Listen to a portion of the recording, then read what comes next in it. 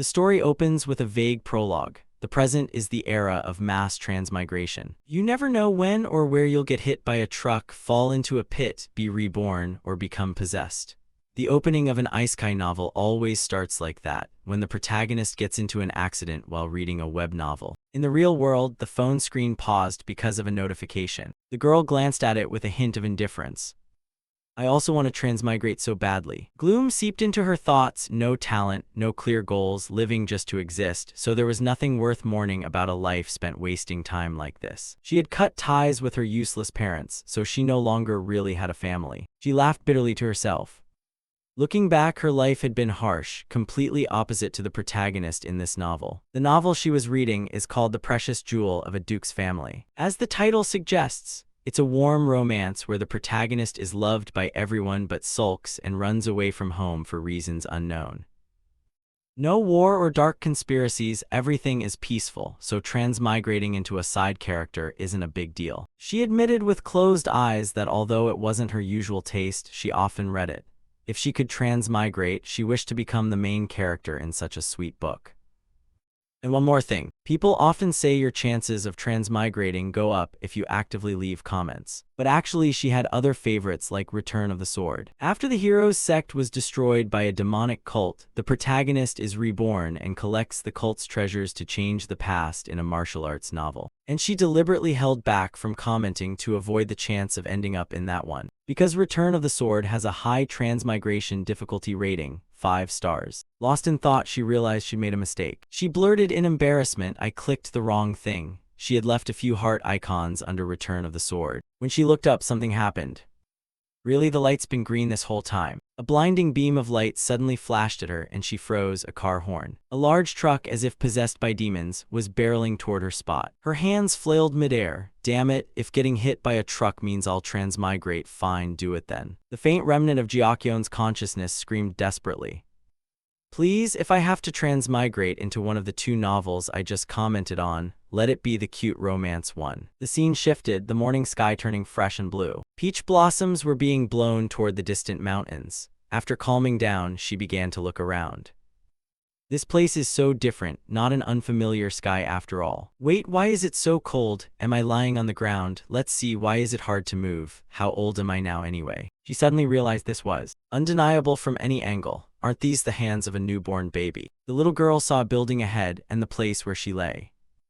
An east. There were signs no matter how you looked at it. This didn't match the child-rearing world in The Precious Jewel of a Duke's Family. Something was definitely wrong. Why did I end up in the novel I didn't want to transmigrate into? Could it be Return of the Sword? Though maybe not, but clearly this world has an East vibe. Her youthful face paled with fear. She tried to look around, but being wrapped in cloth, she couldn't see any streets or signs. What should I do? Should I cry? But what if there's a bad person inside? Just then Hyun stepped out of the sect gate. His steps faltered as someone asked, "Is someone here?" The young man's face was strikingly handsome, his gaze clear and earnest as he scanned the surroundings. Big and small stared at each other, the space strangely silent. While Hyun was still confused, the little girl began to ponder. Who is this delicate-looking man? Eventually Hyun broke the silence. "Child, where are your parents?" After the exchange, hurried footsteps ran into the sect hall. He pushed the door open without hesitation. "Sect master. There's a child at the front gate." His words faltered when he saw everyone staring at him. Still flustered, Hyun blinked and looked around. The front gate, so this seems to be the base of some sect. Who are those people? Hyun murmured awkwardly. "It seems everyone is busy, so I'll come back later." Suddenly he was called back. Hyun. The sect master pointed at the girl. "Bring the child here." Though his appearance was no longer youthful, his eyes were full of commanding spirit. The little girl tensed up unconsciously. What is this? This old man may be a stranger, but he feels truly frightening. Then Hyun heard a deep voice. "Who is the guardian of this child?" He hesitated and replied, "Well, I searched, but there was no one." "Perhaps they abandoned the child." Immediately someone shouted, "What? Who went up to the Mount Hua Sect and abandoned this child?" That gave her first bit of information. Wait. The Mount Hua Sect. The Mount Hua Sect, if it's the Mount Hua Sect, it might be one of the orthodox schools of the righteous faction in martial arts novels. That means. Her face went pale. Could it be that because she read both that whimsical romance and martial arts stories, she ended up in a child-rearing martial arts world? No. It's a child-rearing novel but with blood spattering and calls of chivalry and the martial world. The kid was furious. Why did I get lost in such a mixed-up story? What do I do now? Suddenly, a warm hand touched the blanket. The grimacing face softened into boundless kindness. So small, your parents are heartless. The girl tried to calm herself. Yes, don't panic. It seems this old man is the most powerful person here, and as long as it's about caring for and raising a child, that should be fine, right? Great hope formed, salvation might still be possible. While she daydreamed, the sect master gave an order. Yuaihyun, this might not be good. He hurriedly asked, yes, what should we do now? The girl smugly thought, okay, the next line will be its fate, we'll raise it here. Just then the sect master spoke up. Perhaps it's better to send the baby down to Huiyin County. Proudly self-satisfied, she froze. See, he said to send me down there. What? The explanations continued. This is bad for both us and the child. How could people of the martial world raise a newborn? Yuaihyun quickly agreed. Indeed. Sorry, little one. This time the girl panicked even more. Wait, isn't this not about child-rearing, but about becoming independent? What to do? Unless a recluse passes by to take her in, or she becomes a beggar, or she lives cleaning inns that wandering martial folk often wreck. If she does well, she might become a servant. If not, she'll be stuck a perpetual urchin. That's absolutely not an option. The little hand, so small, gripped the edge of Yuaihyun's outer robe directly. Her shining eyes seemed to plead a million unspoken prayers. This is the only choice. Please raise me. She tried to make the most pitiful face possible. Please raise me. We're already at this point. Still not agreeing. Seeing hesitation in Yuaihyun's eyes, the girl tried even harder to cajole him. Right, you're feeling awkward, aren't you? I was terrified when I thought I wouldn't be adopted. Yuaihyun, already charmed, spoke up. Little one, do you want to stay here? The girl nodded with all her might. Great, changed your mind then. At that moment, someone else also changed their mind. A satisfied laugh sounded right beside the girl. I've never seen a child so clever, and she can express herself so clearly. So perhaps the child's arrival here is fate. Moreover, the Mount Hua Sect does not refuse those in need, and the other elders nodded in agreement. Indeed. The sect master then had another idea. I suppose we should give the child a name. The sect's senior disciples use the character Roman 6, so the next generation will use T instead. The girl confirmed one thing, this old man really is the leader here, so at least I can relax about the name. Next, the sect master added, since fate brought her and using the character meaning attachment, she'll be called Jiakyeon. The other elders murmured excitedly, are you planning to grant an honorific? Another quietly said, what's wrong with raising her as a Mount Hua disciple? Now the girl had a headache thinking about it. Even when she grew up, she'd probably choose to be a disciple of the Mount Hua sect, a prestigious school, but what's this honorific? Isn't that only for true gate disciples, or does it mean cutting all ties with the mundane world and living like an ascetic? An elder enthusiastically told the girl, from now on your name is Jiakyeon. She paid little attention, still lost in thought. Besides, big sects often use generation names. The next generation will have the character Tai. If so, I'm surely a true gate disciple. If I'm part of the orthodox faction in martial arts novels, then even if this is Return of the Sword, I can feel somewhat reassured. The sect master whispered into Jiakyeon's ear, welcome to Mount Hua.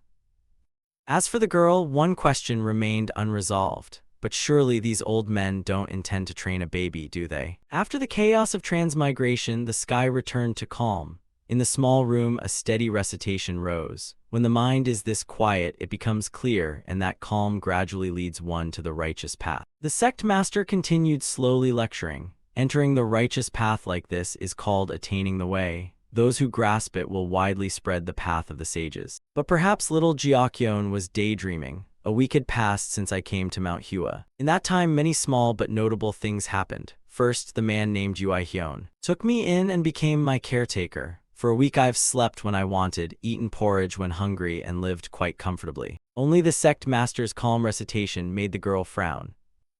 Listening to the essence of the way every morning was unbearable. Although they said they'd raise her to be a Mount Hua disciple, telling such things to a child not yet 1 year old meant she'd forget them after a nap. The sect master didn't know this and lectured with full enthusiasm. If you want success, you must remember these things. Jiakyeon secretly sighed, sorry sir, but I don't want to do anything too lofty. Then the girl smiled. Though she was accidentally admitted to the Mount Hua sect, she still preferred the Wudang sect. They handled different energies impressively and had continuous duels using Taiji swordsmanship. The protagonist who joined a sect became a member of Wudang sect. The protagonist of the Wudang sect using Taiji swordsmanship is truly wonderful. Usually, a person's favorite sect is the one they belong to. But the Mount Hua sect in The Return of the Sword just chases the flashy plum blossom aesthetics and lives in decay. Meanwhile, the sect master grew more pleased thinking the girl listened attentively, as if born to be of Mount Hua. Conversely, Jiakyeon thought differently. I wonder how people will react if I switch to the Wudang sect later. But I've only been reading since morning, so I'm starving. Dinner time must be near, and since I still have a bit of scholar's dignity, I can't just cry to demand food. However, only a few minutes later the sect master noticed the girl had gone silent. What's wrong? Is Jiakyeon feeling unwell? Unexpectedly, he burst out laughing. Right, you mean you want me to read even faster, don't you? A voice like a bolt of lightning rang out. All right, books are food for the soul, so I'll read as much as you want. Jiakyeon's small mouth twisted. No way, what intellect, forget it. I told you I'm hungry. The child's cries continued like that, yet he still didn't understand why suddenly crying. Fortunately, Jiakyeon saw someone appear, the sect master. Yihyun looked like a prince stepping in. It's Jiakyeon's mealtime, could I take her away? Seeing that gentle face made Jiakyeon want to scream. Why are you only coming now? I thought I was going to faint from hunger. Yihyun, feed me quickly. But she had to admit something.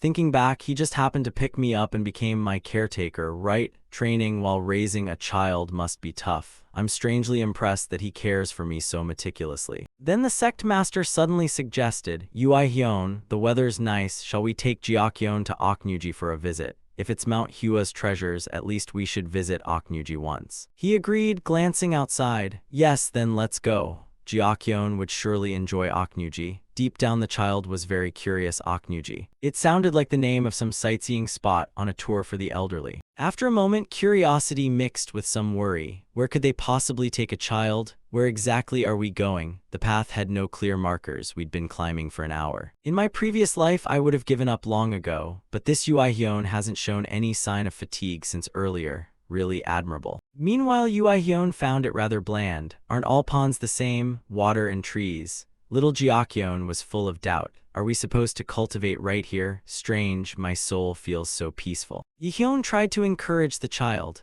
Jiakyeon, sorry, you're bored, aren't you? Just wait a bit, we're almost there.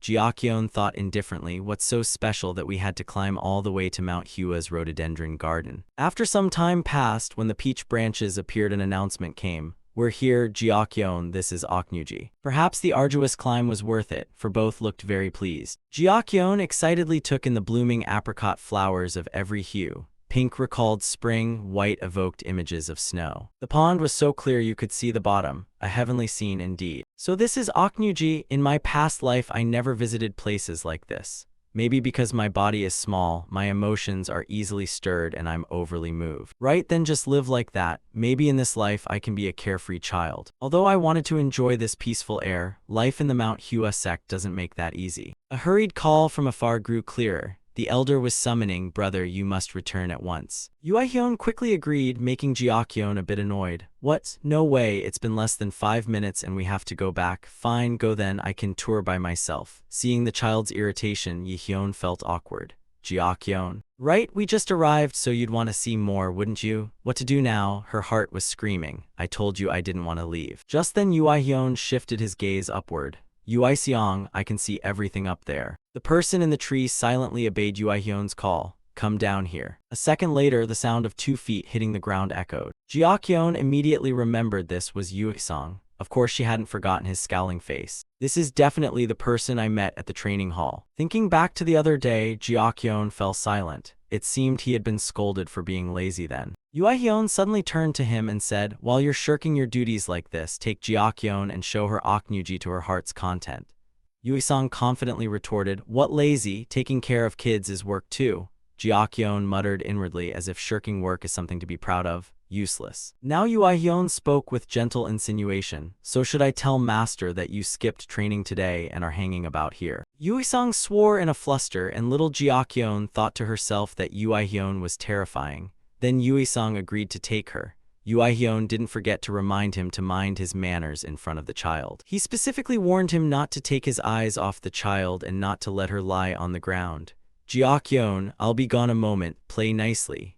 Yui-sung replied calmly. Worry too much, go quick and come back soon. Little Jiakyeon felt a bit uneasy. Will this be okay? I'm nervous being with this guy. Suddenly, he set her down on the ground. Being overprotective can be a problem too. They say children should learn to crawl with their own hands and feet. The lower body of a fighter is fundamental, so train it well. Jiakyeon wanted to shout back, your carrying isn't comfortable either, so I won't make a fuss. Then Yui-sung flopped down nearby and said to play around here but not go to the water's edge. Seeing that, the girl made up her mind. If she could talk, she'd tattle to Yui-hyun. He even claims to follow the rules, so why should I listen to him? So the girl had a premonition. A child's instinct urged her to reach into that clear water. A deep dark blue that seemed bottomless made her heart tremble. Jiakyeon was thrilled. There, carp, how beautiful. 5 tiny fingers slowly stretched out. I just want to see them a little closer. That thought was cut off by Yui-sung, that brat. Jiakyeon stared at him in surprise, since when she thought he was asleep, but he wasn't. Yui-sung scolded her irritably. Didn't I tell you not to go near the pond's edge? Jiakyeon pouted and retorted. Have you ever seen a child obey? Even you don't listen. For some reason, Jiakyeon began to babble. The lazy fellow Yui-sung still didn't stop. Lazy? Looks like the kid picked that up nicely. There's a water demon down there that eats children, you know. Jiakyeon was annoyed. Does he think I'll fall for that scare story? The girl kept flailing her arms and legs to resist. Let go, I'm almost watching them already. Her struggle made Yui-sung give up. Stubborn little. Just a bit okay, and lazy is a bad word, so don't use it. The girl hummed teasingly and stared at the fish. Look, carp. Then Yui-sung offered an excuse. I have reasons for skipping training. Fool, swinging a few times and you get used to it. But to tell me to swing 100 more times, wouldn't that be exhausting? Seeing that, Jiakyeon decided she'd start calling him the lazy one from now on. Yui-sung didn't hear and remained supremely confident, saying, fine, odd as it sounds, but I'm a genius, you know. He asked the girl, slightly irritated, are you mocking me, kid? Jiakyeon was set down, seeing is believing. Yui-sung picked up his sword and walked to a spot away from the girl. Jiakyeon carefully noticed that his gaze had grown sharper. Moments later, she felt the air around them become purer and heavier. A petal drifted by, making the corners of the girl's eyes sparkle. The sight of the youth swinging his sword stirred her heart. Wherever the blade passed, the plum blossoms burst into bright red. No matter how gracefully he flowed through the forms, his face remained coldly handsome. Jiakyeon began to change her mind about the Hua Sect. I thought he was just a rogue with no charm. But what is this? Jiakyeon's little mouth slowly opened. A look of delighted fascination and infatuation appeared. Rather than the Wudang sect, Hua had become #1 in my heart. I've totally become a fan of the Hua sect. I don't know how much time passed. Today there are visitors outside the sect. How long has it been since we returned to the Hua sect? 2 figures stood on a cliff overlooking the Hua sect. The younger one grumbled, I haven't been counting days either, so I'm not sure, but I wonder if anything interesting happened while we were away. The one ahead was calmer. Interesting? At Hua it's just training noise. What could be special? Laughter still echoed outside, but life is unpredictable. What is it? It's been a long time since we returned. Who knows if there's been any commotion? That voice trailed off as they saw the mess inside the room. Jin Yul stood open-mouthed in shock. To her right was Elder Muyong. Seeing someone had caught her mischief, little Jiakyeon felt a pang of guilt. A furious shout was rattling birds and beasts. There really was a child causing trouble here. Jiakyeon only had time to play the scene in her head. Caught in the act, the girl was terribly flustered. What to do now? Actually, from before until now it went like this. A few days ago, Yui-sung's plum blossom display at Oknuji was so beautiful that Jiakyeon's favorite sect shifted from Wudang to Hua. Although Yui-sung was the one who made Jiakyeon start caring about Hua, he still got scolded by Yui-hyun for letting her play on the ground, but Jiakyeon ignored it. Perhaps because they heard Jiakyeon liked Yui-sung's plum blossoms, the sect leader gifted her a wooden sword that he had prepared with the other elders. Still an infant, Jiakyeon immediately gnawed on it. Who knows, teething made the bamboo. Jiakyeon was quickly scolded. No, that's not food. While the sect leader was away briefly, a fly buzzed in annoyingly, so the girl tried to use the wooden sword as a tether and poke at it. Finally furious, little Jiakyeon threw the wooden sword. Disaster struck in the leader's absence. Then the pair Jin Yul and Muyong asked some questions about the child's origins. The girl sized them up, a young woman and a middle-aged woman. Since arriving at Hua, these were the first faces she'd seen, yet they were wearing Hua sect uniforms. Just then Yui-hyun appeared. Elder Muyong and senior sister Jin Yul, long time no see. Was your journey smooth? Thus Jiakyeon understood. One was an elder and one the senior disciple. Before continuing, let Jiakyeon explain a bit about martial ranks. The elder is the head of the sect, while the senior disciple is a disciple of the leader or an elder. Because of that, the girl was very surprised. Wait, someone about Yuaihyun's age is already the senior disciple? The person beside him looks far too young to be an elder, so she was even more stunned. She stood dumbfounded for a long time. Had both of them undergone body-altering techniques or some rejuvenation? Meanwhile, Yuaihyun briefly explained, a few months ago she was placed before the main hall of Mount Hua. Jiakyeon, what's this? Muyong asked calmly. So that's it, where did the sect leader go? He continued respectfully, saying the master had received reports of the Black Dao appearing in Huyan, so he and the other elders have already gone to Yonhua. That surprised Jin Yul a lot. The Black Dao? Muyong asked. Plum Blossom's sword is in Huyan. Do the Black Dao dare cause trouble there? Jin Yul, quick-witted, guessed they likely stirred up trouble while we were away at Mount Hua. Master. Jiakyeon recalled some basics. The White Path are warriors who follow righteousness and integrity, while the Black Path are those who follow evil and corruption. Simply put, they're immoral thugs. Hard to believe they're showing up here. Muyong then began issuing orders. First, let's go to Yonhua. Jin Yul, you come along too. She sounded a bit irritated. Damn it, because of those hateful Black Dao we have to descend the mountain again. These two were clearly identified. Mount Hua's #1 sword, Plum Blossom's sword Muyong, and his heir-apparent senior disciple, Jin Yul. According to Yuaihyun, Elder Muyong had undergone a body transformation. Then Yuaihyun mumbled and reassured the senior sister. Though still young and not yet fully initiated, Plum Blossom's sword personally accepted her. So she's a little out of step with others. What am I saying to a child? Jiakyeon guessed that because she was chosen personally by Mount Hua's #1 sword and marked as a prodigy, she was spared the hardships other disciples endure.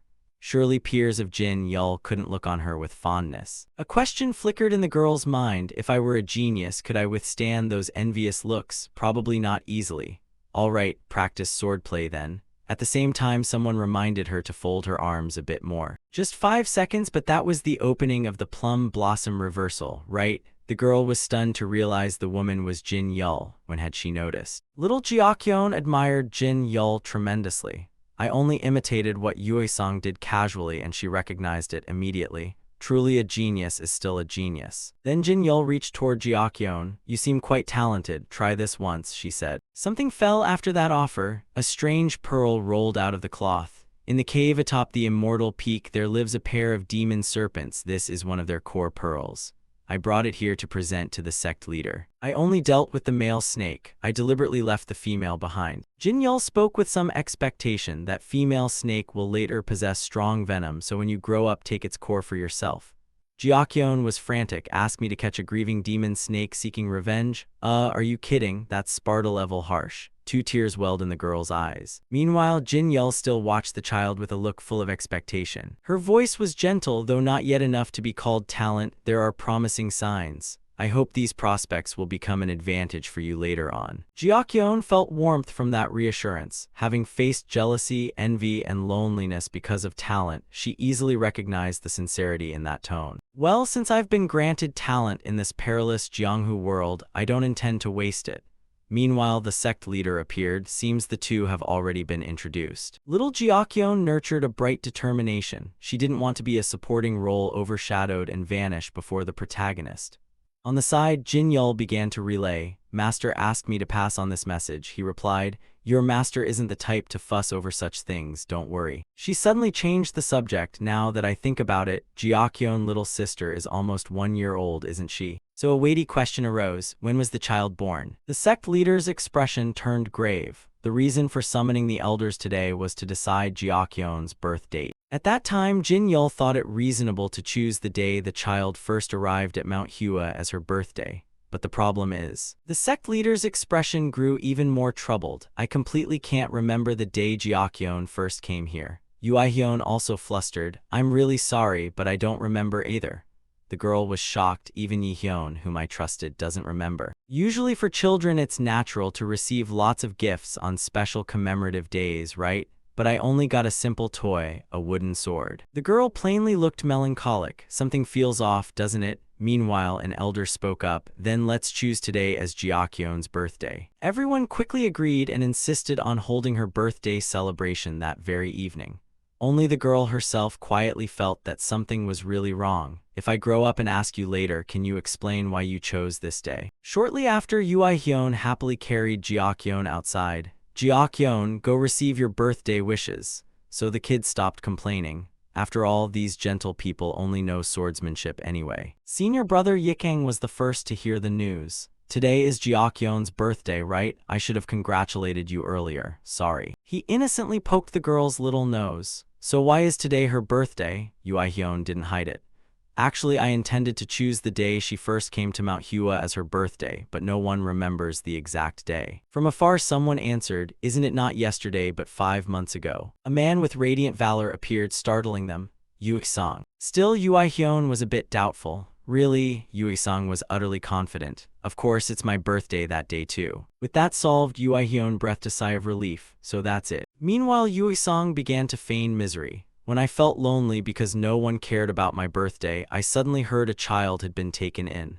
Yikang, embarrassed, said enough. Then Jiakyon was moved to be held in a different position. Hyun carefully lifted the little girl. All right, although your real birthday has passed, since it's like this now, we should still celebrate, okay? Thank you for coming to Mount Hua, Jiakyon. Jiakyon, very happy, made a childlike sound in response. The girl really wanted to express her feelings, hoping everyone would support her from now on. Time flew by, and now someone was running through Mount Hua in a hurry. Hyun shouted urgently, Jiakyon, where are you?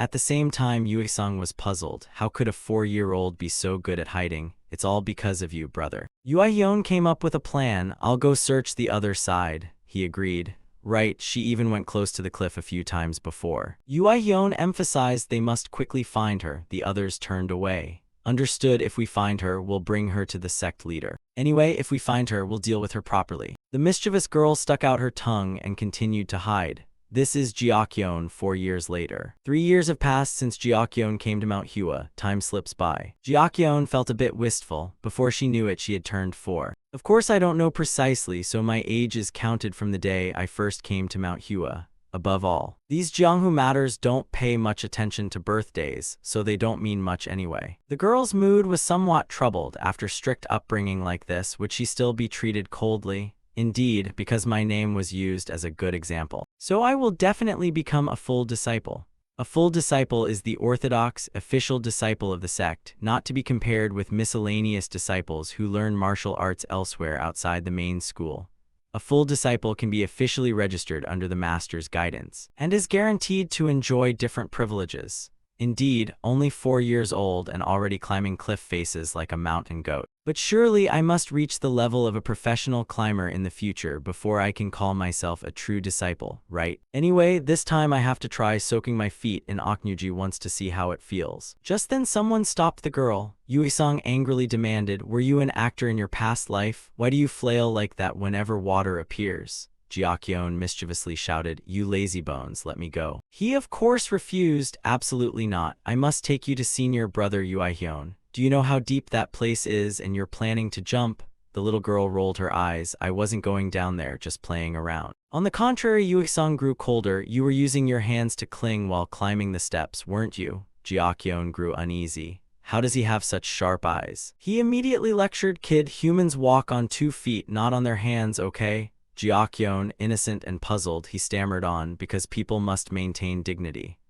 The girl wanted to retort, I have to use my whole body to climb these steps, you know. The quarrel ended. Yuisang splashed a little water at Jiakyon. Let me wash your face a bit. Jiakyon tried to protest. All right, listen up then. A look full of longing appeared. I want to see the waterfall. Yuisang was a bit surprised. The waterfall, you mean that waterfall? See the waterfall, huh? Jiakyon explained, I'll sit under the waterfall to train, just like Senior Jin Yul and Master Muyong. Yuisang understood. It seems she had seen Senior Jin Yul and Elder Muyong training. He promptly tapped Jiakyon on the head. How can a child of only 4 imitate the elders? Jiakyon stubbornly asked, then when can I? Yuisang reached out to measure. Maybe when you're about this tall. The girl pouted in frustration. Well then, not anytime soon. I wonder if they'll still treat me like a child by then. How many more years must I wait before I can truly cultivate? Then Yue-sung offered to carry the girl back for dinner. Of course, Jiakyeon refused. She's hatching a plan. Just climbing isn't enough to build endurance. Yue-sung teased her on purpose. You won't stop halfway because you can't continue, will you? A few minutes passed. Jiakyeon cried out excitedly too fast. She hugged Yue-sung's arm tightly. Walking hand in hand was much faster and safer than going alone. Yue-sung bent down to look at the little fluff clinging to his arm. Stop overthinking and use both your hands and feet. Is there any disciple who leans on their master like this? The girl immediately brushed it off. What? Yue-sung's senior brother isn't your master. He retorted, Huh, what do you mean, huh? If senior brother Yue-hyun cares for you like that, if not him then who? Put your hand on your chest and think about it. Jiakyeon tried to tease him. Senior brother Yue-hyun still has to train, so only senior uncle Yue-sung, who skips training, plays with me, right? He of course boasted, do you know how hard it is to play with a kid like you? Jiakyeon chirped back, not at all, and some uncle even says playing with you is great fun. Yue-sung, unbelieving, asked, which idiot dared say that? Jiakyeon answered plainly, Senior Uncle Yikeng. If Senior Uncle dares call you an idiot, I'm going to tell him off. After stepping down the stairs, Jiakyeon shouted, Senior Uncle Yikeng. Yue-sung chased after me helplessly because he was afraid I'd fall. Then Yikeng said, Oh, our Jiakyeon, senior brother Yue-hyun has been looking for you for a long time. Did you go to Oknuji? Perfect timing, I bought the sweets Jiakyeon likes. The girl wanted to run over and tattle about earlier. Yue-sung quickly snatched the bag and cut them off. Look here, I have candy, do you want some? Want some? Seeing the sweets, Jiakyeon stopped caring about anything else. Awesome, this is my favorite snack. Yikeng melted with affection. You look so cute when you eat. If you ask nicely, I'll give you 2 more. Jiakyeon bargained for 3 and Yue-sung disagreed. It's almost mealtime. If the kid eats 4, Yue-hyun will surely fly into a rage. Jiakyeon told herself, but how can I refuse this earthly delicacy after not tasting it for so long? Yue-sung took the chance to whisper, Hey, kid. You must keep it a secret from senior brother Yikeng that I called him an idiot, okay? The crafty girl set a condition. If you teach me how to use the plum blossom reversal I saw, I'll keep your secret. Nothing in this world is free, right? Yue-sung was very surprised. You still remember that? Jiakyeon knew clearly, if she wanted to become a genius swordsman, teach me lots of techniques.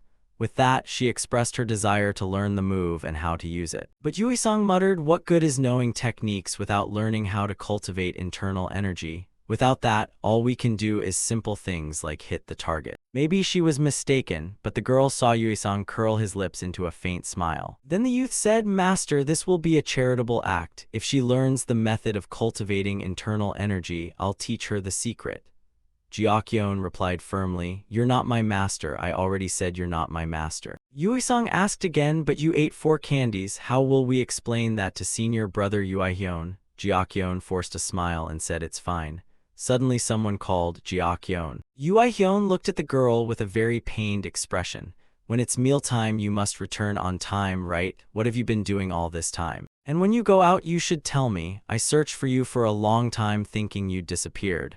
The girl obediently gave a tired assent. Anyway, Jiakyeon felt a bit resigned. Overprotection. In a place full of cliffs, where else could she go besides Oknuji? Then Yue-hyun said, All right, let's eat. Yue-hyun led the child into the dining hall. Seeing a plate of delicious-smelling food on the table, Jiakyeon's excitement surged. Look at this, the table is full of mountain vegetables today, but somehow there's meat. In the past, when meals had meat, she ate a lot. But now there's another reason. Having eaten 4 candies, she's stuffed and no longer hungry. Her secret plan to fast by always eating vegetarian had failed. But if that uncle finds out the truth, I'll be banned from snacks for sure. Dark thoughts swelled in Jiakyeon's mind. Say what you will, but I really can't eat anymore. Yue-hyun, unaware, only worried for the girl. Your stomach must hurt, so you can't eat more. Are you okay? Do you need to go to the clinic? Jiakyeon thought to herself that if so, she'd be found out for faking illness. The girl awkwardly replied, It's fine. If I stop eating and rest a bit, I'll be fine.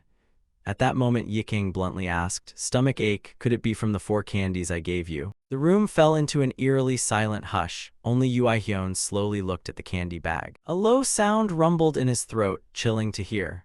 How many candies did senior brother give Jiakyeon? It turns out she ate 4 candies, so even with meat on the table she had no appetite for the meal. Yui-sung, why didn't you stop her and let her eat like that? He finally tried to soften his tone and looked at the girl. Jiakyeon lied and even pretended to be sick. The brat replied innocently, that's called social skill, sir. Yihyun, being kind-hearted, only sighed. Social skill, huh? Why are you becoming more and more like Yui-sung? All three of you, stand up and kneel before the dining table. And Jiakyeon will be banned from snacks for the next 2 months. Just then someone entered from outside. Senior brother Yuihyun, guests have arrived at Mount Hua's main gate. He murmured with feeling, has time really passed so quickly? Prepare to receive the guests. Little Jiakyeon grew curious. In such treacherous mountains, guests actually come here. At the same time, another person peered expectantly from behind a sleeve. As the morning sun climbed, Jiakyeon thought to herself that something felt very strange. Everyone at Mount Hua was so busy today that no one had time to take care of her. Jiakyeon thought again when she heard the offers of candy.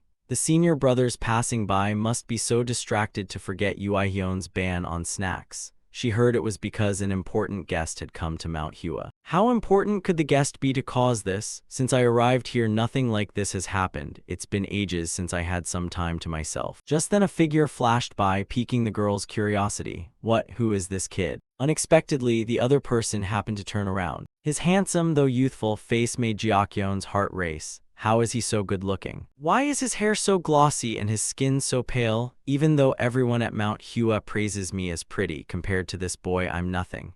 Si-hyun, a little annoyed, opened his mouth. What are you doing? Why are you staring at me like that? Jiakyeon immediately felt offended. He's all looks and no substance. The girl formed a rather poor impression of Si-hyun. What a rude child. Jiakyeon, annoyed, asked him, so what are you doing here? Si-hyun replied curtly, I'm out for a walk because I'm a bit plump from sweets.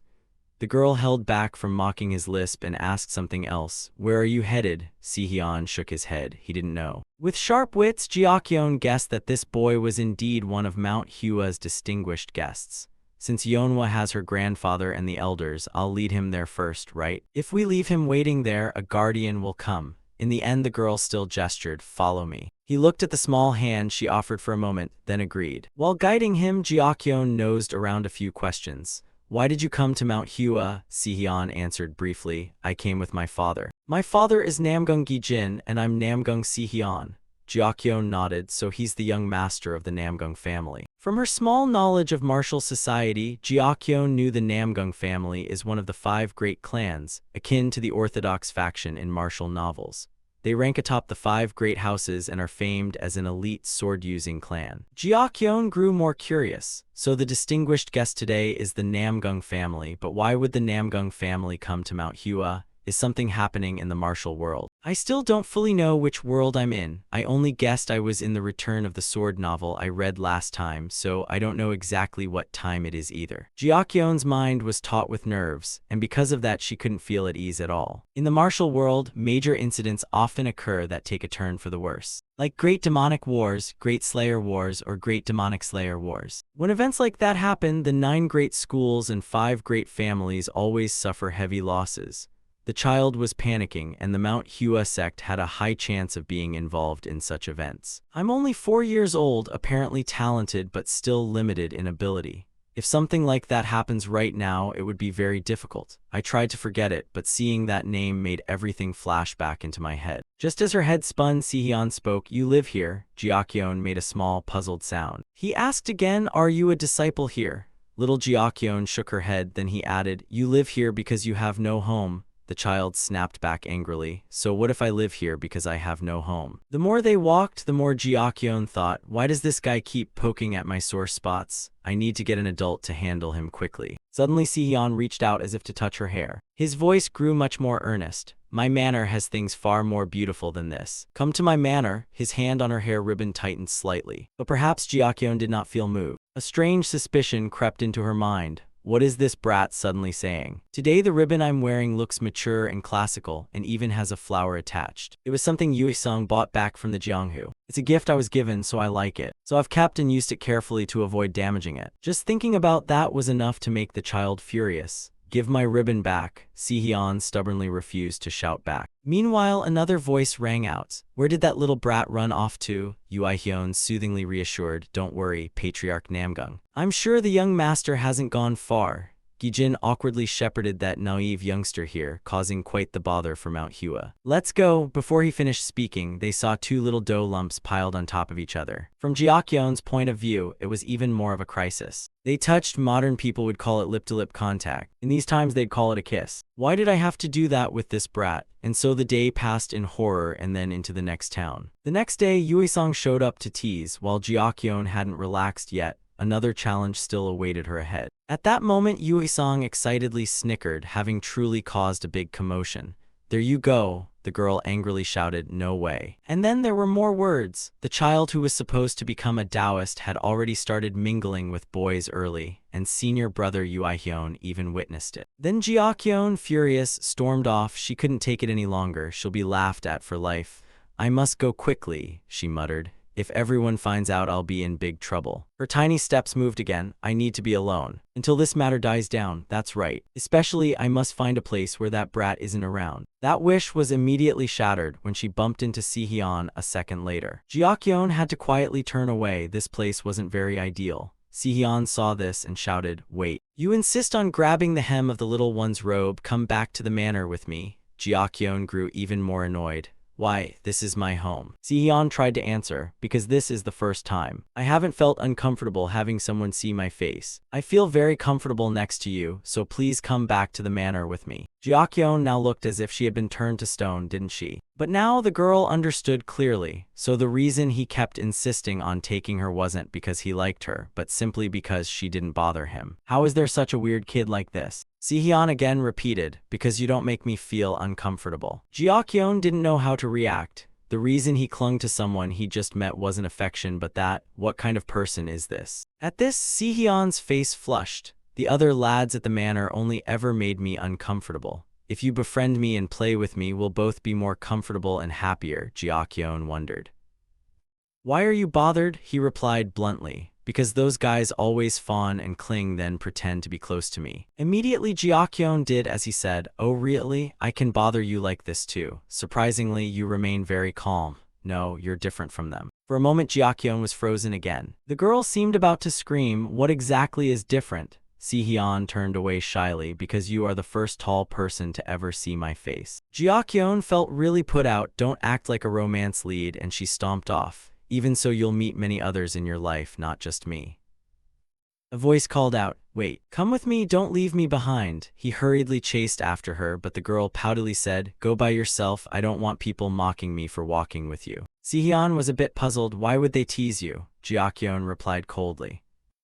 "Do I have to ask?" Because of yesterday, that lip touch, seeing that expression change, the girl felt more satisfied. That brat seemed to have figured it out. And anyway, now that he realized, he probably won't keep following. Just as she thought that, the gentle voice whispered, "I'm lost." Jiakyun sighed to keep herself from losing her temper. The girl was very sensible and thought she couldn't leave a 4-year-old lost on Mount Hua. Jiakyun gently said, "All right then. I'll take you to Akshanguin, so follow me." Within minutes, the other senior brothers went wild, looking overjoyed. But it wasn't the time for girlfriends yet. Jiakyun, hearing their veiled remarks, made the girl truly annoyed. The more she looked, the more she was teased, so she left. "What kind of adults act like children?" Little Jiakyun took Sihyun's hand this way. Then a voice laced with disdain sounded. "Is that the brat?" Sihyun sneered, so jealous. Just being left in front of Mount Hua's main gate made him a true disciple. The fellow disciple chimed in. "That's why. Knowing that, I told my parents to leave me at Mount Hua's main gate too." Meanwhile, Jiakyun keenly looked at his clothes. That flower marked him as the third disciple. The two continued to jab at Jiakyun, making her even more irritated. "It seemed he had a lot bottled up about me, didn't he?" Hearing the whispering for so long made Jiakyun a bit melancholic. It's honestly better to say things to one's face than to talk behind someone's back. Sihyun replied that his father often said speaking ill behind someone's back is bad. After that, Jiakyun realized everyone around her had always been deferential and kind to her, and she had forgotten that. "Not everyone at Mount Hua is friendly to me, but I don't need everyone to like me." The little girl advanced with a bit of sass, honestly, saying, "What benefit would you two get from a child like this?" Determined inwardly, "I will never grow up to be weak." Sihyun watched her with admiration. "Why are you getting a little angry at me? Just because you two failed the Orthodox disciple exam. Instead of sulking about it, try your best to pass." Sihyun snapped so angrily he was shaking.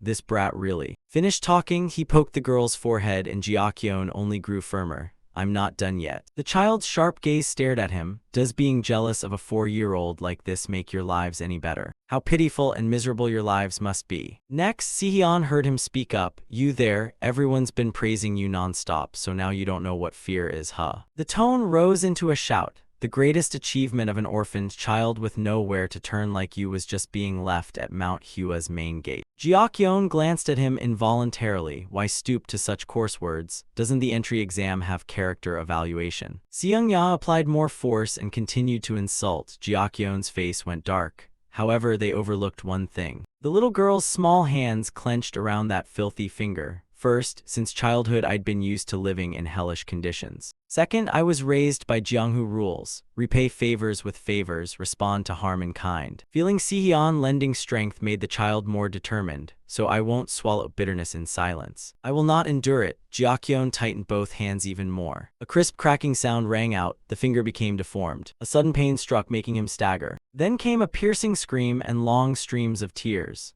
Jiakyeon was thoroughly pleased. Let him taste what it's like to have his hand snapped by a 4-year-old. After finishing, the girl safely dropped to the ground, but her mind reacted quickly. Wait, almost forgot something important. If only I remain unscathed and no one else is harmed, that would be bad. Let's see, I have to create something. Covered in dust and red marks, the kid was very pleased. Now everything was ready. Seheon jumped back. What? Jiakyeon said nothing and began to take a breath. This time her scream seemed ready to tear the sky apart. Master. A sandstorm suddenly rose, making th letter 1e bf hi letter 1e c1 n even more worried. This noise. And at the same time a few people ran over. Was that the sound of Jiakyeon's crying? Did the children get into trouble? It seems one of them might even be our guest. We must hurry. In an instant the area was swarming with people. Jiakyeon stuck out her tongue to tease Seung-ya. I intended to handle everything myself without calling anyone, but you lot reminded me to call the elders. Seung-ya knew he'd fallen into a trap and wanted to strike back, saying it was all your fault. But someone rushed in to block his view. Jiakyeon. A familiar hand that was catching the child couldn't be believed. Around them, people trembled, not from cold, but because your words had caused a 4-year-old to end up like this. Seeing that expression, even Jiakyeon herself was shaken. The two bullies now also felt ill luck rolling in. Hyun. That kid of his turned dark, he's a disciple of Mount Hua. But don't you really understand the meaning of the plum blossom on the horse? The child also instinctively judged. The first time I've seen Uncle get that angry. In just a moment, the scene shifted to Yeonhwa. Jiakhwa was familiar with this place. Yeonhwa is usually used to handle serious or urgent matters. So everyone gathering here like this means it's very serious. After all, I'm still ordinary, but those others are disciples of Mount Hua. Seheon quietly asked, is your tea-stained forehead all right? The girl cut him off quickly. Isn't this the wound from when they pushed me? Are you on their side? That questioning look made him flustered. Then Seheon said, I'll handle it and say they started it. Jiakyeon felt quite helpless. A witness, really? If he can't even recognize a witness, what use is he? Someone then spoke up, this is Mount Hua's affair. Outsiders must not intervene. The girl hurriedly interrupted. This one is a very valuable witness, sir. Yikang and Hyun took turns admonishing the girl not to interrupt the elders. So Jiakyeon held back her anger. These people are just pretending to help me, right? The master cleared his throat and pressed. All right, there was some disturbance earlier, correct? What happened that left both sides injured and returning like this? Let Jiakyeon speak first. She reminded herself by old rules. No matter what, the first strike is always the most important. She recounted that uncle had tapped my forehead with his finger. The other uncle said that I'm just an orphan with nowhere to go. Immediately the master went pale. What? The accusations kept coming from Jiakyeon. Being left at Mount Hua's main gate was the greatest achievement of my life. Yes, they even said they wanted to know who my parents were and why they'd waited all the way to dangerous Mount Hua to abandon me. Before she could continue, Hyun gently patted her shoulder to comfort her. Enough, Jiakyeon. He shot a tiger-like glance at the bullies. Don't keep those cruel words inside. Those bastards aren't worth a begging crowd. Seung-ya tried to smile at the girl. Jiakyeon, don't say such fabrications. Since when did I say that? Another child's voice chimed in. Strange, I heard it loud and clear. Th letter 1e bf hi letter 1e c1 n emphasized each word. Seung-ya froze in place, unnerved. That brat, at the same time th letter 1 ebf hi letter 1 ec1n continued to confirm clearly that you did say those words. He inwardly seethed, damn it, since he's the Namgung family's young master I can't blurt out lies. While Seung-ya murmured to add more, the master called his name, Seung-ya. Why did you say such things to a child? While he remained silent, Jiakyeon added one more line. They're jealous because I'm a true sect disciple. The girl steeled herself. After all, she'd been hurt, so this time she must deal with it decisively. Meanwhile, the master questioned them. What exactly were you implying? He explained sternly, the position of true sect disciple will not be handed to Jiakyeon lightly. That child must of course go through the formal initiation process and be registered in Mount Hua's records. Those claims are absurd. Mount Hua's disciple selection shows no special favoritism to anyone. The child flinched. What? Then the master scolded, Jiakyeon, even so you shouldn't casually break someone else's finger like that. And Seung-ya, go attend the meeting and self-reflect. Jiakyeon was trembling violently. Won't I be exempted from the exam to become a true sect disciple? Everyone smiled, encouraging the little girl, saying they believe in you, so grow up strong, all right. The tense situation ended. A different scene unfolded. Jiakyeon sat dazed. Beside her was the little girl, Sihyun. Yet he was the one to speak up. Hey, are you without a mother? Jiakyeon admitted quickly. I don't have a father either, so it's only natural they'd call me an orphan. Sihyun showed sympathy for the little girl. While I do have a father, but who knew the kid would get annoyed and think he's bragging. But a second later, Jiakyeon realized what that meant. This brat doesn't have a mother either. Confusion spread. He was only stating the truth, so why did it feel like he was mocking her? Jiakyeon even heard him murmur, today I'll return to Anhui. So the child understood that Namgung family's main base was in Anhui. Meanwhile, Sihyun spoke more coherently, so I wanted to say it once more. His small hand was steadier than anyone's. A sincere offer rang out, come with me. If you stay here, you'll keep hearing those words. I'll do everything so you never have to hear them again. So come with me. Jiakyeon rarely felt comforted. Children will always be children. Then the girl hinted, being an orphan myself is fine, it's following you that's the problem. Sihyun was curious, what problem? Jiakyeon bent slightly, that's the problem. Kid, the girl has a motto. She hates living dependent on other people's kindness. Even if we're equals here, once I follow you, the relationship becomes superior and inferior. Jiakyeon explained. The girl pictured a bleak scenario. An orphan joining the Namgung family can only be a playmate to the young master and later a servant. And moreover, the little girl suddenly turned. Those sounds were starting to overlap. Jiakyeon, before her were the three people she cherished most. Her smile deepened. I'll explain everything to your silly self later. This is the home where my family lives, so I have no intention of leaving. Sihyun stubbornly argued, I'm not dumb about family, it's all strangers here. Jiakyeon wasn't losing the argument. Even if spouses aren't blood-related, they're still family.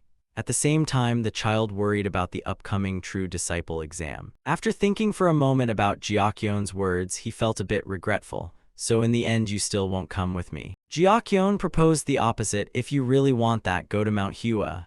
Of course Sihyun refused because it was boring up there. Jiakyeon could only scold him silently. I like it here a lot. At that moment someone called the brat, young master. Jiakyeon quickly stood. They're looking for you, let me show the way. Get up now, always meddling aren't you? Seeing his son run over, Namgung patriarch stopped worrying. Here he is. Sihyun took one last look at Jiakyeon. Anyway, if you want to visit me, come, I'll always welcome you. But Jiakyeon coldly replied, making him feel hurt. I have no reason to go, hurry back. He sulked and left, kids honestly. But after a few steps Tich Dayan saw him turn his head back. Why all of a sudden? A tight hug suddenly enveloped the little girl. Out of Jiakyeon's sight, Sihyun smiled faintly. Finally he even waved before running off. See you later. Jiakyeon, only now truly relaxed, that nuisance was finally gone. Yuhsung hurried in. Was he really such a bother? Playing until her hair was a mess and calling it a bother. The kid snapped, stop rubbing it, it's because of your fussing my hair's all tangled up here. Yuhsung suddenly asked, but why are you using your old hair tie instead of the one I gave you? Instantly the child's expression darkened, and recalling it, a sudden rush of emotion made her small shoulders tremble. Jiakyeon's shout seemed to chase after Sihyun. Give back my hair tie, you thief. Mountains rolled in layered waves as flowers bloomed. The encounter between the two little rascals temporarily ended, cutting to the Yeonhwa entrance. Someone spoke slowly, so the earlier matter was my fault. Seung-ya coyly enticed with some confidence. Therefore, with this apology, if you insist on joining and becoming my disciple, I will teach you diligently." Jiakyeon paid no attention, still thinking that the senior uncles kept urging her, so she hurried here. "But why does this person look like he's been beaten?" Her gaze grew sad, his finger still not healed. He must have endured a lot in the repentance hall. Moreover, this brat's manner of speaking sounded more like European romantic preaching than martial arts talk. True disciples teaching true disciples, orthodox disciples teaching orthodox disciples.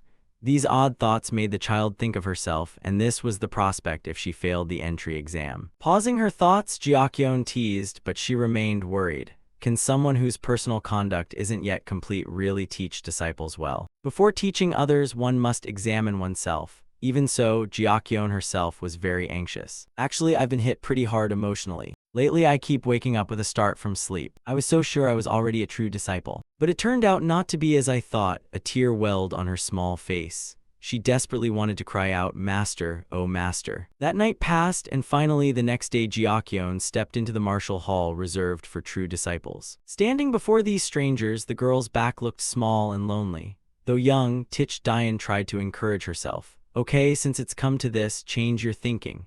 After all, whether I'm a true disciple or not isn't decided yet, so I must grasp my own strength. How strong is enough? To reach the supreme martial level is to make the plum blossom bloom the moon. If so, one must master the 24 moves of the plum blossom sword." Jiakyeon tried to recalculate. "Right now, I only know the first 5 moves of the plum blossom reversal." Yuisang said if I learn the internal cultivation method, he'll teach me the entire plum blossom reversal. Anyway, I should learn the plum blossom technique first. What to do? Maybe I should ask Yuihyun. But the child hesitated. If she suddenly asked to learn internal cultivation, the uncle would surely say it's dangerous and advise her to learn it later. And if he saw her practicing with a regular wooden sword instead of the child-sized one and overexerting herself, would he tell her to put the sword down and focus on internal cultivation first? Alright, if people see a child like me struggling with a regular wooden sword, maybe they'll pity me and soften. Fine. Soon a few senior brothers came over to praise her, leaving Jiakyeon quite bewildered, but they didn't say what she'd expected at all. She found it strange. Why didn't anyone stop her? The more compliments she heard, the angrier Jiakyeon became. Those muscle-brain types in this crazy martial world again. Then Jiakyeon froze, but how strange. Suddenly a competitive streak was sparked in me. My childish nature burst out. Look, I lifted this up already. But only for a few seconds, and the girl's heels began to wobble. Who am I again? Confidence still buoyed by those compliments. Yet Jiakyeon quickly realized, oh, I'm about to fall. From the crowd of senior brothers watching, Yuihyun rushed forward. "Jiakyeon, are you okay, little sister?" he asked gently as he caught her in his arms. Yuihyun admonished as usual, "At this rate you'll get hurt. First put this down." Jiakyeon shouted coldly back, "I don't want to." He patiently continued, "But it's dangerous. You almost fell."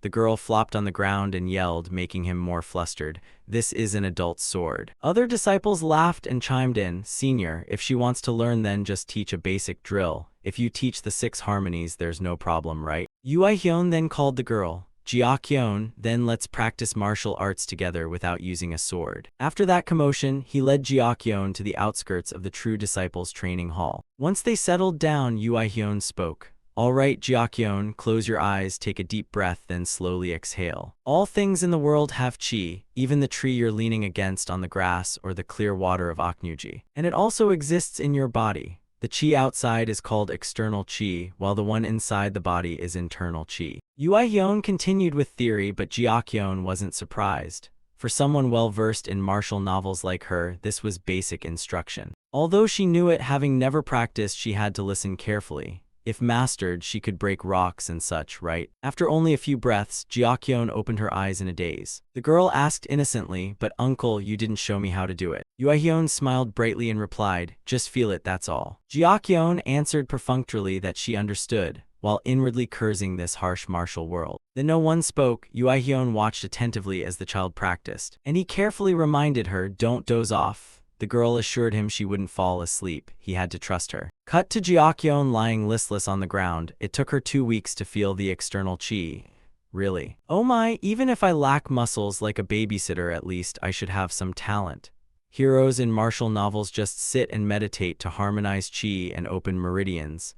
And is it so hard just to sense chi? Hyun still smiled at her. Today we'll learn the basic internal technique called the 6 harmonies technique. Hyun sprang up. Let's learn it now, please. Then Hyun slowly reminded her, I will read each passage of the 6 harmonies technique to you, so listen carefully. The stacked phrases made Hyun hazy. Hu Lin Chin Kin, D stroke I letter 1 EC1 U Hoa letter 1 EA5 N Thu, H letter 1 EA5 P Kai Dan D stroke I letter 1 EC1 N. The girl asked blankly, so Hyun explained. Hu Lin Chin Kin means keep the head straight and relax the neck. Then came another explanation. D stroke I letter 1 EC1 U Hoa means to harmonize with all things and resonate with them. After a while, Hyun grew a bit discouraged. Nothing in this world was easy. But the child slowly squeezed her eyes shut. The invisible currents suddenly surged as she pondered the meanings of the moves Hyun had explained. From below her navel at the danchan, Hyun seemed to clearly see a shining thing existing in her belly. Only then did the long-held excitement return.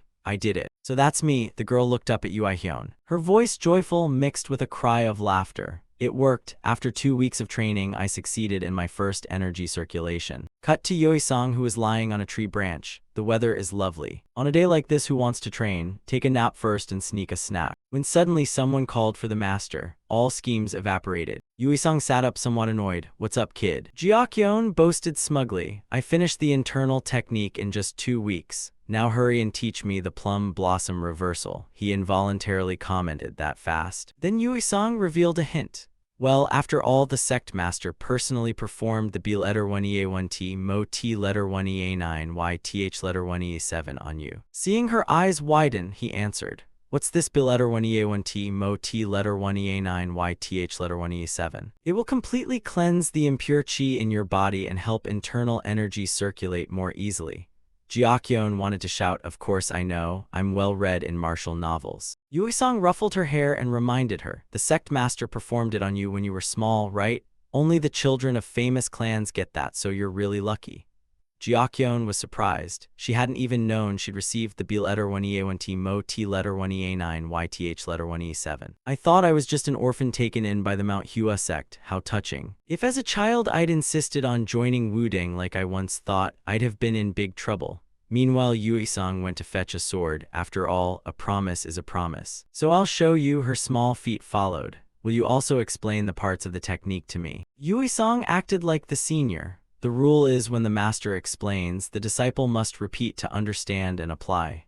The girl objected right away, but master already explained each part to me. He wasn't pleased to hear that. Do you know the greatest taboo a person must not do? Hyun guessed wrong, which annoyed him more. Don't compare Master Yihian to others. Immediately prepare to take notes on the sections of the technique. About 2 weeks later, Hyun lay with a blank expression. Seeing her so listless, the sect master was very worried. Why are you sighing like that? Hyun whispered, Master, I guess I'm not a genius after all. He asked in surprise, why do you think that? The child secretly suppressed the frustration in her eyes. This is called facing reality. I realized I'm not a genius like the protagonist at all. When she heard Yoisang's first lecture on the practice method of the plum blossom reversal, she thought maybe she's better at practice than theory. By the second practical sword session, she grew even more hopeless, annoyed at this genius teacher's method. While swinging the sword, Hyun heard his voice. A child who only learned a bit of the 6 harmonies technique is bound to fail.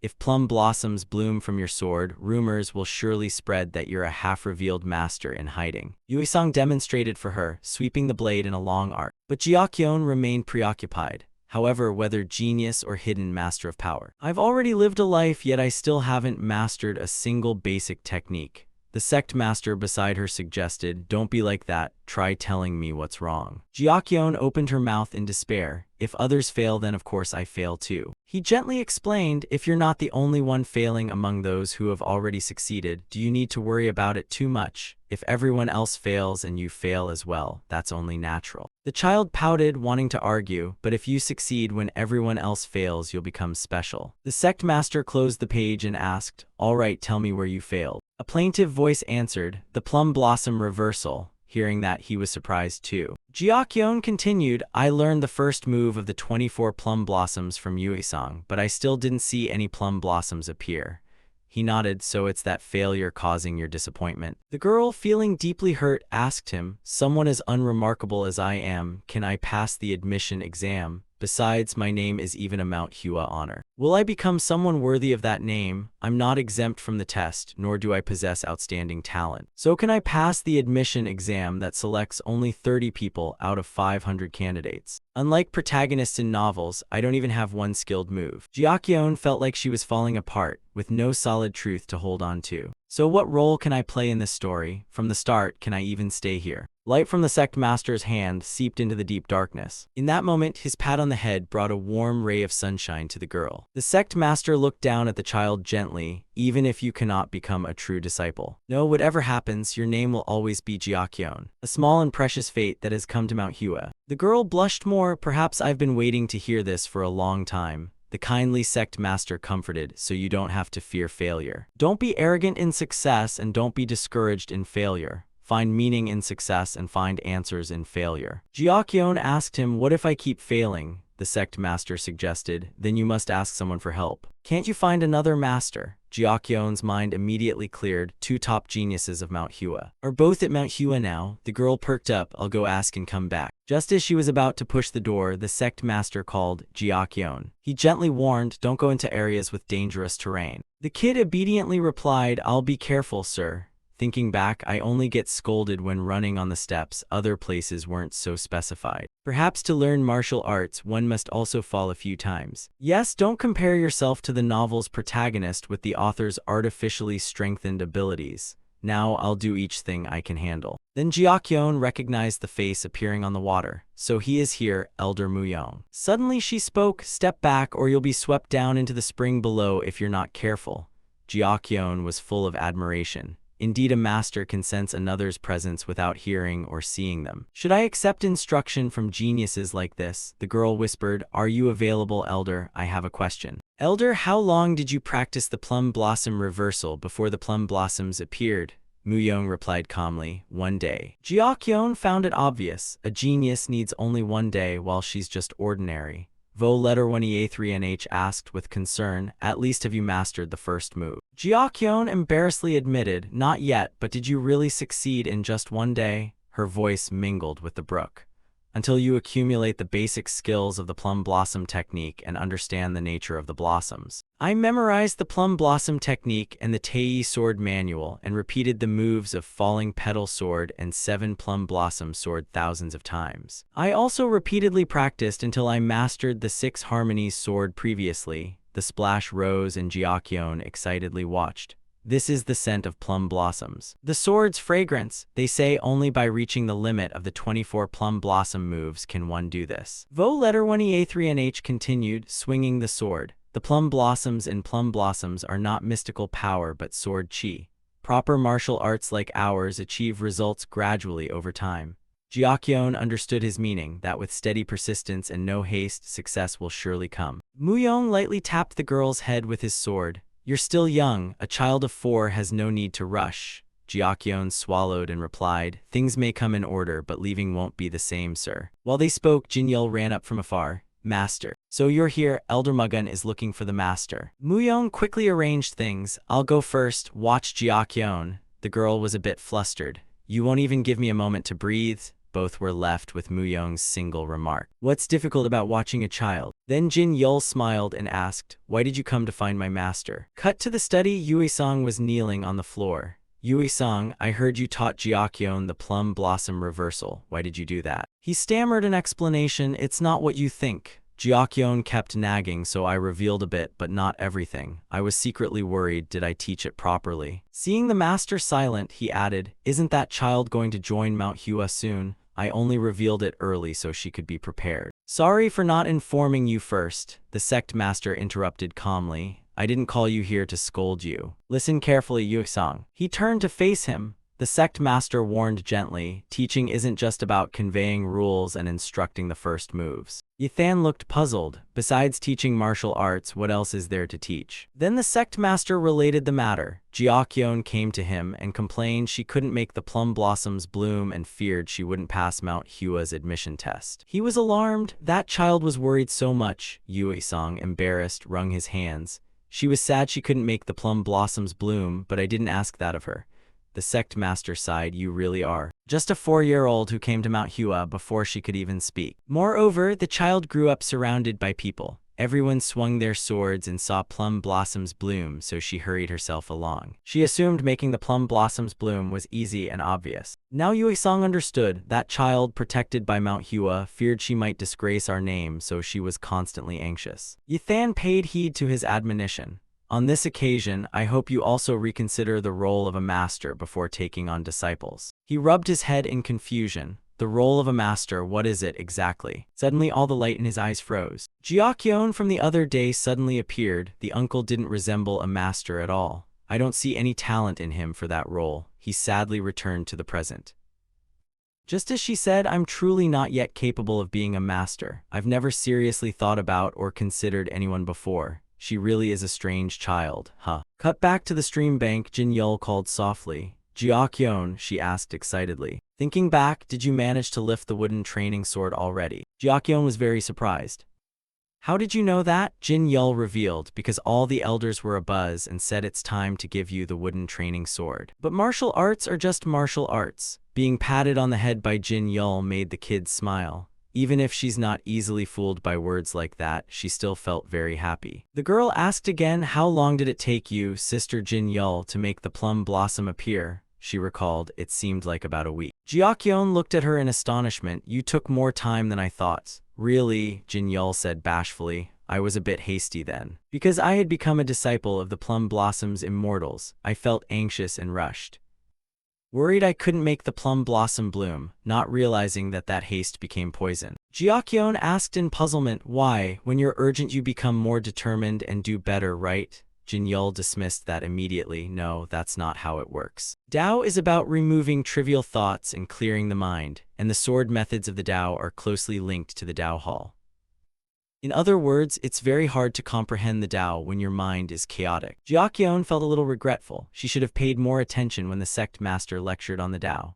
Then Jin Yul sighed. Actually, I still find Mount Hua's martial arts quite difficult. Maybe that's why Mount Hua's 24 moves of the Plum Blossom Reversal are considered supreme arts. From Jiakyeon's experience, supreme arts mean the most difficult techniques. Right now, the little hand was gripping the girl, so even geniuses have trouble. Jin Yul affirmed firmly, yes, they're complicated. So Jiakyeon, accumulate steadily bit by bit from the very basics, okay? Don't be like me and skip the fundamentals or you'll face big problems later.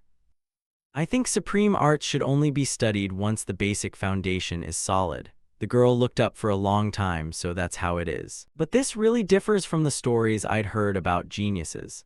Aren't geniuses supposed to handle the hardest tasks right from the start? Jin Yul patiently asked, do you think genius is something very special? A true genius is one who builds a solid foundation from the start and later becomes outstanding. Jiakyeon began to feel a bit lazy, foundation this and that. In the end, it just means hard work, doesn't it? She changed the subject. So sister, how many days did it take you to finish the 6 harmonies technique? Jin Yul admitted frankly, probably about a week. Then I moved on to learn the small green energy technique. This time Jiakyeon truly sighed. I'd taken 2 whole weeks. The world is vast and geniuses are countless, endless Buddha of longevity. When they returned, Jiakyeon saw Yue-sang's face darken. Was she worried she wouldn't become a true disciple? He pinched the chubby kid's cheek. You act so tough in front of me, and because of that I get scolded too. Yue-sang sighed helplessly at the kid. Indeed, teaching basic moves to a child was still too early. I shouldn't have been greedy and should have started with the 6 harmonies sword first. Then he confidently said, what is there to be anxious about? You have me as your master. If a master can't perceive a disciple's worries, that master is truly thoughtless. Jiakyeon retorted, you're not my master at all. Unexpectedly, Yithan enthusiastically swore that, in any case, they must see it through to the end. To make up for it, I'll make sure you pass the entry exam, he promised. Jiakyeon gaped. Will she definitely pass? Of course she will. But isn't that cheating on the entry exam? Jiakyeon shook her head like an innocent. A wandering martial artist can't cheat. Jiakyeon wickedly tempted. What's wrong with that? As long as I pass the exam, right? She paused for a moment, glancing at Yue-sung. However, I can't pass up this sure path either. The righteous flame flared up. I hate cheating the most. Yue-sung forced a smile. What was he saying? Anyway, you've already agreed, so if you complain halfway through when it gets hard, I won't give you any leeway. Cut to training taking place in Mount Hua's training yard. Jiakyeon looked around blankly. This place was a bit unexpected. It's so small and secluded it rarely serves as a practice ground. She remembered sneaking here to play shuttlecock as a child. The lines I drew for shuttlecock play are still here. Meanwhile, Yue-sung was half kneeling before the girl. Actually, it's best to wear sandbags on your wrists and ankles, but you're too small for proper ones, so we'll use this for now. He carefully reminded her this log will substitute for sandbags. It's not hollow inside, so it's rather heavy. Now start running. Though it felt abrupt, the girl still asked how many laps. Yue-sung said coldly, run until I tell you to stop. Jiakyeon nearly turned to stone. What did he just say? He suddenly added another rule. I'll run with you, and if you fall behind me, you'll have an extra log hung on you each time. He beamed with satisfaction and asked, you've steeled yourself for this, right? Then applause rang out. All right, then run, begin. Jiakyeon's little legs began moving immediately. Kai, I don't know, just run first. Hours passed without her noticing since she started running. Now Jiakyeon's voice trembled. Master Uncle, when will this stop? He teased, depends on my mood. The kid grew suspicious. Is this to prepare for the entry exam? Yue-sung replied grandly. Of course, I've thought a lot about what made you anxious. He turned almost demonic. I thought it might be because your basic stamina is weak, but when the body is unwell, the mind tends to grow confused. Jiakyeon thought to herself what he said completely. Made me expect exam cheating, but it turned out to be just following the textbook. He leisurely explained beside her, if you follow my training closely, I fully guarantee you'll pass the selection exam. After running a while more, Jiakyeon angrily asked, so besides conditioning, we won't practice sword work? Yue-sung grew wicked again. Choose, swing the sword up and down 1,000 times or keep running the yard. The child wailed, I choose running, run then run. If I'd known, I wouldn't have agreed. Her indignation caught his eye. Seeing that, he reminded the kid, it's the first day, so I've been gentle. Jiakyeon grew more upset. Gentle? Hardly, this is outrageous. Yue-sung teased brightly, why stop running? Keep this up and you'll surely fail the entry exam. Jiakyeon shouted fiercely, I'll definitely pass. Once I draw my sword, even if it's just to chop a radish, I'll do it. But the next day Jiakyeon was so sore she couldn't move. And Yue-sung was soundly scolded by Yue-hyun. Despair seemed to vanish only to reappear. Could I continue training well? Time flowed like a stream. Long after they began training with Yue-sung, sounds rose in the dining hall. Thinking back, Jiakyeon would soon meet others her age right. Yue-hyun beside Jiakyeon asked if it was time already. It really wasn't far off, she's still a child. Yue-sung, opposite them, chimed in, wondering what it would be like then. She squealed with excitement, am I about to meet new friends? Could I actually go down to Hyugen, finally see the world? But he flat out dashed Jiakyeon's thought. When she learned that, she muttered in disappointment. What did she imagine it would be like? He smiled and explained to Jiakyeon, Jin and Fathering. Jin and Fathering is a meeting between two schools belonging to the 9 great sects of the realm, Mount Hua and the Wudang sect. To foster friendship, they hold competitions and exchange information. From that, she inferred Jin and Fathering is like dragon meets tiger. Yue-hyun confirmed this, so there's no reason for you to go down the mountain. But Jiakyeon still found it odd. Why Wudang? If they're both part of the 9 great schools, isn't Zhongnan in Shanxi also one of them? Yue-sung was surprised when she suddenly mentioned Zhongnan. He suddenly admonished loudly, even within the 9 great schools there are hierarchies. Can Zhongnan really compare to us? Jiakyeon couldn't help but judge inwardly. She hadn't expected such reactions. In this world, Mount Hua and Zhongnan also look down on and dislike each other. Perhaps it's unavoidable, especially since Mount Hua is often mentioned alongside Wudang as one of the foremost sword schools. Then she reached out and said, I see Mount Hua is certainly above Zhongnan, so about our past exchanges with Wudang, Yithan answered Jiakyeon's question, once every 4 years. She judged by the time interval, so that's how it was, then it must have been when I was 1 year old.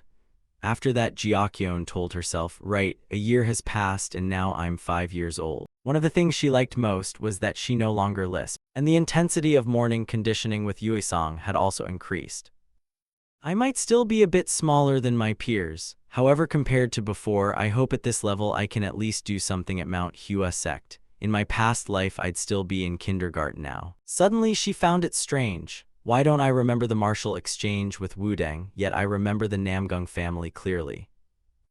He opposite her explained, the last meeting was held at the Hua Sect. You were only one then, so of course you don't remember. Yui-sung kept chattering on, this time Wuding's people will come to Mount Hua. She still had many questions. But how is meeting peers related to this gathering? He pointed out one of the most notable things. Word is Wuding accepted a new intake this year, so they might bring the newly accepted kids to visit Mount Hua, then you won't get bored anymore.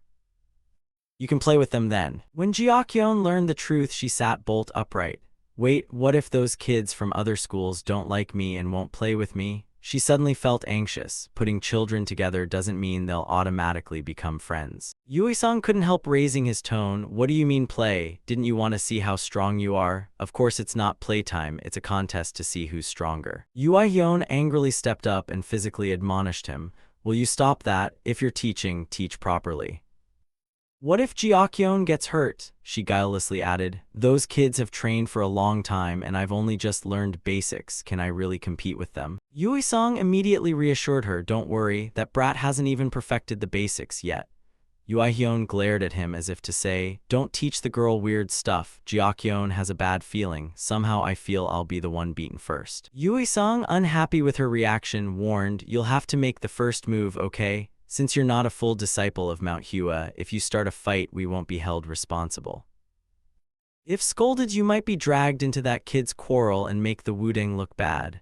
He stared at Yui-sung in shock. What nonsense are you talking? Jiakyeon thought helplessly. Don't blame me and ruin Mount Hua's reputation further. Yui-hyun, displeased with his actions, criticized him. I don't understand why you're like this, talking and talking but never changing. If anything, it just gets worse.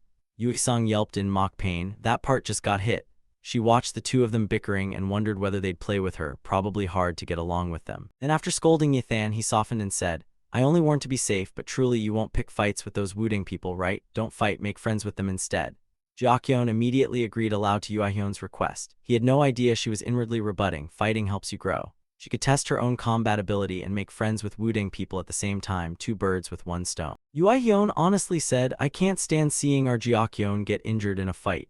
Jiakyeon, exasperated, replied, I said I won't fight, I'm not a child anymore.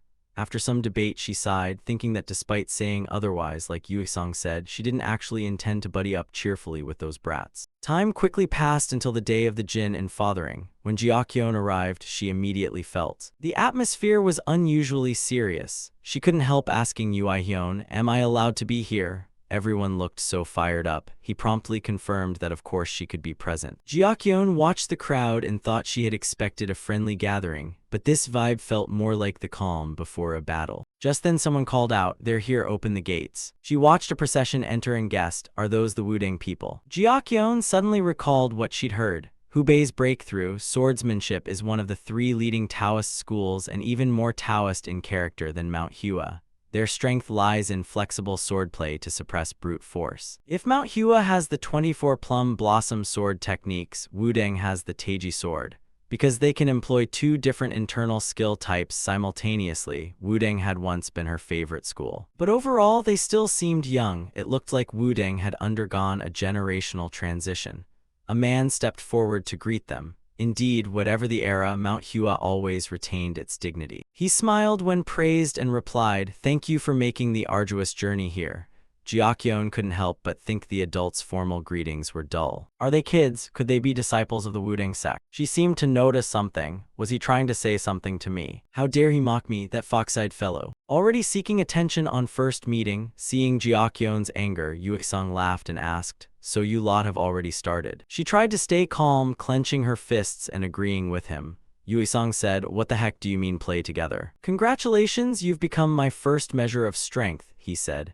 At that, Yui-hyun couldn't help asking Yui-sung what was going on with Jiakyeon. He answered calmly, she's just matching wits with a young Wuding disciple. Meanwhile, Jiakyeon was burning with anger. That annoying brat had spoiled her enjoyment of her favorite school. Before seeing Mount Hua's plum blossom sword, her favorite had been Wuding. Suddenly she was drawn to Tanhui. Who is that? Is that handsome guy greeting me? Jiakyeon suddenly blushed and muttered, why is he greeting me? Does he know me? Is there some secret about my origins? Yui-sang behind her promptly reminded her. He's greeting you. What origin secret are you talking about? Only then did she realize he was a friend of Master Uncle. Master Uncle has friends, he objected displeasedly. Friends, my foot. Yui-sang's attitude made Jiakyeon even more puzzled. Then why did he greet Master Uncle? Then he brushed it off, explaining he wasn't a friend, just a slightly troublesome person. Now she realized she had been mistaken. He wasn't greeting her, but the way he looked at Master Uncle was definitely odd. Jiakyeon learned more. They were the orthodox disciples of the Wudang sect. That person seemed to be isolated on his own. So even within Wudang, there were people who were ostracized. So even Wudang wasn't an ideal place. In Mount Hua, there was also sister disciple Jin Yul who was isolated, but that's not my business. And since I don't know the full story, I don't need to get involved. Surely every sect has its own internal situation. Jiakyeon couldn't help reaching out to tug Yui-sang's sleeve. Actually, Master Uncle. He was called and awkwardly bowed his head to look at Jiakyeon. She leaned close to his ear and whispered, "Later, please tell me where the orthodox Wudang disciples are staying inside the city gates, okay?" He asked Jiakyeon curiously, "Why, are you planning to fight that fox-eyed brat?" She quickly protested that she had no such intention. Yui-sang frowned at Jiakyeon and warned, "If you're going to cause trouble, you must call me first. If you get hurt, Senior Yui-hyun will come after me." She replied very casually, "Adults don't meddle in children's business. I'm not going to fight, so don't worry, uncle." Of course he didn't believe Jiakyeon. "Are you honestly just going out to play?" Her face twisted for a moment. "It's really just playing." Fist play is a kind of game. Jiakyeon imagined pinning down the little Wudang disciple, of course, only in her imagination. She remembered Yui-sang instructing that to sneak into Aokshing you must go through a secret entrance, a small hole.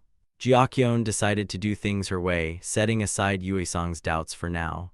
"I found a way into Aokshing through a hole, but..." Now Baekjin was sitting in a corner, extremely anxious. He couldn't help asking her, "Is this called the medical pavilion? Anyway, where can I get medicine?" Through the hole, Jiakyeon sized up Baekjin. "Oh, it's the timid one from earlier. Also, why ask directions from someone trying to sneak in through a hole like this?" This person had been isolated earlier. Jiakyeon couldn't help asking, "Why are you looking for the medical pavilion?" He hesitated and explained, "Senior asked me to fetch some medicine." She found it strange, just coming up to Mount Hua and needing to fetch medicine. Wudang people seemed weaker than she thought. But if he's an outer disciple, he's probably about my age and about the same build as me, right? Baekjin, being stared at, asked if there was a problem. Jiakyeon immediately turned and answered, "Nothing, come with me." He thanked her for the help. "I've been waiting more than an hour with no one passing by, so I was quite embarrassed." She explained to Baekjin that this is a reception area, so our disciples seldom come here. He asked curiously through that, "So you're a Mount Hua disciple too?" Jiakyeon answered Baekjin's question, "No, I live here, but I'm not yet inducted as a disciple." A moment later, she suddenly stared at Baekjin. Jiakyeon felt puzzled. Why was this person looking at her with that expression? Baekjin was extremely excited. "I wanted to ask, do your parents or relatives?" Before he could finish, Jiakyeon said she had none. Baekjin, realizing he'd touched a sore spot, hurriedly apologized. Jiakyeon felt it odd. Why suddenly ask about her family? Why ask things that force someone to say what they dislike? A little later, she led Baekjin to a place. "This is the medical pavilion. What kind of medicine do you need? Say it quickly and I'll fetch it." He was a bit flustered. Actually, it was purging medicine, headache medicine, and sedative. Jiakyeon, hearing this, asked in puzzlement, "Are you planning to open an apothecary and strip Mount Hua of all its herbs?" Baekjin forced a smile at Jiakyeon's tone. "Then I'll take the purging medicine first, okay?" At that, she couldn't help but say bluntly, "You annoy me, it's really irritating." He knows his mistake. I hear lines like that all the time. "Thank you for giving me the medicine. And for showing me the way back." Jiakyeon answered calmly, "Of course, I couldn't just let a Mount Hua guest wander off lost, could I? Actually, I have my own purpose. I need to take you in order to get into Aokshinggun." From behind Jiakyeon, Baekjin introduced himself. "I'm Baekjin, 7 years old." The name Baekjin is also a Wudang courtesy name. She glanced at him and judged that if he's only 7, he's not that much different from her, and that age is still rather young compared to other Orthodox disciples. Then Jiakyeon turned away and said, "I'm 5 years old." She suddenly felt bored and wondered if a year from now she could introduce herself with a proper courtesy name like that sister. Because that sister introduced her name like that, she compared herself and felt restless. At that moment, he looked ahead excitedly and said they'd arrived. Baekjin was curious about her purpose for coming. "Why did you come to Aokshinggun?" Of course, Jiakyeon didn't reveal her plan. I'm just curious about what's inside. Usually this place is blocked off and off limits. When he learned that, he breathed a small sigh. She then reminded herself she couldn't say she was looking for that fox-eyed fellow. What a coincidence. At the same time, Beak Baeon ahead called out, "Hey, imbecile. Have you fetched the medicine yet?" Jiakyeon ignored, thought it seemed he didn't notice outsiders like her. Even at Wudang there were shady recruitments. Then Mount Hua must be the strongest sect after all. Beekjin awkwardly brought the bag over. "This is the purging medicine," he began, but Beekjin was interrupted.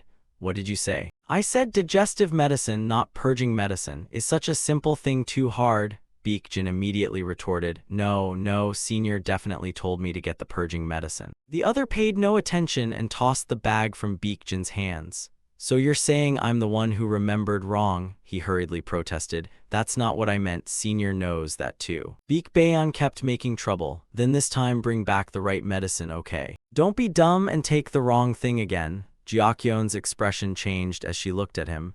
Such blatant bullying. "No one here is sick. It's all just a trick to bully this kid." "So there are children in this world who learn nasty ways from a young age. Maybe I should help that timid girl deal with the fox-eyed one." She stepped forward and grabbed Beekjin's shoulder. "How are you disciplining your junior like that?" "Do any of you look like you have indigestion?" Beak Baeon interrupted, complained.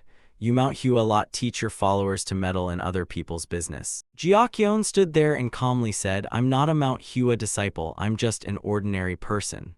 He sneered, "So that's why you butt into others' affairs. So you're also an orphan taken in by the sect." She unconsciously glanced at Beekjin and guessed, "So that means your sister also has no parents and was adopted by Wudang." But when I heard that she also had no parents, I remembered the identical thing that happened to me a year ago and felt even more upset. "Are Taoists really going to pick on others' circumstances? Among your senior brothers, is there not a single orphan?" Jiakyeon thought for a moment and then said, "Anyway, even if I don't know whether your parents are still alive, I have my own plan, do you know that? Actually, matters like this are often influenced by one's parents." Jiakyeon continued without restraint, "So I can already guess something about how your parents behave. They say a child is often a reflection of their parents." Beak Baeon mocked, clenched his fist in anger. He couldn't hold back and lunged to grab Jiakyeon's collar. "What did you just say?" She spoke without a hint of fear. "Why are you angry when you were the one who started it?" Beak Baeon roared, brimming with murderous intent. "You're not a Mount Hua disciple. You're just a hanger-on who leeches off Mount Hua. And you dare speak to a Wudang disciple like that?" Jiakyeon unconsciously glanced at Beekjin, who was trembling. Seeing him shake like that, he must have heard this sort of thing often. She decided to stand up for Beekjin. Was that the only thing he could do? Instead, why not spend time learning another martial skill? Beak Baeon was completely taken aback by Jiakyeon's words and let out a cry.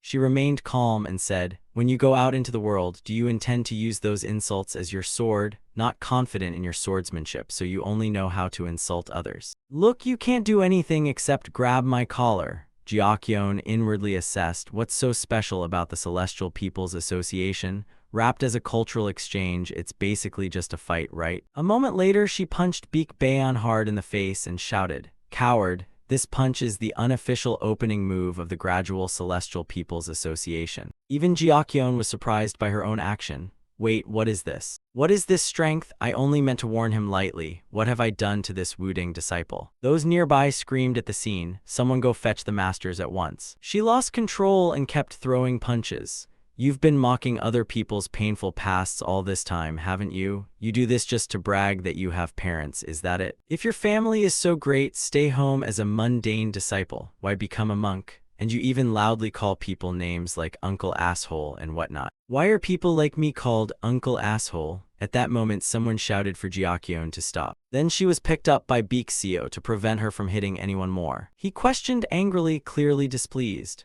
"What's going on here?" Everyone relaxed when Beak Seo appeared. Jiakyeon was surprised by their reaction. This person is a senior brother. He looks only about my age, doesn't he? But he glanced at Jiakyeon with curiosity. "You're not from Mount Hua. Why are you fighting a Wudang disciple here?" She answered without fear. "Go ask him yourself. He knows what he did in the upper hall better than anyone." Beak Baeon, being directly accused, didn't know how to explain. Beak Seo was still holding back his anger. Seeing his reaction, Jiakyeon guessed he was about to scold her. but in any case, the person affected also has a family name. Unexpectedly, Baeksa loudly scolded him. You even like picking fights with other sects. What's wrong with your head? Baekbaeon, eyes filled with tears, tried to explain, Senior, that one isn't an orthodox disciple.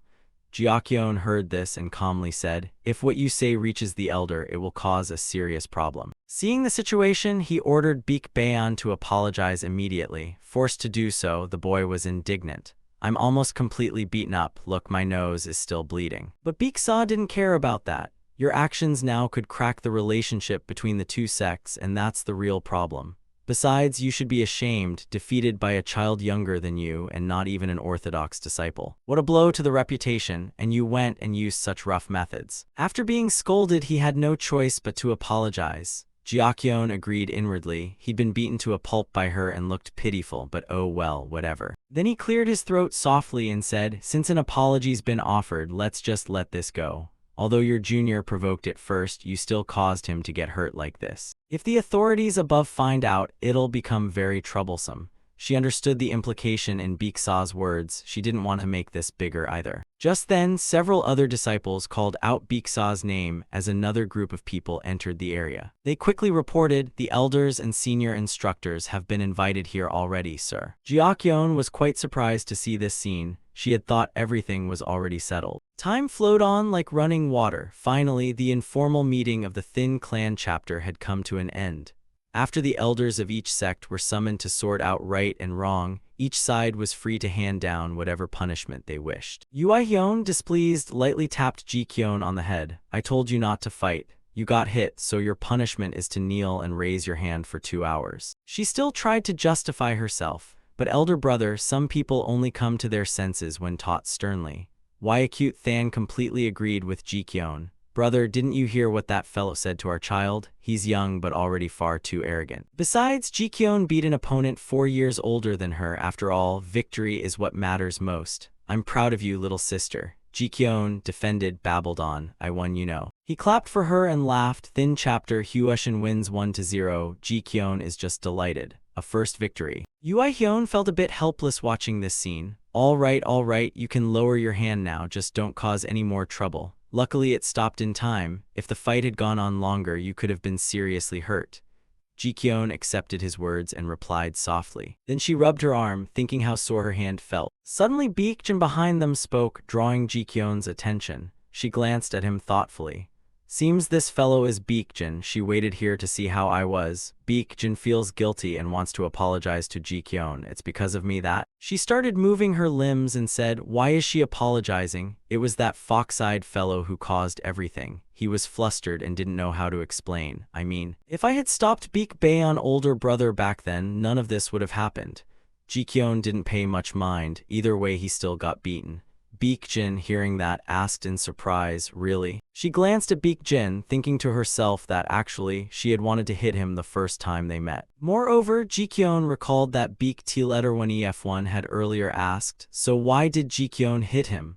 She frankly recounted that because he kept calling her an orphan, she became very angry. And on top of that, he sent someone to the medical pavilion to fetch herbs, then trampled on them when they weren't the ones he wanted. Jikyeon criticized Baekbaeon's behavior. It was all his doing. When he learned the truth, he laughed and said, I see, perhaps Baekbaeon only misdescribed where it hurt. When someone's in pain, they often don't speak clearly. She no longer clung to it and replied, let's leave it at that. Silently, Jikyeon judged, see, making excuses like that means this fellow doesn't like Baekjin much either. She remembered that the elder brother had also shown obvious annoyance toward her. If no one stands by her side, how could she help but withdraw? Now that she has apologized like this, I can't just ignore it. So Jikyeon spoke up. If he truly felt sorry, then lend me a hand. Baekjin immediately agreed to her request. What do you need help with? Jikyeon voiced her wish. Help me fetch some plum drink, please. That's my favorite. And coincidentally, before the Thin chapter meeting, I made a little jar of plum syrup. After saying that she thought being stressed makes me crave something sweet. Then Jikyeon led Baekjin to a spot. This way, first we must get the drink. Come here. I'll lift you up. Your task is to use this to get the water over there. He looked puzzled and asked, lift me? Actually, it would make more sense for me to lift you. She glared at Baekjin in annoyance. Nonsense, you're weaker than me. He had no choice and let Jikyeon lift him. I know then. After holding Baekjin for a while, she couldn't help asking, "Not there yet, you're awfully heavy." He struggled to reach the water and told himself he was almost done. After a moment, Baekjin handed her the water. Jikyeon sat complaining, "Only fetching plum drink is so exhausting." Seeing her reaction, he remarked that Jikyeon doesn't speak like a 5-year-old at all. She promptly retorted, "You're not exactly a 7-year-old yourself."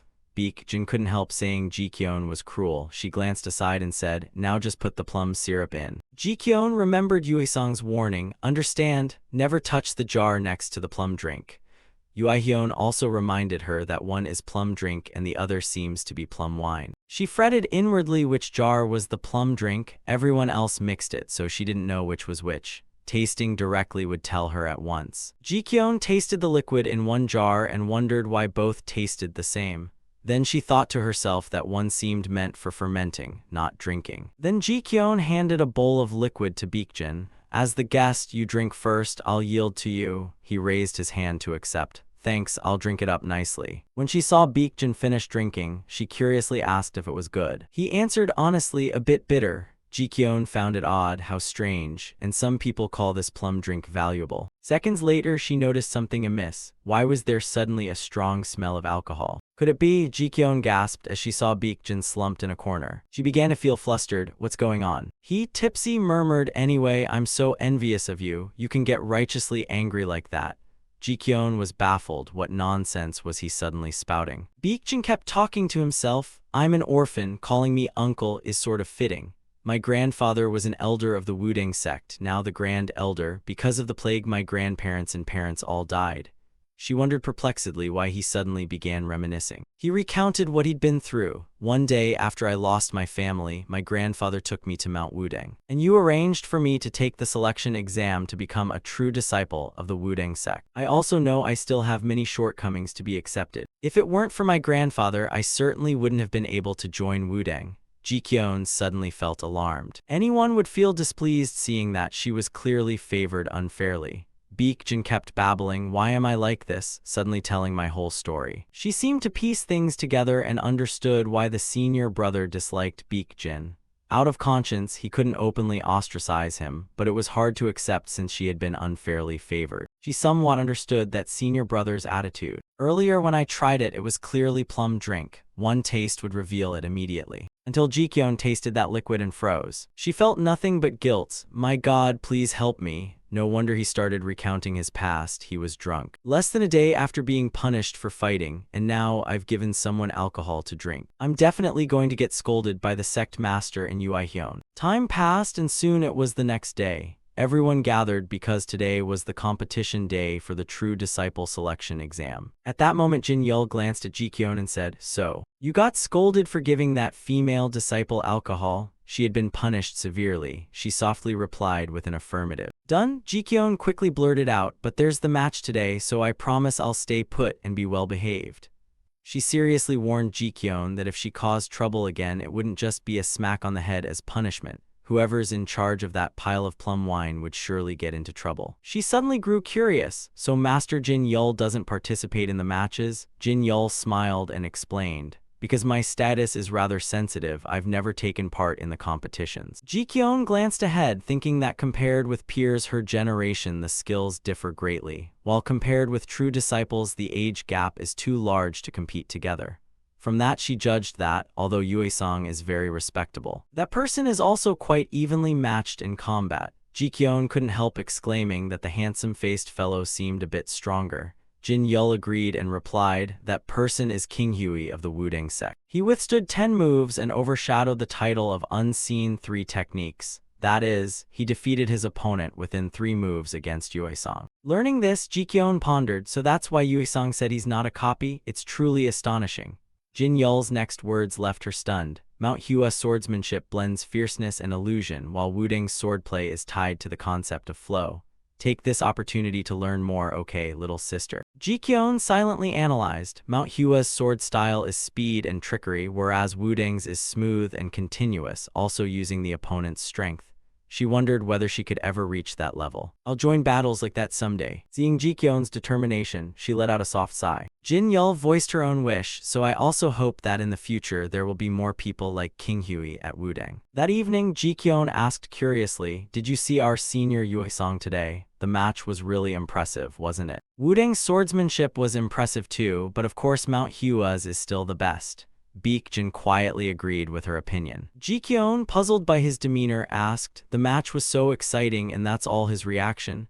Then she couldn't help asking, why do you look so downcast? Bullied by senior brother again? Baekjin hurriedly said, it's not like that. Then he sighed and replied, at the next thin chapter selection, I have to participate too. I'm not sure I can win. Ji-kyun couldn't help laughing. Why worry so much? The next selection is at the thin chapter 4 years from now. You can spar with me. So if you lose to me, the so-called Mount Hua's top swordsman, it's nothing to be ashamed of. I also want to fight stronger opponents, but since I still feel a bit bad about letting you drink alcohol, I'll spar with you once.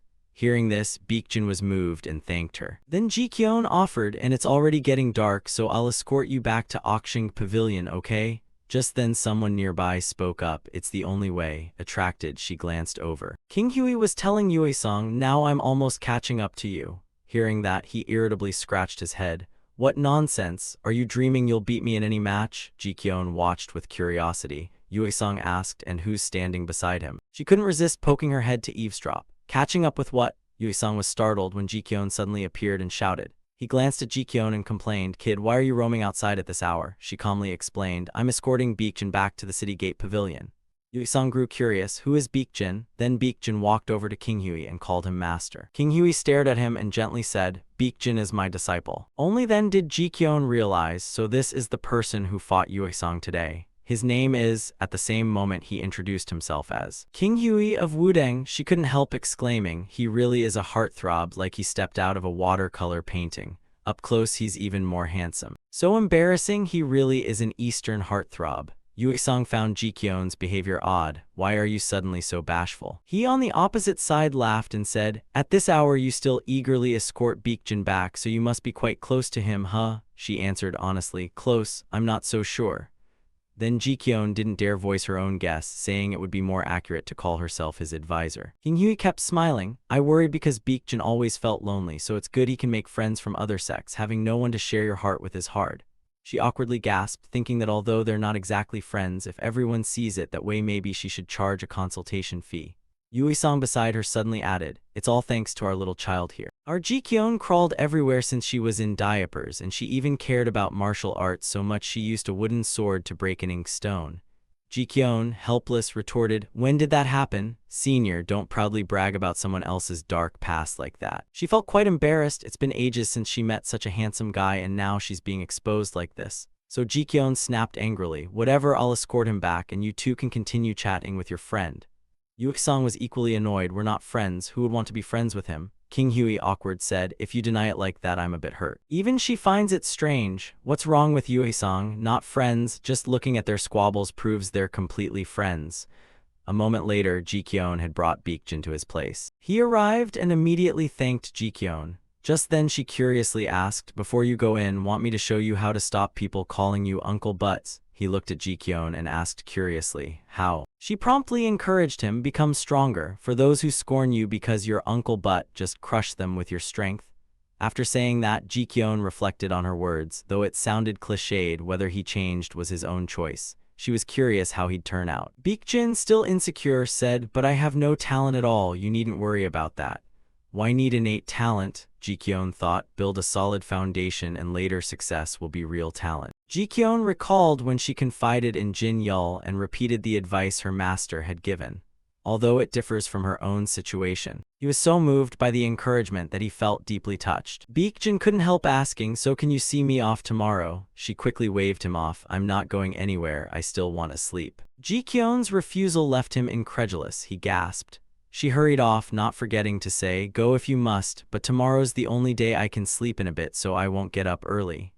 Baekjin still tried to hold her back. Wait a moment. At last he spoke up, then I'll see you at Mount Wudang. Baekjin hesitated before daring to say it. In 4 years' time, okay. His words left Jikyeon baffled, but she still agreed, taking Baekjin's hand and sealing it. If they can meet again, then it's fate. When Jikyeon returned, Yuesong curiously asked, "Kid, did you go say goodbye to that little friend?" She found it odd. "Friend?" He looked at her reaction and remarked, "Why are you becoming more and more like me?" Time flows like running water. A year has passed since the thin chapter selection ended, and now I've arrived at Nakenbong's departure cave. Jikyeon couldn't help asking, "But why? Is my 6th birthday present the number 1 slot in the selection exam?" Yuesong walked over and ruffled her hair, saying, "You think getting number 1 is easy? I once got number 315.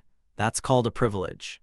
Jikyeon, not at all pleased, retorted, "Privilege isn't these pieces of paper, it'd be being told the event list in advance." She focused on the crux of the matter. That's right, this year, after 15 years, Mount Hua has opened Nakenbong's selection cave to recruit the 28th generation of disciples. This is the exam to select and filter the first-line true disciples. They will choose 30 out of 500 children aged 6 to 13.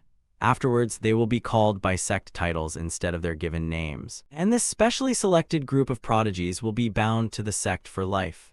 They won't be restricted in any aspect of martial arts and may be appointed to positions like sect leader or elder. This is completely different from disciples who can't get on the official roster or those admitted through family donations. If someone has outstanding ability, they'll surely become a true disciple. And today is the start of the True Disciple Selection Exam. This 5-day test is also called the Special Selection Hell. At this point, Jikyeon pleaded with Yuehyun, "Tell me the event categories, please, you're in an awkward spot and I don't know what to do." She was still very eager, thinking, "Give me a hint." Suddenly someone spoke up, "That's not a privilege, that's cheating." Hearing that, Jikyeon turned in surprise. That voice was. Her face twisted when she saw the arrival of Yuehyun and Yuesong's junior disciple. Yuejin, senior uncle, is really terrifying. Jikyeon was baffled. Why would someone who normally ignores her come all the way here? Yuesong picked her up and explained to him, "Our child has trained hard, so even without that, he'll do fine." Jikyeon, not very pleased, added that if she knew, she'd probably do even better. Then Yuehyun came over to soothe her. "Jikyeon, don't be too nervous, just be yourself. Even if you fail the exam, you're still of Mount Hua." Yuesong found his behavior puzzling. "Senior, why dote on her so much? If you can't guarantee she passes, at least don't let others suspect she'll cheat." Yuehyun sighed helplessly. "I just don't want Jikyeon under pressure before the exam." Calmly he said, "How could one not be nervous participating in this special selection hell?" At that moment, Jikyeon smiled and said, "Don't worry. I'll definitely pass and return with the title of True Disciple." He had great faith in Jikyeon. Who is she a disciple of? Of course she'll pass.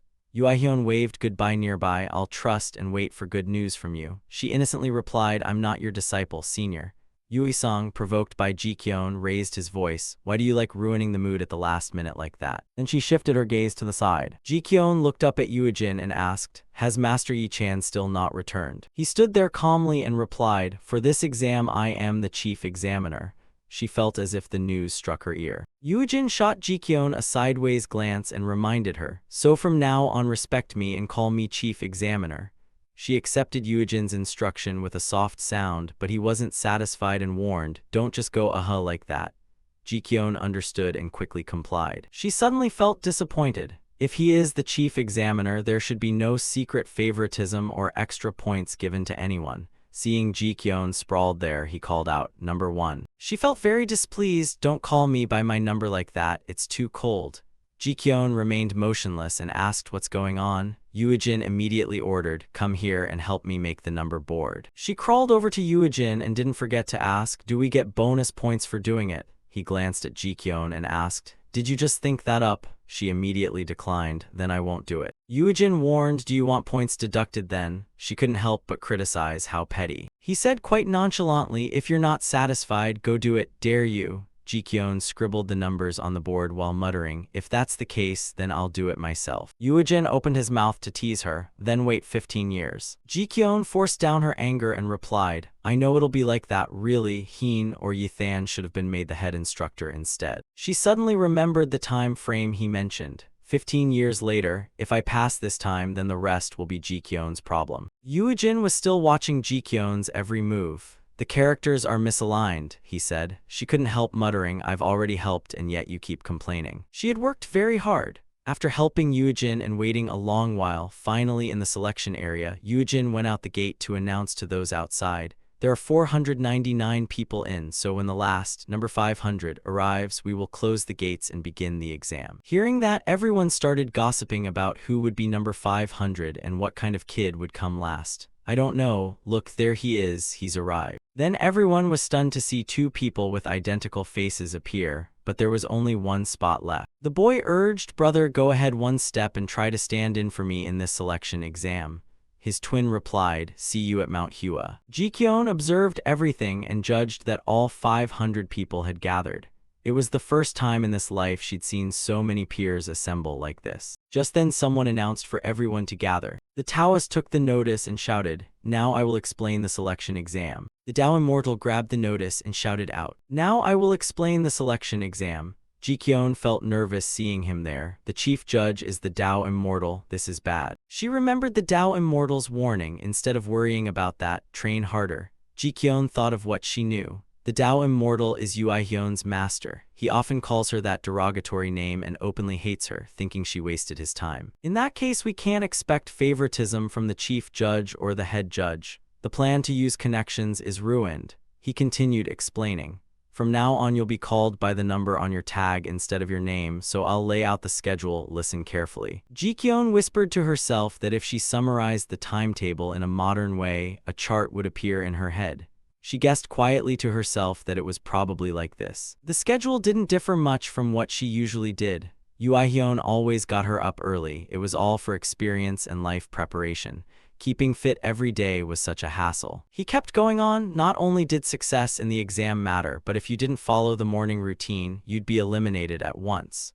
The candidates would stay in this building until the final exam. Men and women would be separated into 2 rooms, 8 per room. Ji-kyun suddenly felt annoyed. Those prearranged rooms were really cramped. Seeing that room, she complained, "Why so cramped?" So Ji-kyun voiced her complaint. 8 people in 1 room isn't too crowded. The Tao Immortal calmly replied, "You needn't worry. In a few days it'll naturally feel more spacious."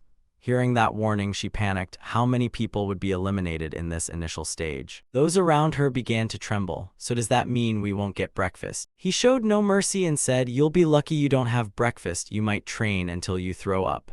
Ji-kyun, threatened, thought despondently, "If there are no more questions, then return to your rooms." Time passed quietly. With night gone, a new day began. The wake-up drum sounded crisply, rousing everyone. Ji-kyun was jolted awake by the noise. She sat up and rubbed her eyes. "Since today is the first day, I'll give you time to rest. The selection hell has begun." I shot up reflexively, like conditioned behavior. Although I used to complain about being woken early, now I had to follow orders. Exactly 4 people, including me, woke to the morning drum. Those who didn't wake up needn't be roused. Farewell, farewell. Then a water jug was set out to be filled. Yuejin pointed to the side and said, "Pay attention to the water jugs here. Check the number on your jug to find your own. The drinking water comes from the stream beyond the rocks. Other sources aren't drinkable, so be careful." Then he shifted his gaze to everyone. "All right, from now on, fill your jugs and fill them within 1 watch to use during training."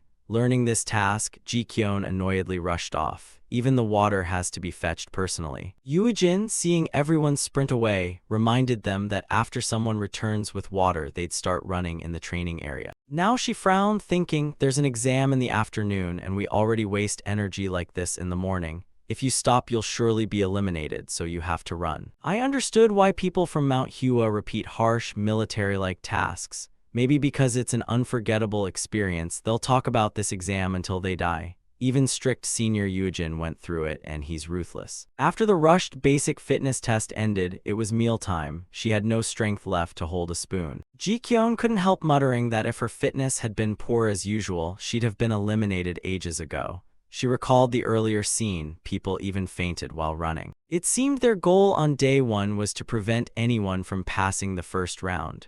This will definitely go down in Mount Hua history. I wonder how hard the first test will be. After the meal finished, the Tao Immortal shouted, "Has everyone eaten enough?" Following the judge's instructions, everyone had filled their water jugs. Now I will explain the first round. The test is this. Climb to that Chuang H letter 1 peak and then return. Everyone who heard the task judged it fairly easy. You didn't need to hang or carry anything extra. Then she assessed the journey she'd face.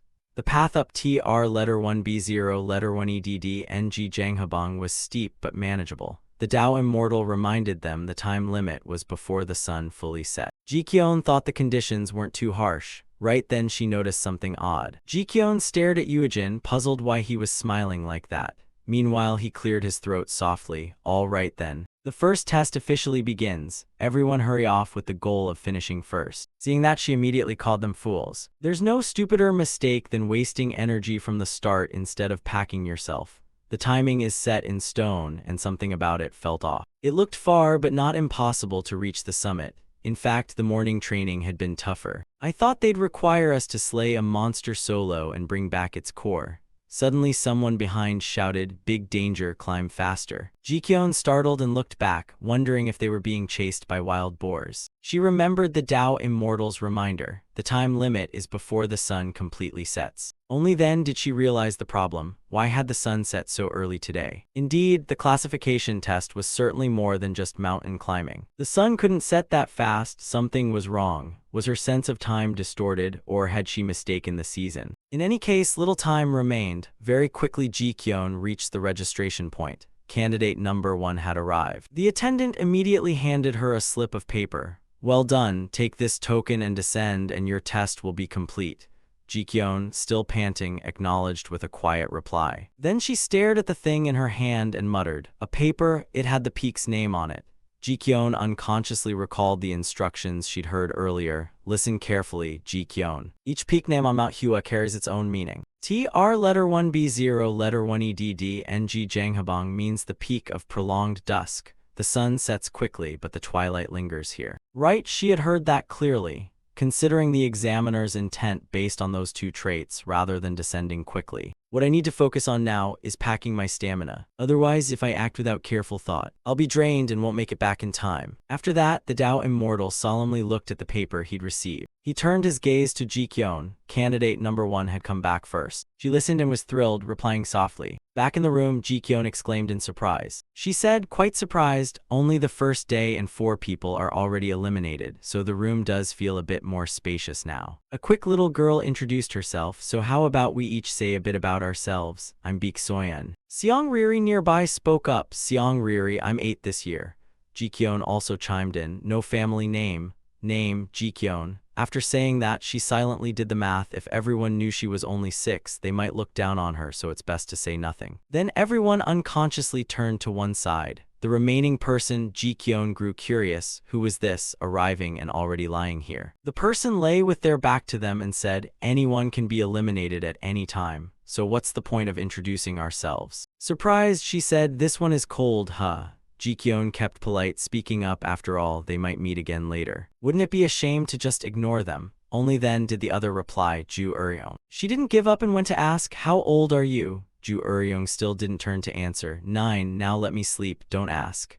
Jikyeon inferred from her coldness that with that personality it would probably be hard to get close. The next day, Baek Soyeon was eliminated for oversleeping, and the third day of the final selection exam had arrived. The Tao Immortal announced today's rules. After completing the final run, we'll take a short break.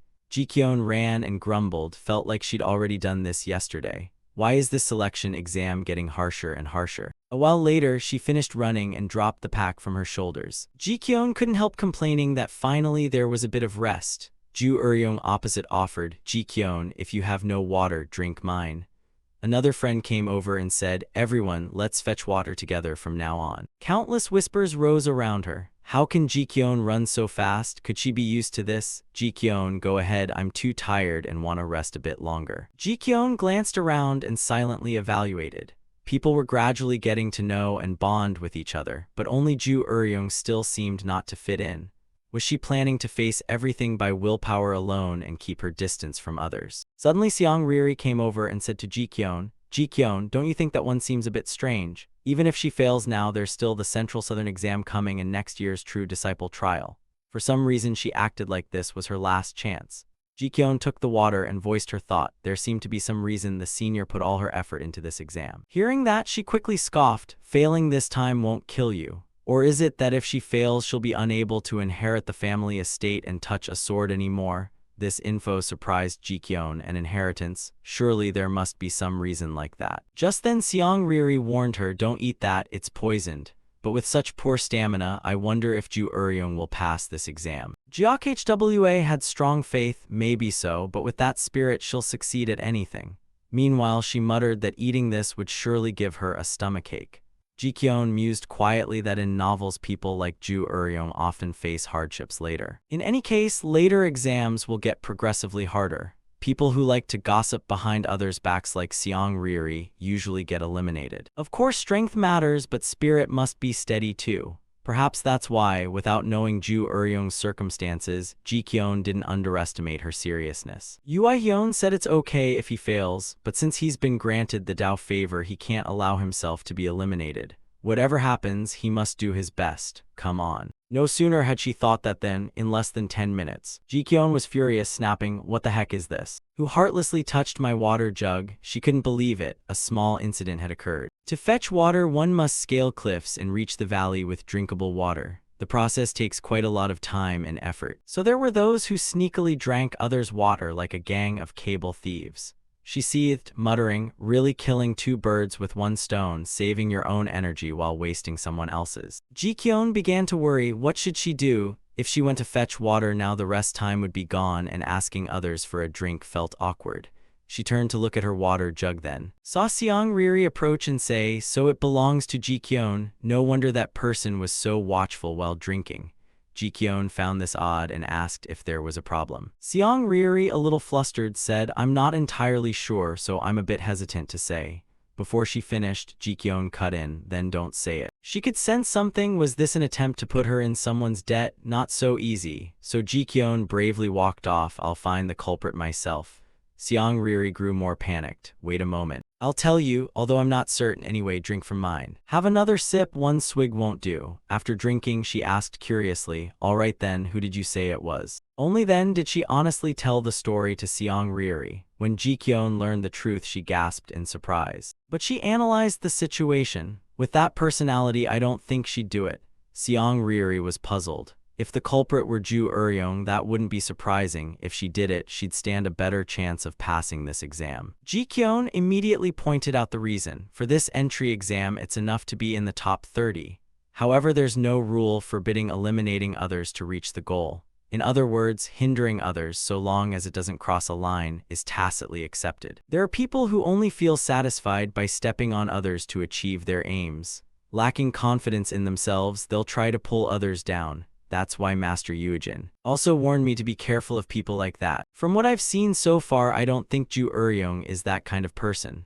But I can't fully trust someone I've only met a few days ago. That night, Ji-kyun took the initiative. Ju Eryong, if you're not asleep, there's something I want to ask. Ju Eryong, lying in bed, wondered, it's midnight, what's the matter? She quickly got to the point. Could it be that you drank the water from my jug? Immediately, her expression changed. Ju Eryong angrily retorted, accusing the innocent and then making a fuss like this is really terrible. Seong Riri, roused by the noise, sat up and grumbled, what's going on? Why are you arguing in the middle of the night? Ji-kyun hurriedly explained to her, I didn't mean that, seems there's a misunderstanding, so I wanted to clear it up. When Seong Riri saw her suddenly shout, she curiously asked what was wrong. Ji-kyun stated her condition, my stomach suddenly hurts so much. Did I eat something wrong? Hearing that, Ju Eryong scolded gently, really, if your stomach hurts you should speak softly. Anyway, my still has an exam, so go to sleep quickly. She sensed something strange. Could it be the dinner? By the next morning, Ji-kyun still had many questions. After all, were there any other tests in this exam severe enough to cause death like this? The second test required climbing Mount Hua's famous cliff. She couldn't help screaming, save me, Heavenly Emperor, please save me. Ji-kyun had her own feelings. Though she didn't know who that was, she truly apologized for not being able to look down. I can't die here. There's the gentle senior like a rabbit and the fierce senior like a wolf waiting for me back at the mountain. and the old sect leader like a white tiger and many others. 11 people had already given up in front of this cliff. 37 people quit halfway and were led down by the sect officials. However, there was one problem. Who knew whether the sect officials could catch those who fell in time? So she screamed in terror. Isn't it normal to learn lightness skill first? Lightness skill is a martial art that makes the body lighter so you can run fast or climb walls. Luckily, I'd been trained early, so I climbed almost to the top without being hit by falling rocks and was currently in the lead. But Ju Eryong staying steady and being the only one to reach a height comparable to mine was unexpected. Ji-kyun couldn't help saying to Ju Eryong, since only the first 100 are chosen, it should be fairly relaxed. So why is Senior in such a rush? Her whole body trembled as she criticized, it's too noisy. That's my business, so don't worry about it and mind your own self first. She saw Ju Eryong slip and shouted, Senior Ju Eryong. Ji-kyun, seeing her clutch a handhold, warned her to be careful. Right now Ju Eryong was extremely frightened. She didn't dare loosen her grip. Seeing the situation, she said, I'll call the sect officials. Then the senior firmly replied, don't call them. Ji-kyun, deeply worried, said, if you fall here you'll actually die, don't be stubborn. But Ju Eryong remained resolute. Whether I fall here and die or fail and get dragged back to that terrible place makes no difference. Ji-kyun immediately caught the key phrase. What did she mean by that place? Though unclear on the details, looking into Ju Eryong's eyes I realized assuming we shared the same desire was a mistake. If my desire sprang from love for important people, then Ju Eryong's desire seemed to come from an empty loneliness. In any case, Ju Eryong's resolve couldn't be shaken, so she had no choice but to help her. So she spoke up, advising, move your foot a little to the left. While Ju Eryong hadn't yet understood what was happening, Ji-kyun continued, raise it a bit. We still have to reach the summit together, don't we? She glanced at Ju Eryong behind her and thought, even if she couldn't change Ju Eryong's will, as a cultivator of the Mount Hua Sect, she couldn't ignore someone in trouble. In the end, helping Ju Eryong cost her the chance to lead. She finished 30th in the cliff climbing challenge, a mid-position but slightly higher. Compared to what she gained from helping, the benefit was almost nothing. Ji-kyun couldn't help asking Yujin, don't good deeds get extra points? He glanced at her and replied, it depends on the judge's decision. She suddenly wondered, right, given the Tao Immortal's strict personality, I wonder if he'd award extra points? Yujin gently ruffled Ji-kyun's head and praised her for doing well. Then she looked toward Ju Eryong and realized their personal relationship hadn't progressed much. Thanks for the help, but usually asking about my past would make someone open up and share their story by now, right? Still, she didn't regret helping Ju Eryong at all. Time passed. The next day, the third selection test began. Now Ji-kyun angrily shouted, those cruel people again. Yi-hyun from the distance couldn't help asking, why do I hear Ji-kyun's voice echoing from the summit? Yu-sung looked up at the peak and said that temper is unbearable. She was so upset because the third test was climbing the cliff while wearing a sandbag. Actually, it was already known from the second test that the sect elders would stand by like safety guards, so if you fell you couldn't really die. Still, the difficulty remained very high. However, despite all the ups and downs, the third test ended well. Ji-kyun excitedly exclaimed that she'd come first again this time. Yujin, seeing her reaction, commented that at least her spirit was good.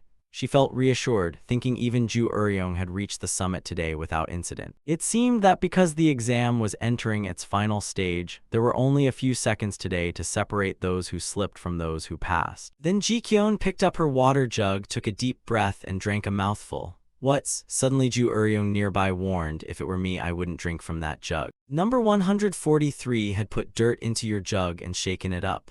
When she learned that, she cried out in anger and poured the water away. But Ji-kyun secretly analyzed inwardly, what a bunch of tricks. Lately the water in my jug has been disappearing on its own, so maybe it's that guy. She carefully asked Ju Eryong again, you mean number 143, right? Surely more people will be eliminated tomorrow. I'll deal that guy a proper beating before I leave, you'll see. But what does number 143 look like? She described to Ji-kyun a boy with slanted eyes, dark skin, and short hair. Hearing Ju Eryong speak like that, she was curious. Could Senior remember everyone's numbers? Ju Eryong closed the jug lid and explained nonchalantly, there are only 50 of them left, remembering their numbers isn't hard. Ji-kyun suddenly felt annoyed and thought, sorry I'm an idiot who can't remember 50 people, okay? Ju Eryong, fairly concerned, asked, so do you want me to point someone out by name? Ji-kyun immediately rejected the offer. No need, I'm just surprised, I always thought Senior didn't care about others. At that moment she quietly judged Ju Eryong, remembering 50 faces after just a few days meant her memory must be excellent. Even with limited strength, if she had been born into the Jia family, she wouldn't have to worry about anything. Suddenly someone behind warned, don't trust people too easily. They smile in front of you but hold a knife behind your back. People like that aren't rare. Ji-kyun couldn't help laughing. So among the remaining people, who will stab me in the back? But she didn't answer Ji-kyun's question. Do I have to point them out for you? Find out yourself. Hearing that, she inwardly mocked the pettiness. And surely Ju Eryong wasn't that kind of person. She never pretended to be friendly or tried to win me over. Is she indirectly saying that only oneself can be trusted? Until that evening when number 143 shuffled over toward the Tao Immortal. So, was 143 the one who poured dirt into number 1's jug? Because of being angry, that made number 143 turn out like that, right? Ji-kyun calmly confirmed his guess. Her attitude made the Tao Immortal very angry. He also knew that arguing among contestants was not grounds for disqualification.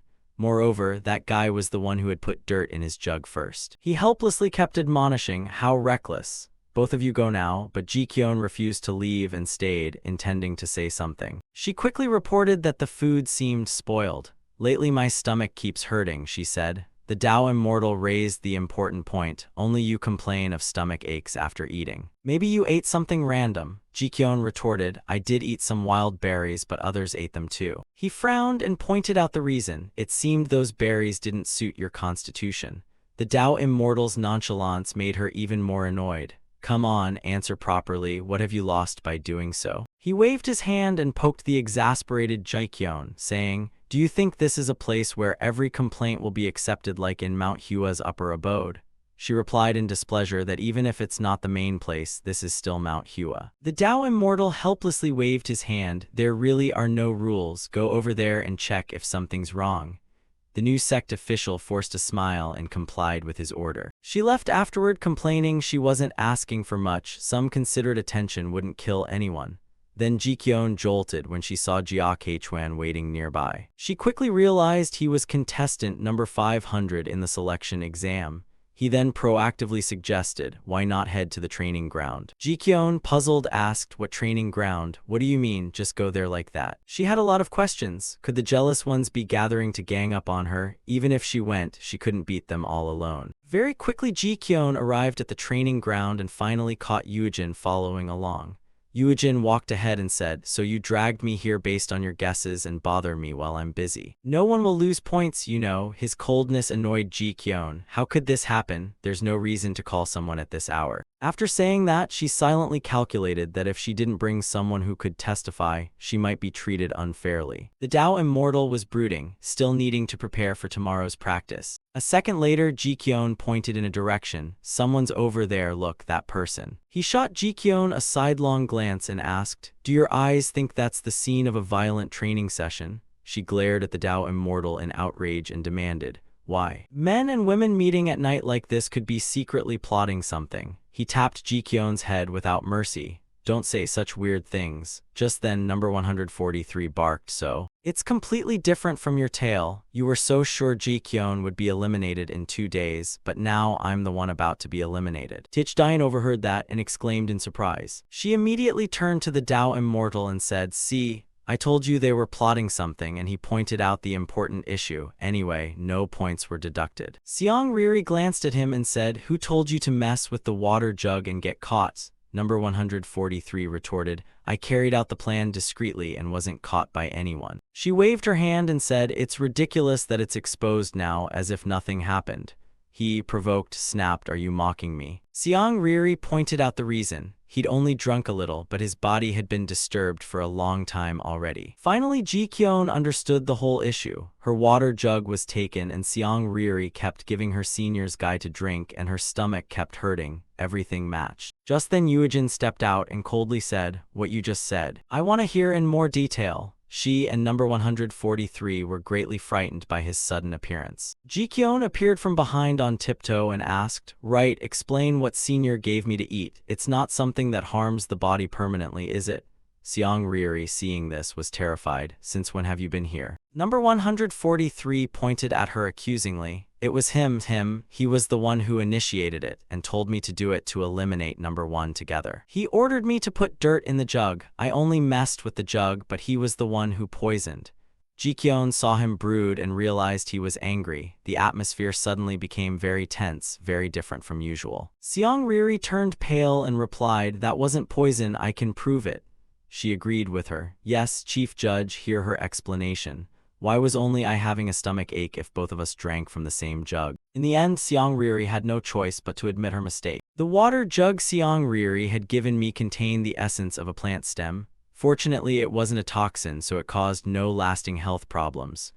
But that essence, when it met the fruit I ate at dinner, acted like a laxative. In any case, she planned it very thoroughly, even learning my daily habits." In the end, Seong-riri and number 143 were disqualified from the initiation exam for their plot. Afterward, Ji-kyun and Seong-riri returned to their room in very different moods. She glanced at her and bluntly asked, "Now tell me, why did you try to drive a wedge between me and Senior?" Seong-riri no longer hid it. "Because that stupid number 143 was caught by Ju Eryong pouring out your water. So I had to make your relationship with Ju Eryong go sour so he wouldn't tell you." Ji-kyun started and looked toward Ju Eryong. "Wait, so Ju Eryong knew who emptied my water but never told me. If I hadn't rescued Senior from the cliff, maybe she never would have said anything. I didn't expect her to be friendlier, but at least she revealed a little." She pressed on, "Fine, let's leave Ju Eryong aside. What about you then?" Seong-riri hesitated, unwilling to say. After a moment, Seong-riri snapped angrily, "If you get eliminated, my chances of passing go up. I must pass this exam at all costs. As the eldest child in a family whose parents only know how to give birth without planning for the future, it's truly exhausting." Ju Eryong couldn't help but laugh at that. Then she sat up and asked, "What nonsense are you spouting? You have a place to return to, yet treat that as a grand reason to pass and get angry about it." Seong-riri angrily retorted to Ju Eryong, "What do you know?" Ji-kyun suddenly remembered earlier events. Seong-riri had said that if she failed this exam, she'd have to become head of the family and take over. That pressure made her even more stressed about passing, so seeing Ju Eryong's behavior annoyed her and she thought the other was overreacting. Then she pointed at herself, "I know everyone has their own story, but shouldn't you apologize to me first?" She teared up and offered an apology. "But it really won't harm your health." Ji-kyun smiled faintly to lighten the mood. "All right then. There's the Jongnan selection exam in a month. Jongnan has a lower standard than Manhwa, so you'll have a good chance of passing." Seong-riri found this odd. "Why were you suggesting Jongnan like it's an insult?" She immediately denied it. "I'm not saying that. Hopefully you won't be discovered when you take the exam at Jongnan, okay?" The night passed and a new day began. After the final night together, Seong-riri said farewell, "Wishing you all the best. If we meet later in the West City, let's greet each other. Everything follows the rules." Seong-riri finally left the selection area. That meant she would take the Jongnan selection exam. Parting that way and still wishing me success shows she's not a bad person. So Ji-kyun politely replied, "I've received both your promise and encouragement. So before you go, accept one hit from me, okay?" She recalled her thoughts from the previous night. She'd stayed up thinking and realized she had been a bit too generous. Tears and apologies weren't enough. Before she left, she had to give her a smack. After all, she almost got into serious trouble. After striking her, Ji-kyun didn't forget to wish her a safe journey. "Once it's settled, I hold no grudge." Seong-riri clutched her stinging cheek and replied, "Ji-kyun, don't accept anything strangers give you casually." She warned her, "Then be careful descending the mountain and don't fall." A candidate disciple of the true sect of Hueshan, T-Huan, saw the scene and gave a small exclamation. Hearing the sound, Ji-kyun turned and saw numbers 143 and 500. Number 143 panicked and hurried away, saying, "I'm heading down too." She went toward Jiakchuan and called, "Hey you. Why did you help me yesterday? You were the one who told me to come to the training ground," he stammered, not knowing how to explain properly. After a while, Jiakchuan finally confessed, "Actually, I saw that person tampering with the water jug, but I pretended not to notice, because I was hoping you'd fail the exam." Ji-kyun was baffled. "Why didn't you say so from the start?" "It's not that I didn't say anything, but my conscience was half-hearted," he said suddenly. "I felt guilty when I remembered what my younger brother told me. Before leaving, he had asked me a favor. If I got into Mount Hua as a successful candidate, tell him how the selection exam went. How could I tell my brother I'd turned a blind eye to cheating and got in by eliminating others like that? From that info, she analyzed whether they were a pair of siblings, one of whom had to return because he didn't make the top 500 back then. Then Ji-kyun looked at him sincerely and said, "I'm sorry about your brother, but if you two had both taken the exam, you probably would have stayed silent until the end." Jia Kechwan replied, not very pleased, "How can you say that? But anyway, I'll tell you now, because if it were my brother, he'd nag me until I confessed." She found it odd. Why was his standard of concern always his little brother? In the end, Ji-kyun politely said, "Well, thanks for letting me know. Though I'd appreciate it more if you'd said it a bit earlier." He noticed her following him and said it didn't really feel like much gratitude. She couldn't help laughing. "Well, that's fine then." Today was another day of the selection exam. The presider announced that from today onward everyone would handle swords, and told each person to take a wooden sword placed over there. Everyone grumbled as they picked them up. The swords felt heavy, like they'd strain the wrists. Ji-kyun lifted her sword and, pleased, thought of course no one could handle a sword better than her. Excited, she called out, "Let's try to seize the advantage from the start." That said, not everyone was clueless about sword use, just a bit clumsy. She glanced at Ju Eryong and thought, except. Ji-kyun observed her hesitant manner. "Senior Ju Eryong." She went over and asked with concern, "Is this your first time holding a sword?" Ji-kyun analyzed inwardly that unlike physical strength, sword posture couldn't be fixed by will alone. Those nearby began whispering, "Has Ju Eryong trained so long only to stop here?" It seemed her past life had nothing to do with swords and spears. She quietly observed and judged her, but for Ju Eryong, Senior had the ability to turn the impossible into possible through intelligence and thought. A moment later, Ji-kyun couldn't help but exclaim, "She actually did it." She was amazed that with just a little observation she could mimic so skillfully. Truly a genius, right? As the sun slipped behind the mountains, night wrapped the sky. She was quite surprised to see Ju Eryong wake in the middle of the night. Ji-kyun couldn't help asking, "Training time is over. Are you really going out now? If you keep this up, you'll be exhausted and won't be able to handle the sword tomorrow, so you might be eliminated. You should rest at this hour."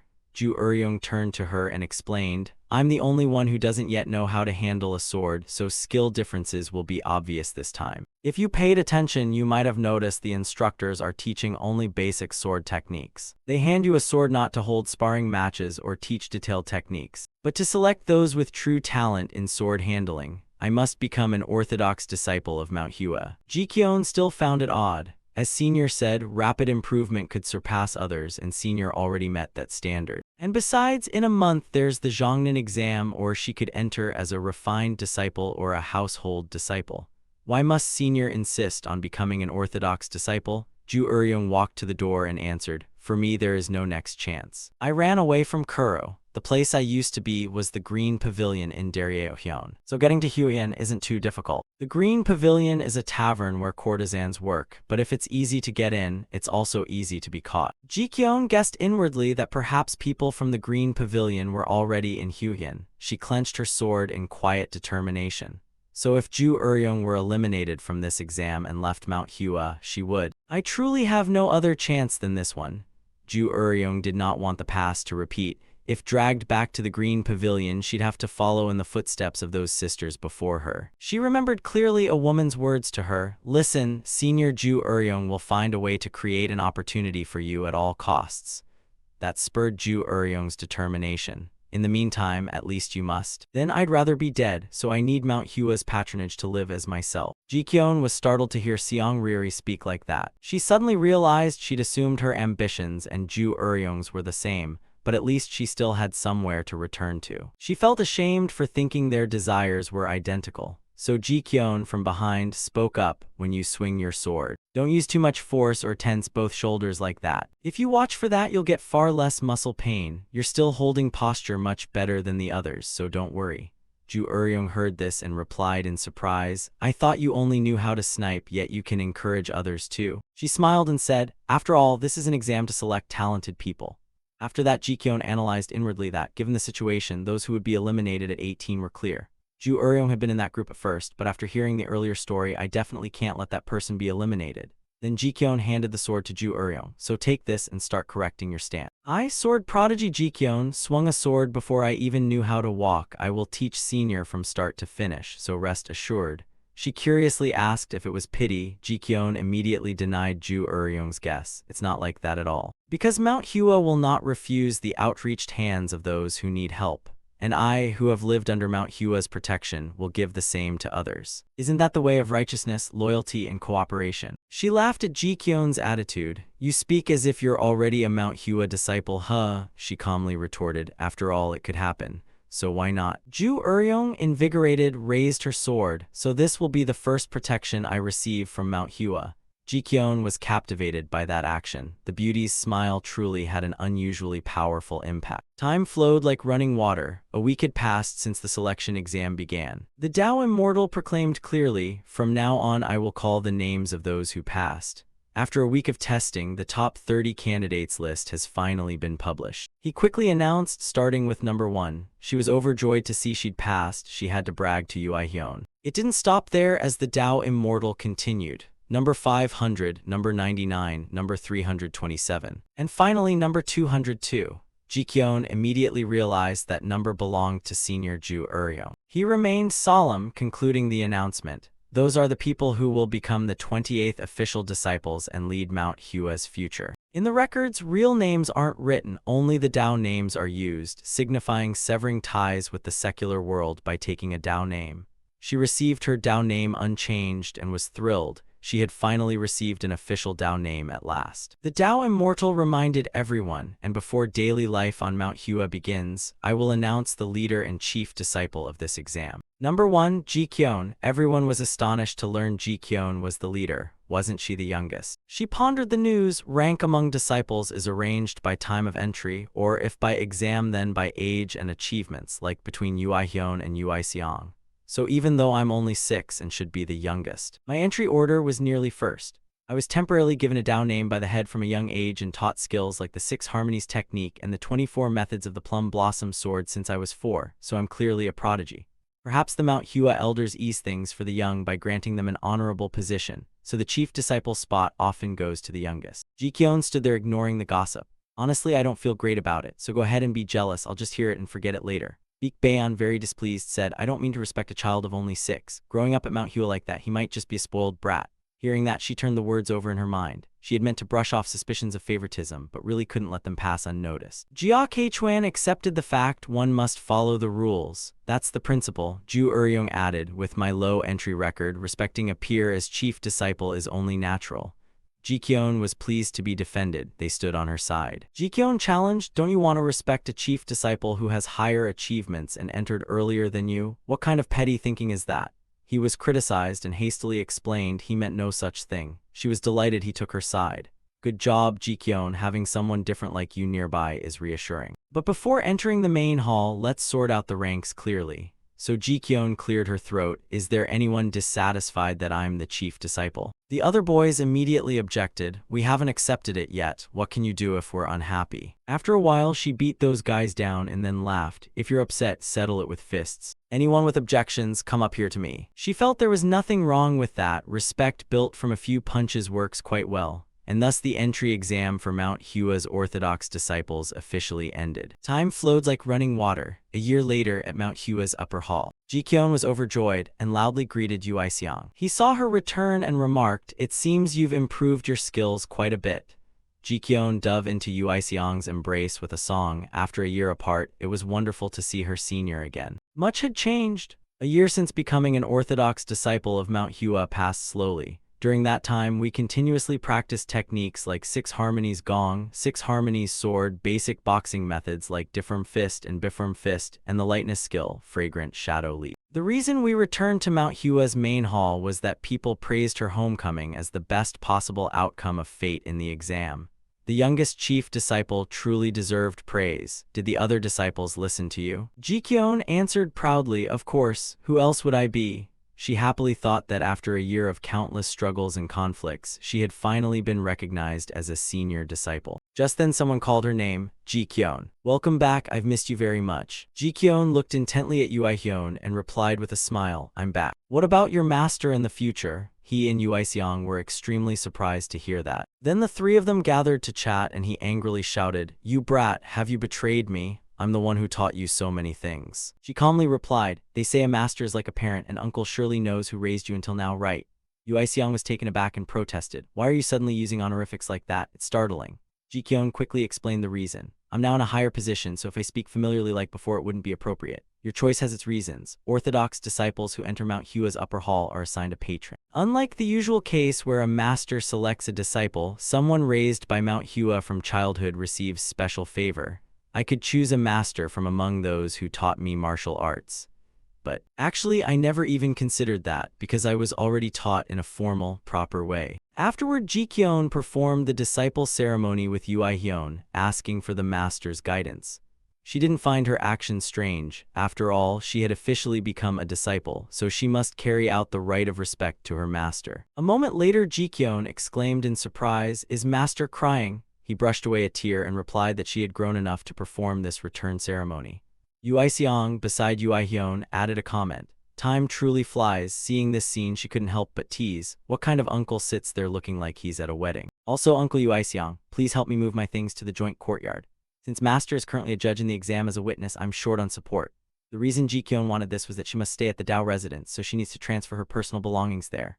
She felt a bit reluctant to say goodbye. Just after her promotion, she had to leave immediately. Yuixiang readily agreed to Jikyeon's request. "Still, that's no problem. Always remain dutiful to your master." Cut to the spacious, luxurious Dao residence. She stepped inside and couldn't help but remark, "So this is the Dao residence? It seems a bit set apart from the master's quarters, doesn't it?" Jiake Chuan looked around and assessed. This mansion seems similar to the lodging in the selection area. "The rooms inside look much the same, huh?" Jikyeon glanced around and judged, though it's fairly roomy anyway. "Is that Jikyeon?" Orthodox disciple Jikyeon. Ju Uryong was tidying the new living space. Ju Uryong pointed in one direction and said, "You can put bulky items in this cabinet." Hearing that, she politely thanked her. Indeed, a fellow disciple so helpful and earnest. "I heard Master Yi is your master. Master Yueyang doesn't like lazy people, so you'll fit in well," said Ju Uryong without answering Jikyeon's question and instead reminded her. "Finish arranging your luggage first, senior sister. Or if you don't tidy now, I'll put your things in the far corner." Seeing that, she hurried to stop her. "You just received some priceless advice from me." Yuixiang chuckled at the scene. He'd met his match. At that moment, Dai Ling said sternly, "So don't just toss things around, organize them." Yuixiang, the senior, heard this and muttered in alarm, "Is she scolding me instead of Jikyeon?" She glanced at Yuixiang and queried, "Wasn't the point of coming here to help us tidy up? Whether you're above or below, there's no exception."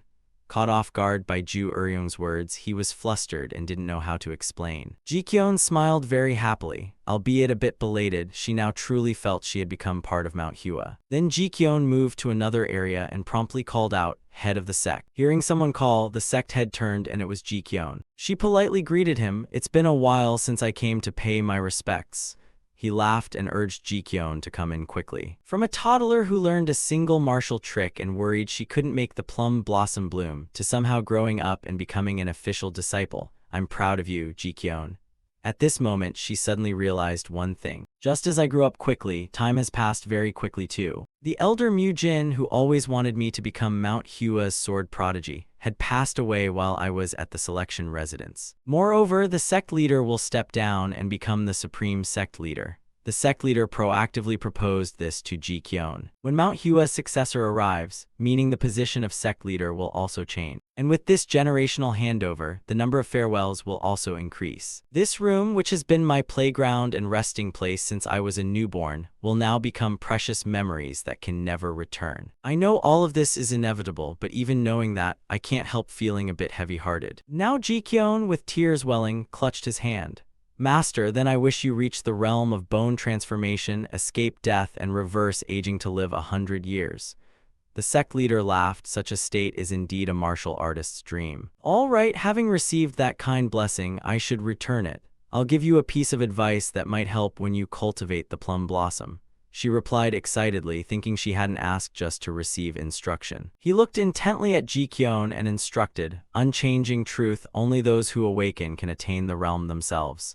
Never forget this. These words from the sect head surprised her greatly, until Jikyeon understood and smiled with excitement. She suddenly found it odd. If he's stating the obvious in such a convoluted way, why not just give me the training order already? Then she thought, wait, haven't I heard similar words somewhere before? Cut to where the disciples were gathered when someone called out. Was it them? The 25th generation Orthodox disciples had just passed. Everyone was abuzz about uncles Yuihyun personally leading and accompanying them.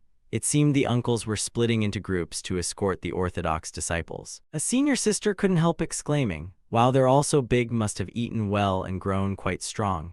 Jikyeon had noticed the issue too. The Orthodox school only accepts disciples up to age 10, while the main branch disciples are accepted to 13, so their average age differs from ours. She suddenly wondered, how can we dominate them? The boy beside her laughed and said, they're older than us. Should we tell them not to be cocky because of their age or just make them kneel? Jikyeon, thinking about their taunts, noted the oldest in our group is only 11 while I'm the chief disciple at 7, perfect conditions for a 13-year-old to look down on us. However, if we confront the senior elders in the upper hall over ranking and support from master and the uncles is limited, that's unwise. So wait for them to make trouble first, then counterattack. That way we can blame them and everything will be perfect. Jikyeon secretly resolved, wouldn't it be most satisfying to attack the opponent who underestimated me, then be defeated and forced to retreat? Light chuckle. After joining the sect, Ju Eryong was also called Jikyeon. Seeing this, she couldn't help saying, senior sister's temperament, really. Jikyeon smugly replied, you see it every day and still find it novel. But anyway, I've resolved to rearrange the rankings. So why hasn't any of those main branch disciples come pick a fight? Senior disciple Jia Keichuan calmly answered, isn't it better that way, peaceful, without bloodthirsty brats? Jikyeon exclaimed in surprise, what did you say? Boring, seeing you so angry, take that as a warning, then go on and keep training. She swung her sword at Jia Keichuan and shouted, I'm tired of training, he's a bit helpless, so what should we do? Then she proactively proposed, then let's hold a duel, a life or death match right now. He cast a dubious glance at Jikyeon. Really? Senior sister, are you crazy? At that moment, someone from afar called Jia Keichuan. It was Jia Keichuan's twin brother. Hua Yong walked over smiling, saying he was on a break between matches, so he took the chance to drop by. Jia Keichuan displeasedly reminded him to call him senior brother, not just bro.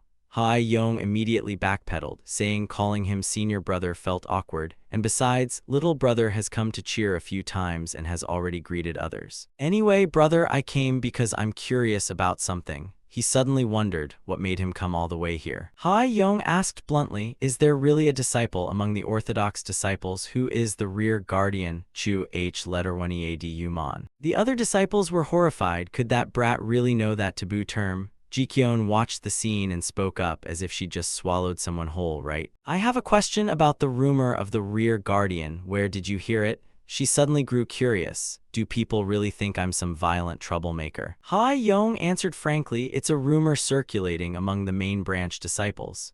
A female disciple nearby whispered, I'm afraid I don't know if he can even make it back alive.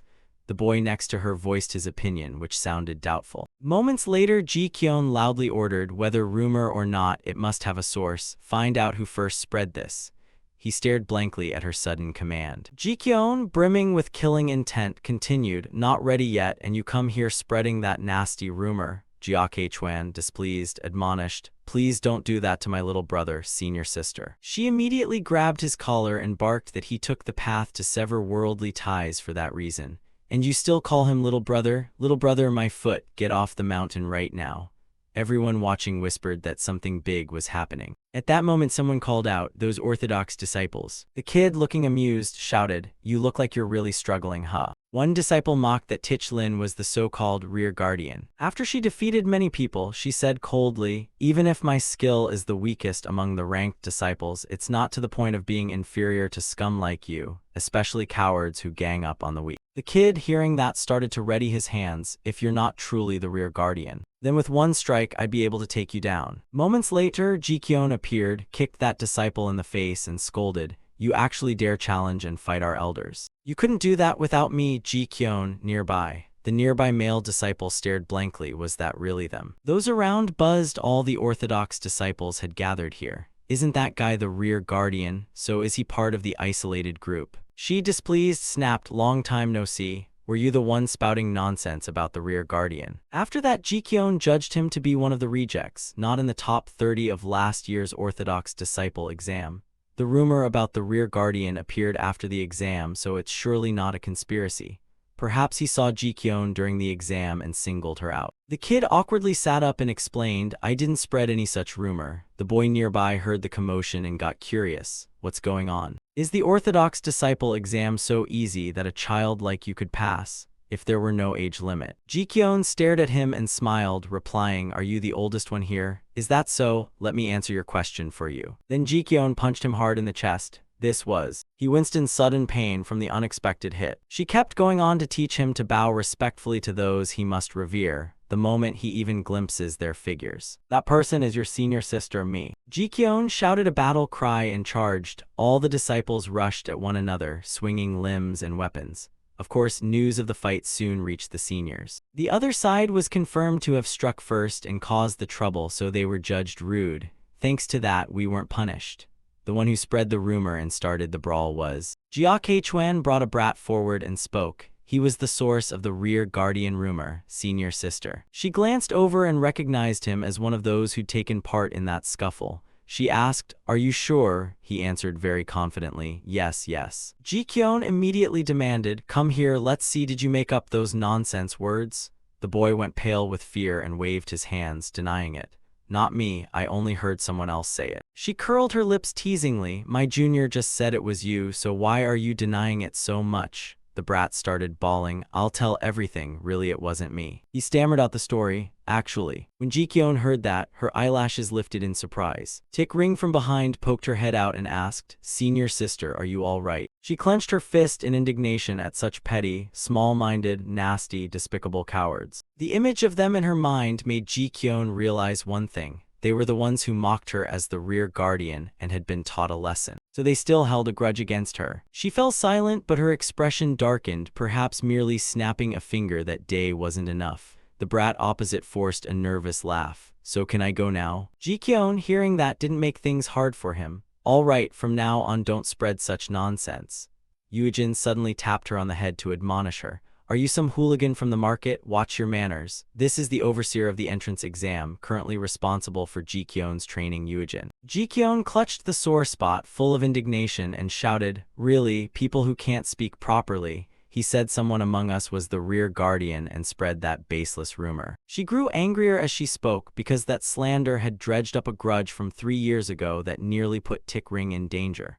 A thought occurred to her. As a third-generation disciple, she couldn't settle something involving a second-generation one, so she'd pass it to Yujin and let a second-generation disciple handle it. Unexpectedly, Yuihyun was standing right behind and had heard everything clearly, which made him shiver. So the rear guardian grudge from 3 years ago is like that, Yujin blurted, startled.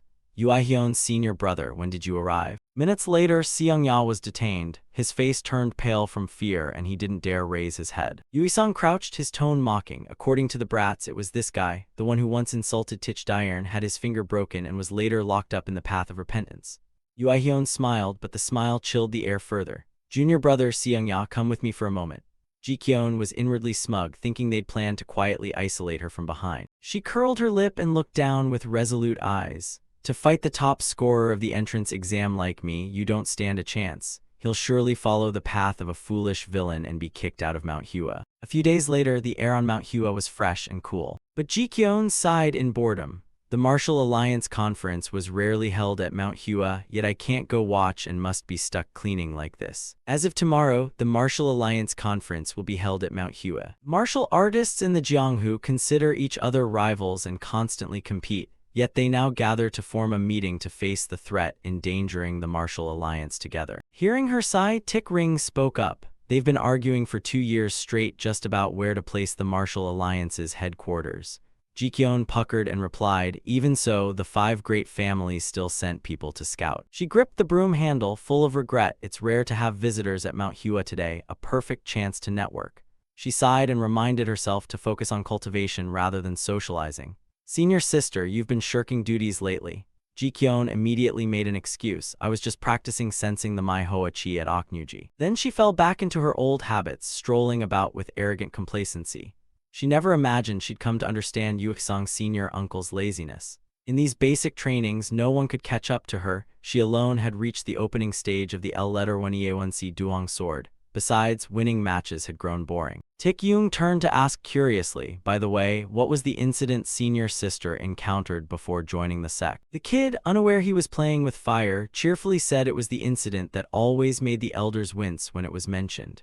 Ji-kyeon shot him a glance and ordered him to shut up and get back to work. Her past involved fighting a guest of the martial hall and slipping someone wine. Tik-yoon panicked and fled when chased, but his words kept poking at her. You keep acting like that, so I'm even more curious. She swung the broom and shouted, I told you to shut up and get back to work. Suddenly, a strange voice rang out. Hey, where are the third-generation disciples of Mount Hua? Ya Kat Yun behind cautioned nervously. Young master, let's go. If we cause trouble, the elders will notice right away. Ji-kyeon turned in surprise and silently noted the black curly hair, the 2 beauty marks under the left eye, and that delicate face. This was the one who stole my hair ribbon 4 years ago. Si-hyun crossed his arms and demanded, didn't you hear me? Si-hyun continued impatiently, I'm asking where the third-generation disciples of Mount Hua are.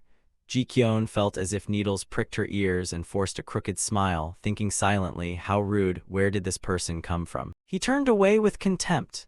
I'm looking for the true inheritors of Mount Hua, not commoners like you. Her blood boiled. We are the true inheritors of Mount Hua, you idiot, she seethed inwardly. Don't you understand the meaning of these 5 petals? Si-hyun, utterly unabashed, replied coolly, so why are you doing chores then? I thought you were just servants working at Mount Hua. Ji-kyeon was provoked to the point of ignition. Over 4 years, his ignorance had apparently grown along with his height.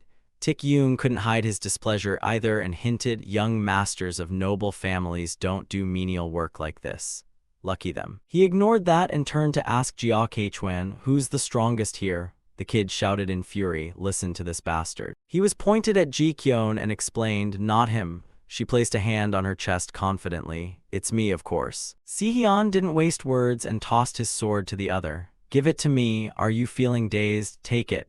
Ji-kyeon was a little surprised. It was a real sword. She examined it and asked curiously, a young master of a noble house using a real sword so early? He fell silent and assumed a stance. Out of old ties from 4 years ago, she'd be a bit gentler. Despite that thought, his actions differed. Si-hyun charged in and swung a bold sword stroke. She deftly parried, but the surprise put her on the defensive. Damn it, why did this bastard rush straight in? Ji-kyeon fixed her gaze on her opponent, but the issue wasn't just that. Her legs began to feel pushed back to the point she could barely stay steady. She was being overpowered. Si-hyun grew cockier, the corners of his mouth curling in satisfaction. You're pretty good, huh? Ji-kyeon scowled with disgust. Pretty good? Who is this arrogant jerk? She gritted her teeth and fought to maintain her stance. Damn it, the feel and weight of this sword are so unfamiliar. Ji-kyeon was in trouble, her moves read and countered. He was easily parrying her attacks. She realized the weakness was the thing she used to pride herself on, techniques she could recite flawlessly but couldn't execute smoothly in real combat. But Ji-kyeon still strained to absorb and return his blows. We'd passed 30 moves in this match already. I've met a prodigy my age who matches my skill. Suddenly her hand relaxed and the sword slipped from her grip and fell. Ji-kyeon froze, staring at the sword skittering across the cold ground. It was the first time this had happened. Her eyes still bore the shock of the fight, her mind repeatedly questioning herself. Did I lose? You drew your blade before the match even began. You're Mount Hua's sword prodigy, top of the entrance exam. Did you really start 5 steps ahead of everyone else? Si-hyun, seeing his opponent's catastrophic defeat, couldn't help smirking with contempt. Is Mount Hua's swordsmanship only at this level? He had dismissed them already, yet they'd acted so arrogant. He even poured salt in the wound. I'd expected much more. Si-hyun kept heaping scorn without stopping, and it turned out Mount Hua was nothing special, leaving Ji-kyeon stunned. What had he just said? She clenched her fist in furious accusation. Friend of mine, what did you just say? The boy bluntly repeated his disparaging words. I said Mount Hua is nothing special, and since when are we friends? That really provoked Ji-kyeon. He didn't even remember anything. She suddenly grabbed his elbow tightly. Si-hyun flinched and blurted, what are you doing all of a sudden? She thought to herself then, with all her fury unleashed, she would land a decisive blow to his face. If you won with Hua Mountain's sword, try facing Mount Hua's fist now. Ya Kat Yun outside trembled in panic at the scene. Si-hyun, Ji-kyun had officially lost control and was gripping his sleeve so hard. That sounded like you'd completely beaten me, didn't it? She was so angry she dropped all decorum, her voice thundered like a storm. You only won once in a real sword match, and yet you dare to look down on Mount Hua's swordsmanship. Suddenly a gentle voice called from behind, Si-hyun. Ian stepped forward, curious and questioning. What are you doing there? Who's that? Ji-kyun turned and was surprised. How strange. The two looked like carbon copies. Kat-yun, seeing their savior, sobbed out loud. Second brother, Ian senior sister. Si-hyun behind also sniffled. Sister, open your eyes, I sense trouble. Are you really relying on family ties? Yet she smiled brightly as if watching a show. Are you having fun playing with a new friend? Don't overdo it and come back early. Don't stay out too late. Kat-yun followed seriously. No need to scold. Ian cheerfully waved. Don't join the kids' game, you'll get stuck like glue. Big sister. Ji-kyun broke into a cold sweat, thinking, in the southern clan families, is this considered a game? She sighed and looked over in boredom. Suddenly, she didn't even want to fight him anymore. Then Ji-kyun urged, all right, let's go. Si-hyun grew more bewildered. Where were they suddenly going? She told herself quietly that if she remembered correctly, this one was directionally challenged. As the sun began to set, Ji-kyun asked, did you find the way to Ngok Than Pavilion? Kat-yun awkwardly replied, I only know the general direction. Hearing that, she bluntly said, but if you get lost and wander around you'll trouble us, so now quickly follow your junior brother and big sister. The next day she was discovered for dueling with Nam Kung Si-hin. Hyun's voice asked probingly, so neither of you intend to explain why you fought? Ji-kyun was punished by being forced to bow her head to the ground, which filled her with indignation. Why was she the only one made to kneel and kowtow when both had fought, just because the other was from a noble family? She furrowed her brow in deep grievance. Clearly I explained everything to Hyun yesterday, so being summoned like this must be the Nam Kung head's doing. Ji-kyun glanced at Si-hyun in indignation. Did that brat run to his father and tattle that I fought him? Yoo-jin spoke up firmly, dissatisfied. This cannot be let slide. He continued with a stern face. The main line of the Nam Kung clan was assaulted by a third-generation disciple of Mount Hua. The more they defend you, the angrier she gets. I was struck too. Your son drew his sword first and attacked me. Although the newly appointed sect leader is a decent man, I still don't know how he will handle this. And instead of being gentle like the elders, he seems stricter. He appears to think you're just a troublemaker. The sect leader sighed tiredly and asked, so what exactly happened? Ji-kyun, why won't you say anything? Hearing that made her more irritated. She wondered how Nam Kung Si-hyun had cut and twisted the account. At that moment, Hyun quietly called Ji-kyun. He knelt on one knee opposite her and asked, do you intend to stay like this all day? Ji-kyun bit her lip and stubbornly refused to speak. Her hands were clasped rigidly behind her back from the strain, but she remained resolute, wronged and angry, yet unable to explain herself. If she could endure it, she would stay there all day. Only then would she speak with her own voice. Her brows twitched slightly, conflicted and choked. She couldn't say that Mount Hua's swordsmanship was mocked because of her loss, nor could she utter words that would harm Mount Hua's reputation before the elders. Even if it meant being sent to repentance, she'd rather that than speak. Si-hyun finally spoke up. Father, do you think I'm that weak? I wasn't lying down taking hits, I was struck while fighting. Also, I spoke out of turn then. Catching the crucial moment, she shouted to urge him, come on, say it. He looked up at the elders and admitted, I was the first to mock Mount Hua's swordsmanship. Ji-kyun's hands trembled as things reached their end. She didn't want others to have to listen to such words because of her. The sect leader then suggested in a firmer tone, both of you stand up. He turned and proposed the most peaceful option. This is hard to judge, so why not end it by having the two youngsters reconcile? Yoo-jin forced a smile and chimed in, yes, that's a good idea. Ji-kyun finally complied and murmured, I'm sorry. Si-hyun beside her replied, I'm sorry too. After that, everyone dispersed and returned to their resting places. On the way back, the silence between the two was eerily profound. At that point, Hyun turned his head and softly called, Ji-kyun. He expressed a desire to understand. Can you tell me what really happened? Ji-kyun stood still, her voice wavering from firmness to a slight tremble. I can accept being mocked for my weakness. Angry and upset as I am, I must still acknowledge the result. But she clenched her hands because the emotion was too great. I can endure everything else, but when it comes to Mount Hua, Ji-kyun finally couldn't hold back and burst into tears from humiliation. She could not bear Mount Hua's swordsmanship being belittled. Through choked sobs she recounted, "Because I lost Mount Hua's swordsmanship." Hyun smiled, bent down, and embraced the small figure before him to comfort her. Mount Hua's swordsmanship isn't weak enough to be demeaned by a single defeat, especially when it was a third-generation disciple's blade still learning higher techniques. He gently stroked Ji-kyun's head, his voice like a cool stream. "You must be tired of carrying everything alone."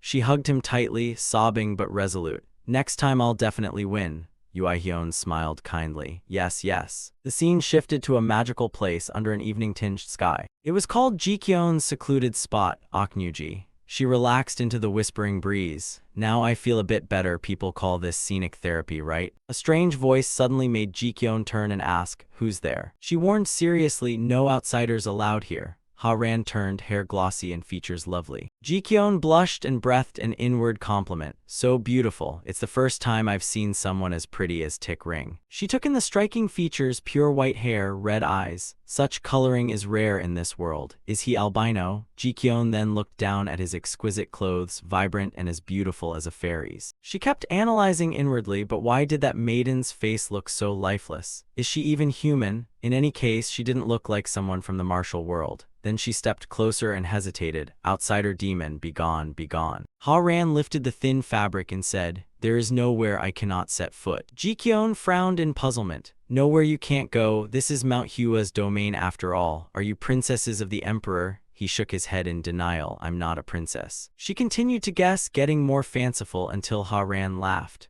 "So you're a young lady from a noble house, but there are still many things you're not allowed to do." He placed a hand on his chest and spoke slowly. "I am someone with a terminal illness." Ha-ran went on to explain, "It's a kind of indulgence. Because I don't have long to live, they want me to see as much of the world as possible in a short time."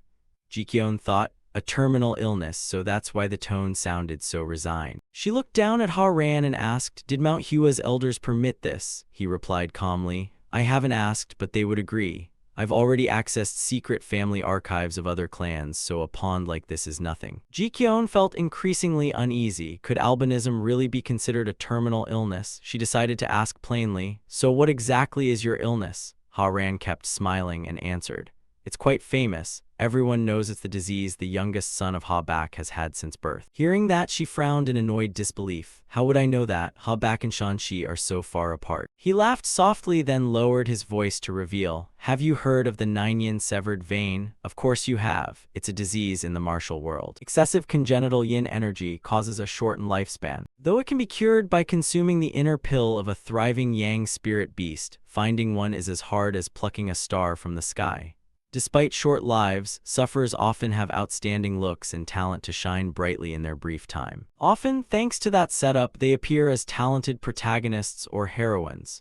In the end, they sometimes find the chance to fully cure the Nine-yin severed vein and emerge victorious in both appearance and talent." Ji-kyun nodded. "I know what the Nine-yin severed vein is." Ha-ran breathed a sigh of relief. "Oh, good, then I don't have to explain more." He propped his chin and casually recounted his life. He was overprotected by his clan, so a few steps would make him collapse and they wouldn't let him move about much. "Right now I'm sneaking out," Ha-ran said without worry that everyone was probably searching for him. She kept staring at him, thoughtful. "You have a terminal illness, beautiful looks, and an inherently weak body." Ji-kyun fell silent as thoughts surged. Coming from a prestigious clan, overprotected by family, a life like the romantic upbringing novels she'd once longed for. But now, she shrugged and casually remarked, "It must be boring, tiring, and frankly annoying, huh?" Suddenly she felt a pair of eyes fixed on her, making Ji-kyun flustered.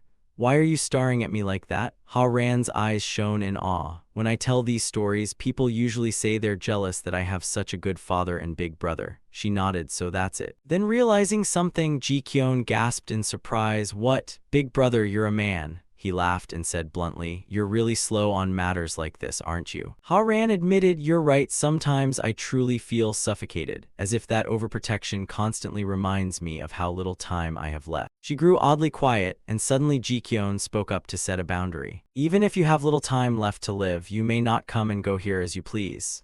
But," she turned and smiled reassuringly, "next plum blossom season, visit Mount Hua again. then I'll officially take you to see the maiden's jade lake. Hua Ran's eyes widened, sparkling with astonishment. He murmured dreamily, could I return to Mount Hua again? Jikyeon cheerfully explained. When you come then, the maiden's jade lake in plum bloom will be more beautiful than any grand spectacle. Hua Ran laughed and confessed, I really like you a lot. She tilted her head in puzzlement. Why say that all of a sudden, like what about me? He shone like summer sun and said earnestly, you're the first person who's promised me a future. Hua Ran sighed and recounted, Nam Kung young master is overly cautious with me too, so troublesome.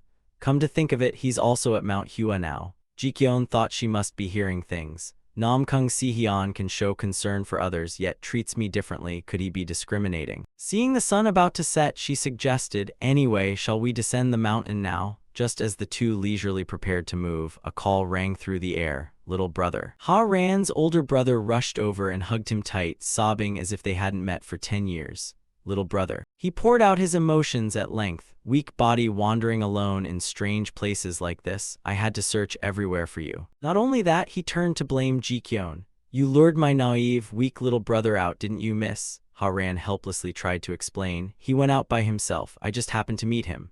She stood aside, forcing a smile. This overprotectiveness and attitude felt like something out of a melodramatic romance novel. He quickly introduced himself, Peng Haran. Haran tilted his head and softly looked at Jikyeon. That's my name, remember it. Dusk dyed the distant mountain ridges orange. She strolled down the slope, murmuring to herself. It seems Peng Haran picked the wrong genre. Maybe he's not cut out to be a hero of the martial world. Right then, a child brightened at the sight of her. It's Senior Jikyeon. Dick Ring calmly looked up and remarked, still looks fine, right? As expected, she's not the type to go somewhere familiar and cry alone. Here's 3 tales, the people behind chatted happily. See, I told you Senior would never cry just because she lost once. Jikyeon asked helplessly, you all bet on me? She flopped onto the bed in a huff, voice deliberately indifferent. Besides, how am I okay? I'm only holding myself back from smashing everything. She thought inwardly that although the defeat that day wasn't too severe. After a long, tiring day and a conversation with Hyun, Jikyeon closed her eyes and finally felt the sting of her first ever failure. At that moment, Tick Ring stepped forward, gently patted her shoulder and said, Senior, failure isn't entirely bad for you. She continued, you've always won, so perhaps you haven't realized that winning can sometimes be a poison. Jikyeon asked in confusion, poison how? Tick Ring bluntly pointed out, because you never learn from defeat. She stubbornly refused to concede. What is there to learn from losing? Tick Ring smiled kindly and explained, don't you often think that in countless matches over the years, losers gain nothing at all? Tick Ring pressed a finger lightly to her forehead and gently said, because you only ever see answers in victory, try looking for them in defeat once. If there's anything you don't understand, you can ask me. In that moment, Jikyeon seemed quieter than usual. Suddenly, Tick Ring looked a bit more mature, didn't she? Her mind tangled like a skein of silk, yet she sat up, shouted, but I don't know anything. She sighed in helplessness. At least think a little before asking, she thought. The next morning, as each ray of sunlight fell on the jet-black tiles, Jikyeon had risen early and was strolling along the familiar path. Her brow was furrowed, still carrying a nagging question. What exactly can be discovered in defeat? Jikyeon tugged at her hair in utter confusion. She really couldn't understand.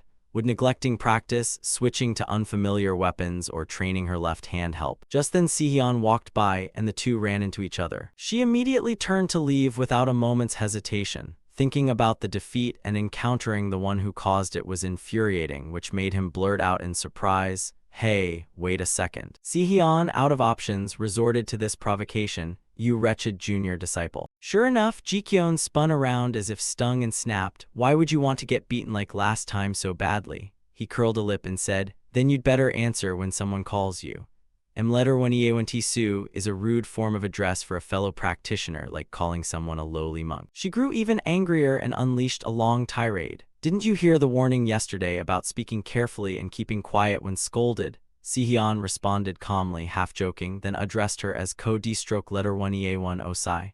Jikyeon cursed inwardly, he's still as annoying as ever. Damn him. She took a breath, released his collar, and pushed him away bluntly. If getting involved with you again causes trouble, I'll be banned from going out, so disappear from my sight. Tich Dian looked annoyed and guessed, did you get lost again? The one who used to go with you isn't here now, is he? Si-hyun, feeling insulted, snapped, no, it's not that. Hearing that, she turned and walked off without a second thought. Is that so? Then find your own way home. but he called out, "Wait a moment." Ji-kyun glanced back with a smirk. "You want me to lead the way?" She was plotting a little revenge. If he shouted 3 times that Mount Hua's swordsmanship was the strongest, she'd lead him. Seeing her silent patience fade, he grew impatient. "Say something, will you?" He mustered his courage to express his remorse. "I just want to apologize to you properly. I'm sorry for mocking Mount Hua's swordsmanship. I shouldn't have said those things." Ji-kyun stood silent, somewhat surprised inwardly. "I thought he was being forced by the seniors to apologize. Well, that's unexpected." She crossed her arms and demanded to know the truth.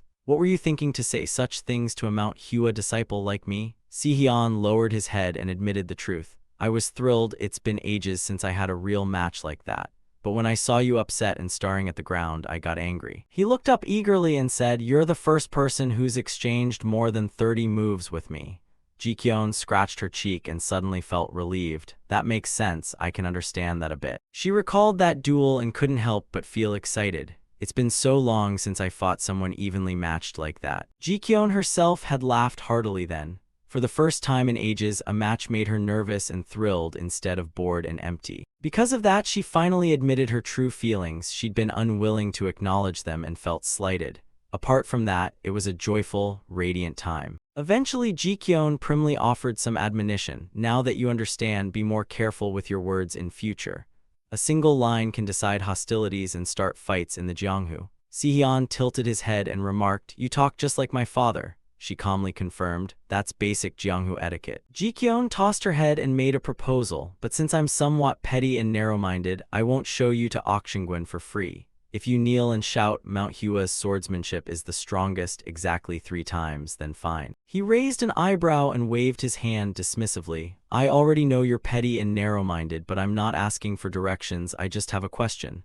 She asked curiously, "What question?" Si-hyun recalled the silhouette of a little girl and began, "I once visited Mount Hua before. I got lost then and a young girl showed me the way. She must have been about my age. She'd be 8 by now. I wonder if that girl is still at Mount Hua." Ji-kyun heard it and immediately recognized herself. "Isn't that me? Why is he looking for me?" She pointed at her face and declared it was me. He completely ignored the question and dodged. "Who else could it be besides you?" She once again asserted confidently. "There's no one like that among the disciples of the Orthodox sect. I don't recall anyone like that among the sect's disciples either." She wondered fiercely inwardly, "Does he really not recognize me?" Si-hyun still couldn't believe it and sighed with sorrow. It seemed that the girl had left Mount Hua. Ji-kyun boiled with anger. "I've wanted to meet her so much, yet I'm standing right in front of him. Don't go imagining I left Mount Hua when I'm plainly here." He muttered in perpetual melancholy. That girl was far too fragile to survive in the Jianghu. The image of a lotus-shaped hair ribbon appeared on his wrist. She gaped, instantly recognizing it as her #1 treasured hair ribbon. Ji-kyun reached out, seized Si-hyun's wrist, and shouted, "You." She flew into a rage and demanded, "Give me back my hair ribbon." "Thief, hand it over." He retorted indignantly, "Me, a thief? Even if I had traded it for your ribbon, I wouldn't need it." Ji-kyun erupted into full fury and screamed, "This is my #1 hair ribbon. You stole it 4 years ago." Si-hyun froze, shards of pleasant memories breaking as he stammered, "What? You were that person 4 years ago. This hair ribbon is yours." He nearly lost his strength as he whispered, "That girl really was very beautiful, fragile, kind, and gentle." She, pleased by the compliment, decided to let things slide peacefully this time. "So that's how I'm remembered by him. Well then, I'll forgive him this once." But then Si-hyun suddenly flipped and unleashed a torrent of harsh words at her. "And you're fierce, burly, and your personality is awful, completely unlike that little girl."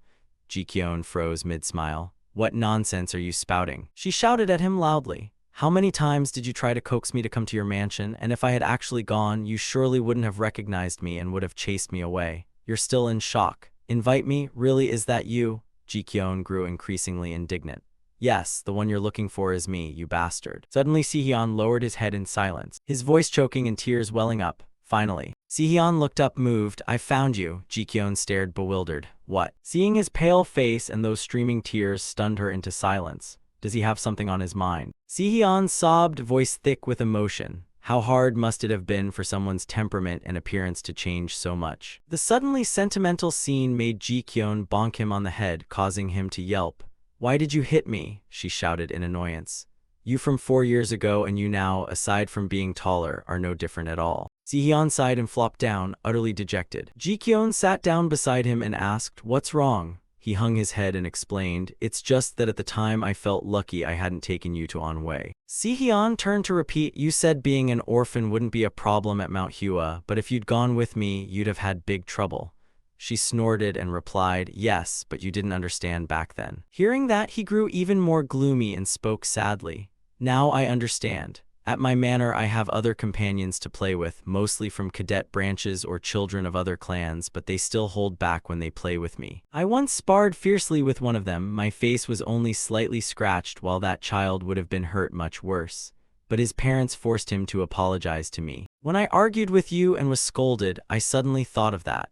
If this weren't Mount Hua but the Namgung family, you would have been treated the same way." Si-hyun turned and said with relief, "So I felt lucky you stayed at Mount Hua while I belonged to the Namgung household." Ji-kyun fell silent and thought, "At least those kids had parents, whereas I have none, so things would have been much worse." Then she brightened and recounted, "Staying at Mount Hua was my choice, right? And you tried so hard to take me away. Have you misremembered?" Si-hyun retorted, "No, not at all." He remained arrogant and confident about his family. "The point is I let you go. I could have taken you without caring what you thought." Ji-kyun frowned in displeasure but was no longer as sharp as before. "Your proud, reckless nature hasn't changed a bit, has it?" Ji-kyun suddenly spoke up. "Hey, young master, I know you've always lived in a world where you can get anything you want, but—" She jumped up, quickly snatched a leaf that had just fallen from a branch. Ji-kyun clenched it in her hand and said firmly, "There are things in life you can't obtain no matter how hard you try or beg." Then she let it fall, decisive as someone utterly certain of where she was raised. "Besides, back then I was also a child raised by Mount Hua, so Mount Hua certainly wouldn't let me leave just because of the tantrum of a 4-year-old like you." Beautiful images existed in Ji-kyun's mind along with the pride she always nurtured. "That has been my family all along, and I'm a child of the Mount Hua Sect." Ji-kyun excitedly pointed at her chest and boasted, "And now I've become an official disciple of Mount Hua, so you still can't do anything. I even have 5 petals." Si-hyun, sweating, asked bluntly, "Do those 5 petals mean something?" She answered enthusiastically, "It means only true inheritor disciples are allowed to have them." He bluntly remarked, "Childish." Ji-kyun didn't hold back in return. "Compared to you lot who distinguish main and branch lines, mine is even less childish." Si-hyun, provoked, shouted, "Don't joke, those 5 petals are the childish ones." Ji-kyun stood her ground and fired back about bloodlines and lineage. "You're not exactly innocent either. Family houses are far better than sects." They bickered for a long while before finally stopping. Yui-sung faced them and curled his lips, ready to speak. "So these brats." He didn't miss the chance and teased them. "You've already been summoned by the chief for fighting and you're still doing this?" Ji-kyun puffed her cheeks and turned away stubbornly. "Damn it, word of my defeat even reached uncle's ears." Yui-sung bluntly dredged up memories. "You even kissed when you were kids." Humiliated and angry, she snapped, "Forget it, don't bring up someone's dark past like that." He laughed, nudged both of them, and soothed them softly. "All right, dinner time, it's crowded. If we're late, there'll be nothing left." Ji-kyun mischievously teased, "Because he's directionally blind, I had to bring him to Aokshingwen." Si-hyun, embarrassed, shouted back, "I'm not directionally blind, okay?" Suddenly a voice cut into the warm moment. "Finally found you." Haren's older brother sternly demanded, "What's your name?" She thought to herself in surprise, right, the romantic martial hero version. He honestly recounted the situation. "My little brother is very upset that he doesn't know your name." Ji-kyun immediately recognized him as Peng Haren. Yui-sung frowned, puzzled, and asked, "You searched everywhere sweating just for that reason?" Haren's brother dramatized the matter and yelled, "He said he won't eat if he doesn't know your name. Actual food, mind you." She sighed helplessly, who knew threatening not to eat could be used as intimidation and bargaining like that. "If I said that, no one would care." Ji-kyun frowned and sighed at life's unfairness. One side is so sensitive they search everywhere, the other says, "Fine, starve yourself," which is the real nurturing love here. Yui-sung, exasperated, replied quickly to finish it. "Our brat is Ji-kyun, Ji-kyun, all right, make sure to tell your little brother that carefully." He was about to add, "If you're going, bring this Namgung family's young master too." He carried Haren off like a gust of wind. "Got it, I'm off now." Yui-sung was left puzzled, not understanding what had just happened between those two. Ji-kyun beside him was equally baffled. She thought to herself that perhaps they really are the protagonists of a true story of nurturing love in this world. Si-hyun, displeased, furrowed his brow and demanded, "I'm your guest, aren't you responsible for seeing me to where I need to go? Are you going to shove that responsibility onto others?" Hearing that, the other guy grimaced and replied, "Shut up, kid, as long as you get to Aokshingguan, who you go with doesn't matter." After a while, once they arrived, Ji-kyun smugly said that even if he were directionally blind, he wouldn't get lost here anymore, so he could go on his own now. Suddenly he turned and called, "Hey Ji-kyun." Si-hyun nonchalantly provoked, "Let's fight again next time, of course I'll win again." She, furious to distraction, shot back, "Ridiculous, I only lost this time because I'm not used to real swords yet." He sneered, "Blamming the weapon is the most common excuse of losers." Tick-Ring cracked her knuckles and growled, "You wanna die?" To the point that Yui-song had to step in and scoop her up. "Come on, if we're late we'll miss dinner." Ji-kyun struggled angrily, "Master, let me go." She pointed forward and declared, "Namgung Si-hyun, I'll prove to you it isn't an excuse I'm making up." Ji-kyun's shout echoed through the air, "Just wait and see." Si-hyun smiled and waved as if that was exactly what he was hoping for. He sighed and looked down, unbelievable. Everyone sees it and still gets so hot-headed. "Your hair's all messy, you need to tie it up again from the start." Only then did she remember something important. "Right?" Ji-kyun shouted again, the cry rattling the forest as she yanked at her hair ribbon. Today she still hadn't gotten it back from him. Time passed, Ji-kyun kept hammering at her sword practice, making up for lost training time, and before she knew it, the sky had already grown late. She set her face sternly and held her stance, feeling as if the weight of the sword in her hand had suddenly become much lighter. Ji-kyun spoke with resolute determination, "To get used to it, I need to hold a real sword as soon as possible." Suddenly a voice cut through the air, "Enough, if you keep going you'll hurt your body." She turned and recognized him at once. Oh, it's the Tao Master. Every time she saw him, she remembered the way he'd scolded, why Yui-hyun couldn't train regularly. The Tao Master frowned in displeasure. "Still here and you haven't gone to pay respects to your master." Ji-kyun drooped, "Greetings, Grandmaster, he really is going to nag again. Thanks to you, Yui-hyun had to walk all the way to Oknuji to look. He also needs to save time to practice." She turned away with a forced smile. "Sorry, I'll change." The Tao Master sighed, "It's just your first defeat and you're already so ashamed." He reproached wearily, "You're childish and impatient." Ji-kyun rubbed her head and admitted, "I'm only 8, of course I'm still young." The Tao Master snapped, always ready with an excuse, huh? He confiscated her wooden sword, which made her mutter in displeasure, "Oh, my sword, give it back." The Tao Master frowned and said, "The fruits of growth and effort don't appear in an instant." He seriously lectured, "They must be accumulated little by little." Then he scooped Ji-kyun up and continued, "If you keep forcing yourself like this, not only will you not see instant results, you'll harm your body." She was stunned inwardly. Why was he being nice to her all of a sudden? Worried, she asked, "Grandmaster, are you hurt?" He looked helpless. The Tao Master pulled his cloak over Ji-kyun's head and questioned, "Can't you sense someone approaching even when they're this close?" Caught to the core, she blushed and tried to explain. "I was just thinking about what I could learn from failure." He sighed but didn't relent. "I've told you many times not to let your emotions distract you when you swing your sword." A corner of the Tao Master's mouth lifted in praise. "Turns out you do have such valuable thoughts." He began to open a new horizon for her. From victory you learn achievement and confidence. From failure you learn humility. Ji-kyun at first didn't fully grasp it. Humility? The Tao Master calmly pointed out the first change. "Look at you now, the one who used to skip training is practicing late into the night." She tried to protest loudly, "No, I just came out because I was too angry." He didn't press that and moved on to ask, "All right then, do you remember the sword forms of the disciples you've fought hundreds of times and beaten?" Ji-kyun replied nonchalantly, "No, only Jia Keichuan is a faint memory because I often sparred with him." Then the Tao Master dropped a key question. "What about the sword form of that brat from the Namgung family?" She immediately fell into thought, her mind picturing Si-hyun gripping his sword. At the mere thought the answer sprang to her, the strikes she couldn't parry and the gaps in her own attacks. Ji-kyun bowed her head because in time she recognized the crucial point and the final blow that had made her fail. What the Tao Master meant by humility was realizing she could be beaten by someone. The Tao Master kept up his stern teaching. A victor doesn't need to analyze the loser's sword form, but the loser must. If you're buried in the shock of defeat and do nothing, that's disadvantageous. If you analyze to find the path to victory, that's the solution. He patted her head lightly and asked, "Were you overwhelmed by that Namgung brat?" Ji-kyun lowered her voice, a little hesitant, "Not really."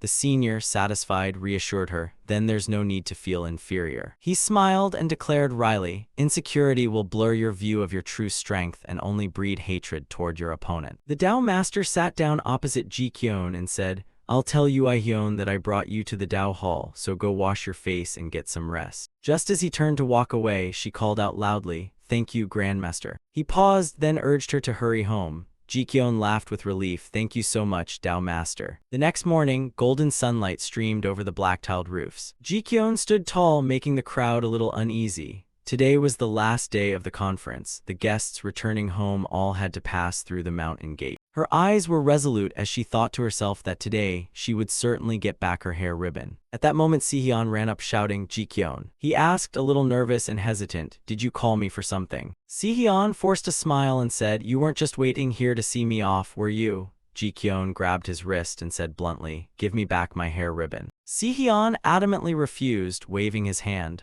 "What, you mean take away the precious ribbon that's been with me for 4 years? It's been with me longer than you've been with me. Without it, my hand would be helpless. Not a chance." She was so angry she was speechless. "What did you say? Really?" Jikyeon ground her teeth and yanked his arm forward. "Hey, you're a thief with no shame." Sihyun suddenly spoke up, "If that's the case." He suddenly snatched the new ribbon that Jikyeon was currently wearing. Sihyun excitedly claimed it as his, so let's barter fairly. Jikyeon froze. What the heck? Her hand stiffened around her old favorite ribbon, the one Namgung Sihyun had carried for years. He shouted challengingly, "If you want it back, come to Namgung next time and look for it." Jikyeon shook with anger, her voice strained and hoarse. "Fine, I will come, just wait and see." Sihyun happily waved and called out, "I'll take good care of it, I'll definitely come by. You're left with a mess, your ribbon's gone and your hair's a tangle." Jikyeon, brows raised, said loudly with a hint of complaint, "My hair's curly, it tangles easily." Suddenly a pair of hands reached out and neatly tied her hair, making her start and turn. "Who is it, Haran?" He smiled brightly. "They're done, it's safe now." Jikyeon smoothed her hair and said, "Thanks for tying my hair, I'll return the ribbon later." Haran kept smiling and then asked, "Really? Then it's not much to ask, tell me your name." She was puzzled. "Didn't you hear it yesterday with your brother?" He placed a hand on his chest and said earnestly, "I want to hear it from your own mouth." Jikyeon was surprised inwardly, hear herself say it, but she indulged him. "My name is Jikyeon." Haran cheerfully replied, "Thanks, before we leave it's lucky to hear that directly from you." Suddenly a pair of eyes drew close and a deep voice echoed as if from another realm, "Aren't you standing a bit too close?" Jikyeon broke out in a cold sweat and screamed, startled. Haran's 2 older brothers murmured darkly to each other, "Perhaps it's better to keep some distance. Since when did this Mount Hua brat get so close to my brother?" She had to shout back, "Stop it, brothers, instead of chasing off my few friends, you're driving them away." Their faces softened and they pampered her like a delicate thing, saying it was just a test to see if they could take care of the younger brother. Jikyeon rubbed her cheek and sighed in exasperation. "You brothers are the #1 reason you wreck my friendships. This family really is something else." Haran turned and called out, "Jikyeon." He turned and smiled, "See you at the next Ming Martial Conference then." Nearby, Sihyun raised his hand, watching the hair ribbon sway gently in the breeze. He smiled softly to himself, thinking how lucky he was to have followed her to the Mount Hua conference. Sihyun kept an image in his heart as an excuse to return the ribbon and see the first person he ever liked again, despite those memories. Then he put a hand to his chest and gave a forced smile. It was over-glamorized. How could someone go from a fairy to a scruffy rogue like that? Still, Sihyun smiled, feeling warm inside. After all, this new ribbon gave him an excuse to meet her again. Hopefully, the next meeting will be even more interesting. A shout interrupted his thoughts. "Hey." Haran appeared with a sudden request. "Can you give me that hair ribbon?" Sihyun glanced over, immediately recognizing the other, which put him in a sour mood. That youngest master who acts like he doesn't have long to live. Hobbyletter when EAFC always makes absurd excuses that he's about to die to do whatever he wants. When he peeked at the Namgung family's secret manual, I tried to stop him, but I got scolded for it. He immediately deflected. "What ribbon? My hair is so short, why would I need that to tie it and run around?" Haran tilted his head with a smile and said, "I mean the thing on your wrist. You seem to have witnessed the whole thing earlier, the thing you snatched from that girl." Sihyun resolutely objected. "Don't joke, I absolutely won't give it up." Someone behind, hearing the commotion, called out curiously, "What's going on? Is something wrong?" Haran glanced back, thinking such trouble over a mere hair ribbon was unwarranted for a family. Then a sly smile touched his lips. Maybe a bit of teasing wouldn't hurt. He spoke up, "I really want you to stay foolish in front of her forever." Haran smiled, his words sharp, "Because only then won't some fool like you steal precious time that could be spent by her side." Sihyun asked in confusion, "You like her?" He shook his head and replied, if you mean romantic feelings, no, I don't. Which left Si-hyun baffled. Then what is it? Haran said slowly. It's hard to explain. If I must, she's the first person I feel comfortable being with. Scene shifts to the towering, majestic mountains, the sky clear and the wind whispering. 1 month after the Ming Martial Conference, Ji-kyeon and Ui-hyun went down the mountain from Mount Hua to buy a real sword in Huigin County, Shanxi Province. Mount Hua lies west of Huigin County. At the summit of Hualien, people from Mount Hua often come down to Huigin village to buy swords and essentials, but there's one issue. Huigin had been thoughtful a few days earlier. Recently, the activities of the demonic cult seem worrying, but you don't need to know about that. At the conference, Huigin mentioned something like that, though there's no clear provocation from the cult right now. Anyway, this was her first official descent, so she was quite excited. Ji-kyeon said excitedly, when I was little I used to wait on the mountainside just to meet Master Ye Cheng.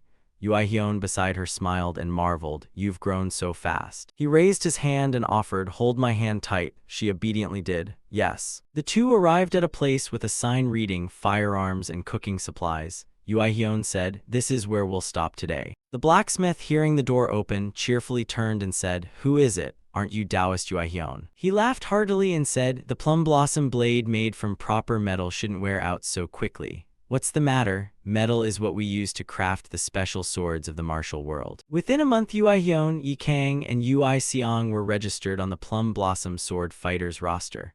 The Plum Blossom Swordmaster will pick the top 5 contestants, and they will receive swords made from Yixi, a rare and hard metal. The blacksmith leaned down to look at Ji-kyeon and guessed cheerfully, looks like it's time for your master's disciples to hold a real sword, huh?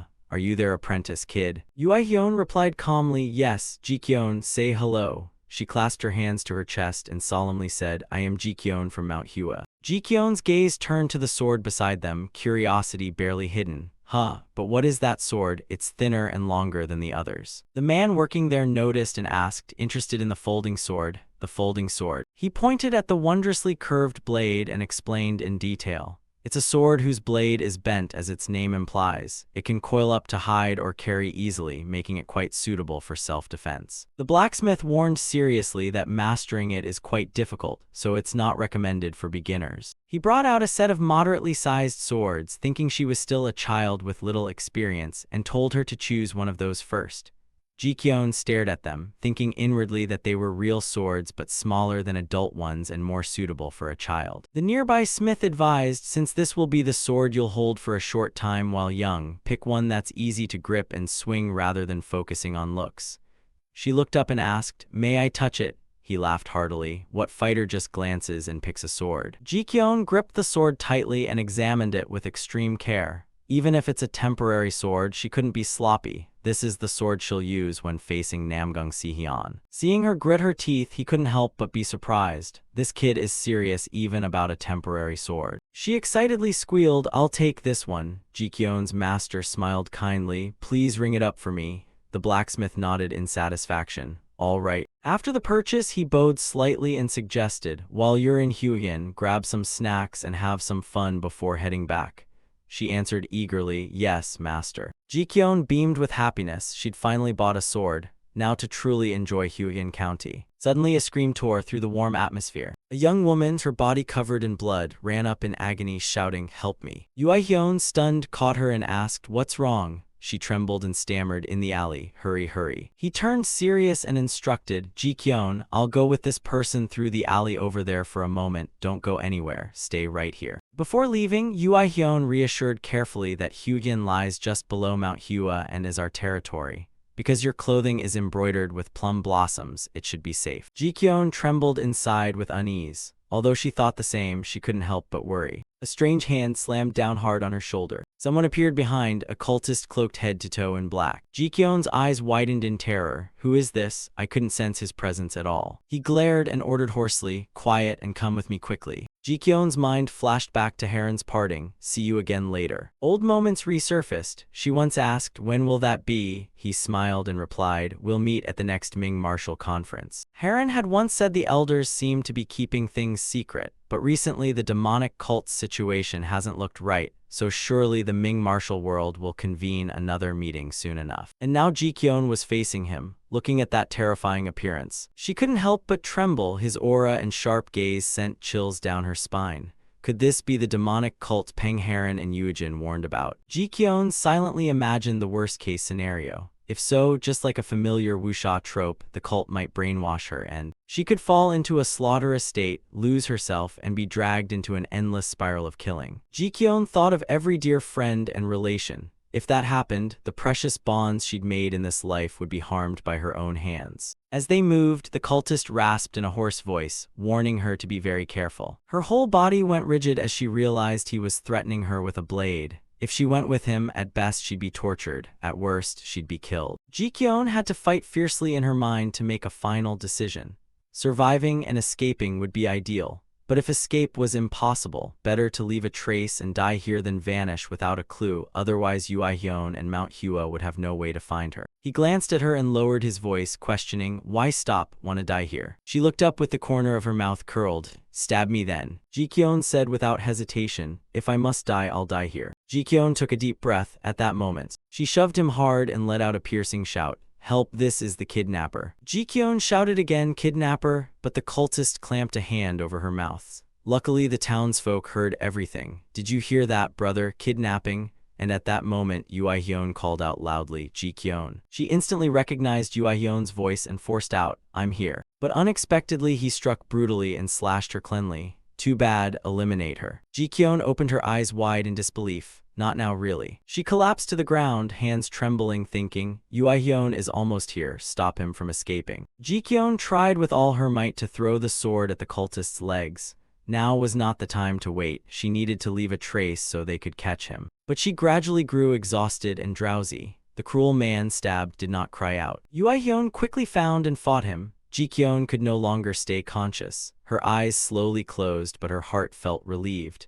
Fortunately, Uihyun arrived in time. With him, he could restrain the man and trace the mastermind. Ji-kyun spat a mouthful of blood, her vision darkened and a metallic taste flooded her mouth. Could it be poison? It must be. They were clearly prepared to eliminate her. In her faint, hazy gaze, only a few thoughts remained. "I hope if I die, Uncle won't be too sad. This was unforeseen, so please don't blame yourself. My life won't end dull. Because of you all it was joyful." Ji-kyun frowned and gradually woke from a long sleep. She opened her eyes and found herself in an unfamiliar place. Ji-kyun looked around, thinking to herself where she could be. She clearly had fainted. She looked down at her own body to feel. Surprisingly, she didn't feel pain, nor any wounds. Ji-kyun's eyes fell on a vague figure before her in puzzlement. Moreover, behind that translucent form was. She recognized and exclaimed in shock, Elder Mujin.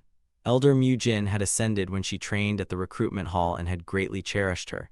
Ascend, meaning to become an immortal and fly to heaven, or a respectful way to refer to the death of a noble person. Ji-kyun slapped both cheeks, utterly panicked, babbling incoherently. "Wait, is this the third path to heaven? Then I must hold on and not cross this river.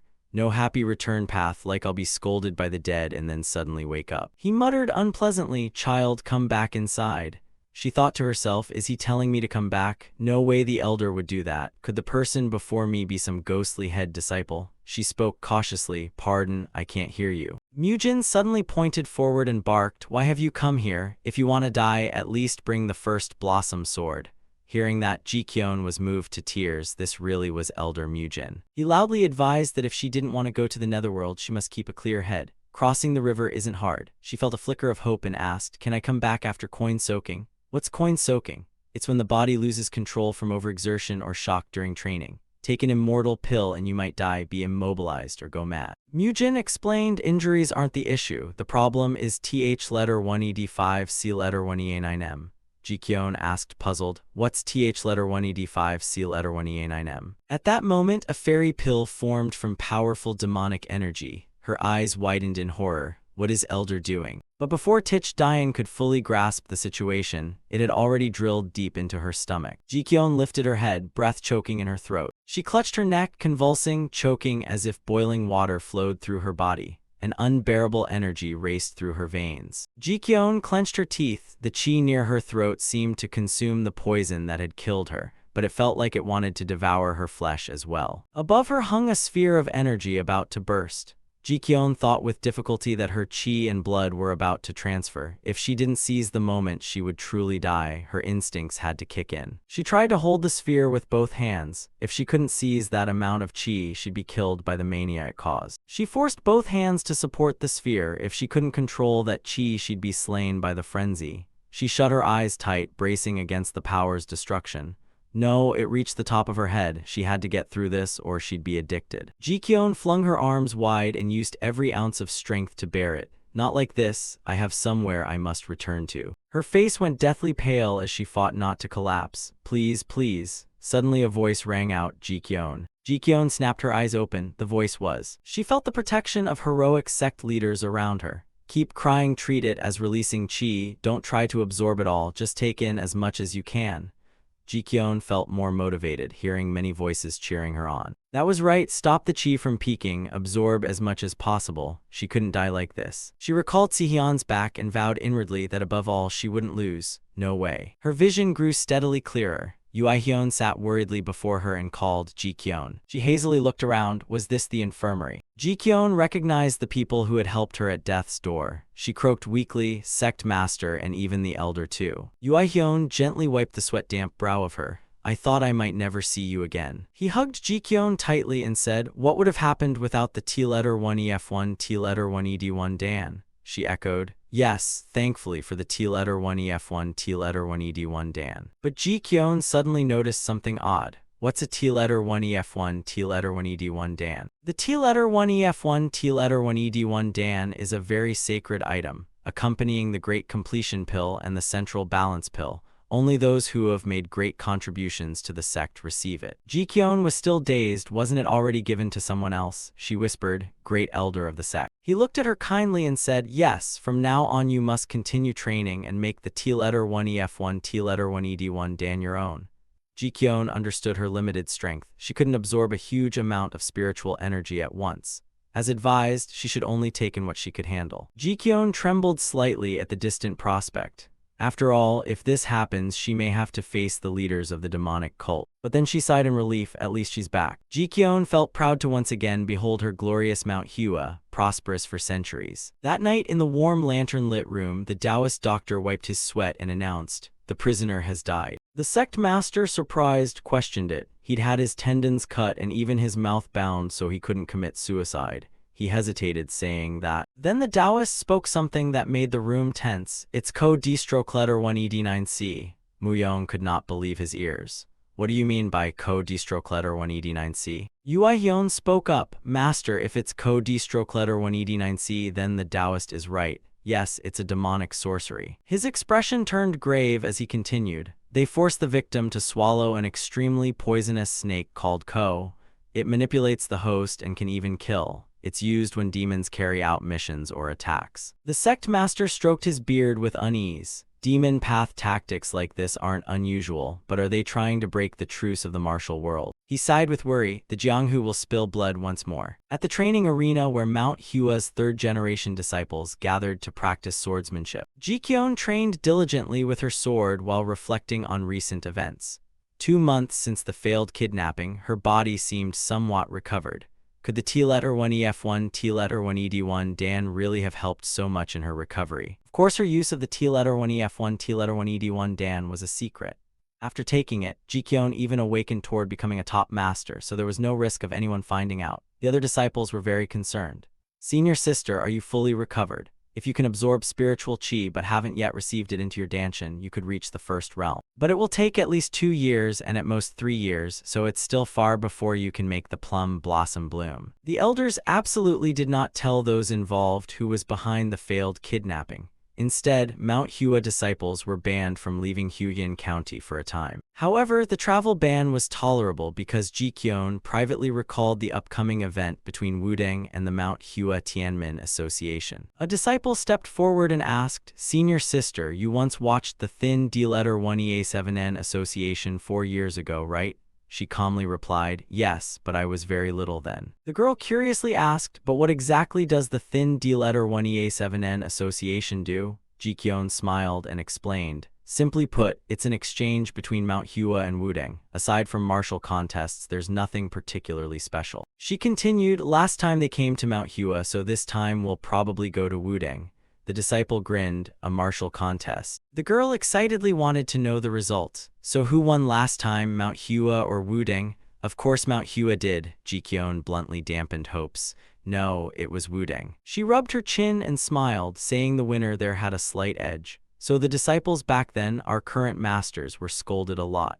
Suddenly, a hand pressed down on Jikyeon's head with a familiar voice. If you knew in advance it wouldn't be fun, just experience it yourself. Yuejin ruffled her hair hard and said to cheer her up, anyway, it's annoying that even rare pleasures get stolen. She complained loudly in irritation. I'm so mad, my hair's a total mess now. He pointed straight at the group training and said firmly, anyway, train hard. Remember, late-stage strength is the sect's future. Jikyeon decided to poke at the sore spot for revenge. Master Yi also lost back then, right? Jiake Chuan raised his hand and asked. And we have to take part in the martial contest too, he glanced and replied, of course. Haven't you noticed training has been much tougher lately? He hesitated a bit. According to senior sister, Wudang's third-generation disciples entered the sect a whole year before us. Yuejin folded his arms and retorted, so you mean we'll lose just because we joined later? Jikyeon frowned, thinking what a pessimistic attitude. She looked at Jiake Chuan, baffled. Someone with such outstanding talent, my successor, no less, acting so weak before Wudang. The third-generation former contestant number 500, Jiake Chuan. Jikyeon recalled and reasoned, Jiake Chuan's master is Uncle Yikang. If that mighty senior had taught him the plum blossom sword like he taught me, he'd be more motivated. He beat his chest and said sternly, if you're truly afraid, let me treat you like in the selection exam. Survive another round of selection hell and you'll have the courage. That made Jiake Chuan pause. His gaze seemed to demand a satisfactory answer. Jiake Chuan sighed, I'll train hard to win.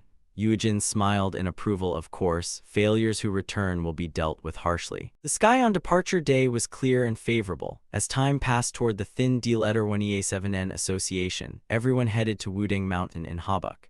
Jikyeon looked up in awe. Is this Wudang Mountain? Unlike Mount Hua, the road up is so gentle, Jiake Chuan behind her replied. Because Mount Hua is a peak mountain after all. Yikang shouted excitedly, come on, juniors, hurry up. She hesitated a bit. Senior Uncle Yikang is over there. Jikyeon couldn't hide her curiosity. Why is there a lake in front of the mountain gate? He explained when he saw it.